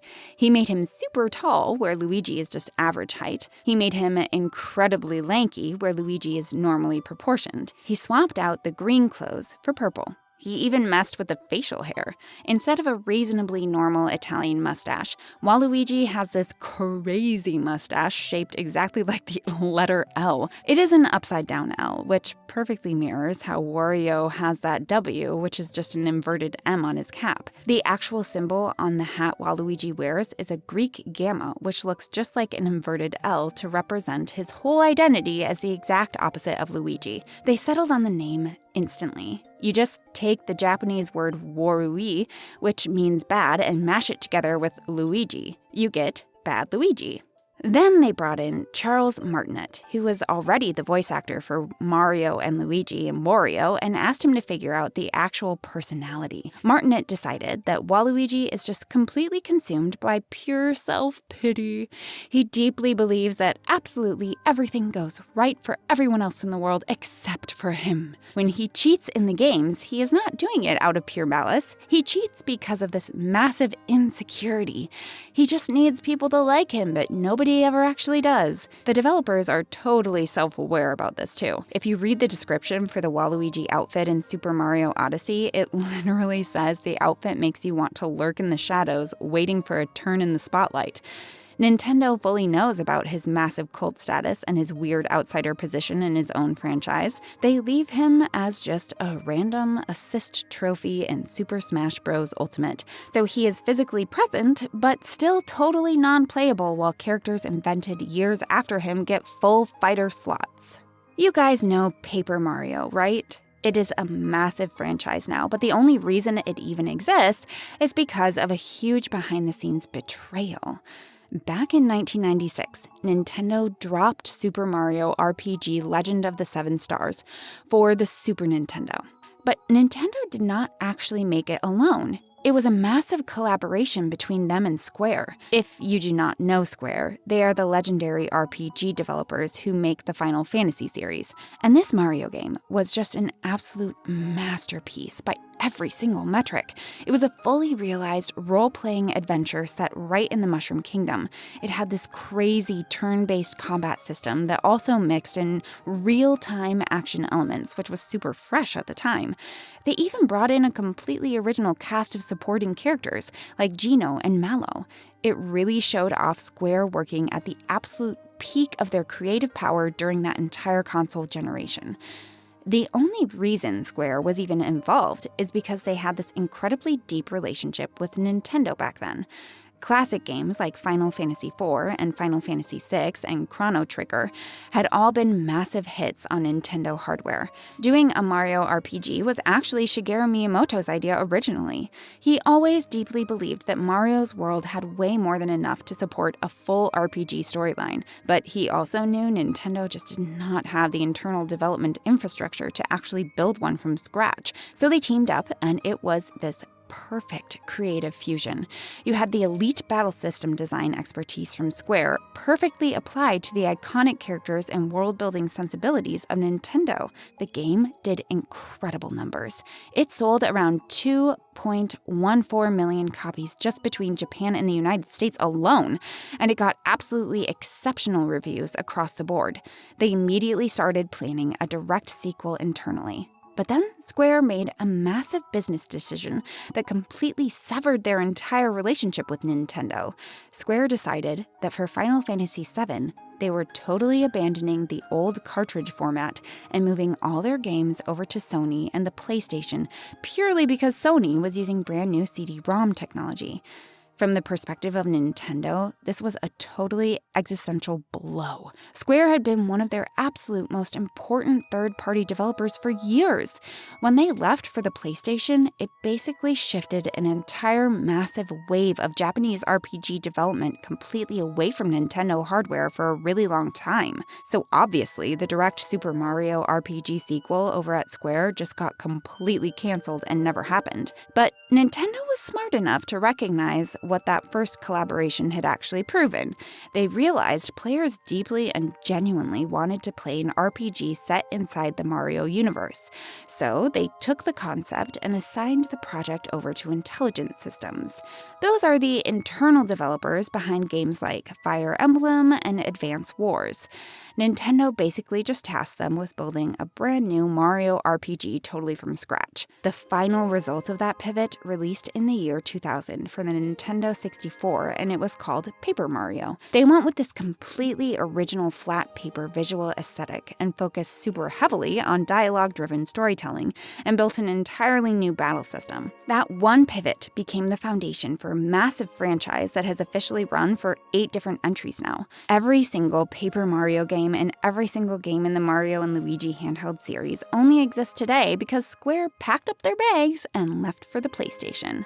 So, we all call Mario a plumber, but if you actually look at his resume, he is probably the least consistent worker on the planet. Honestly, it is kind of hilarious because in the 44 years since he was created back in 1981, Mario has held more professional roles than probably any other fictional character in history. He has been a carpenter and a plumber and a doctor and a racer and even a professional golfer. But the funny part is that he has actually performed plumbing-related activities in way fewer games than you would probably expect. His very first job in the original Donkey Kong from 1981 was actually a carpenter. Shigeru Miyamoto only chose that construction site setting because it looked cool for the visual drama of the level. He wanted all those ladders and girders and barrels for Mario to jump over. The fact that Mario was a tradesman was just a random detail that made sense for the setting at the time. He only officially became a plumber when the Mario Bros. Arcade game dropped in 1983. That game was set in an underground pipe system filled with turtles and crabs, so making him plumber just made total sense for the environment. Plus, his outfit with the overalls and the sense of working-class utility really supported it. But ever since then, the whole plumbing occupation has appeared in marketing materials and character descriptions far more often than it has actually shown up in the gameplay. Just think about all the other random stuff he has done over the years. In Dr. Mario back in 1990, he was literally a licensed medical professional tossing colored vitamin capsules at bacteria. Since 1992 in Mario Kart, he has been a professional circuit racing driver. In the Mario Golf games, starting way back in 1984, through a bunch of different titles, he is a championship-caliber golfer. In Mario Tennis, from the year 2000 onwards, he is a competitive tennis player. And in those Mario and Sonic at the Olympic Games titles since 2007, he is literally an Olympic-caliber multi-sport athlete. By the time we got to Super Mario Odyssey in 2017, his primary occupation seemed to be traveling across dimensions to possess things with his hat and collect different costumes. Shigeru Miyamoto actually talked about this once, where he clarified that while Mario works as a plumber in some specific games, it is not like he is specifically a plumber as his whole identity. He explained that the franchise does not really care about being consistent with his job because the games themselves do not need it. Mario's whole identity is actually defined by how he physically moves through the world, like the way he jumps and runs and uses power-ups. His job is literally just whatever each individual game needs it to be at that moment. The craziest part happened in 2017 on the Play Nintendo website. They secretly updated Mario's character profile and just quietly deleted the word plumber from his official description. They just listed him as an all-around sportsman and adventurer instead. This change was so incredibly subtle that it actually took the gaming press several weeks before anyone even noticed what had happened. When they finally caught on, the story ran everywhere because it turned out that Mario had basically just retired from the plumbing trade without telling a single soul. Honestly, good for him for finally moving on from the sewers. If you enjoyed this video and for some reason you're still up, consider watching this video on your screen. It is super interesting and will help you sleep faster.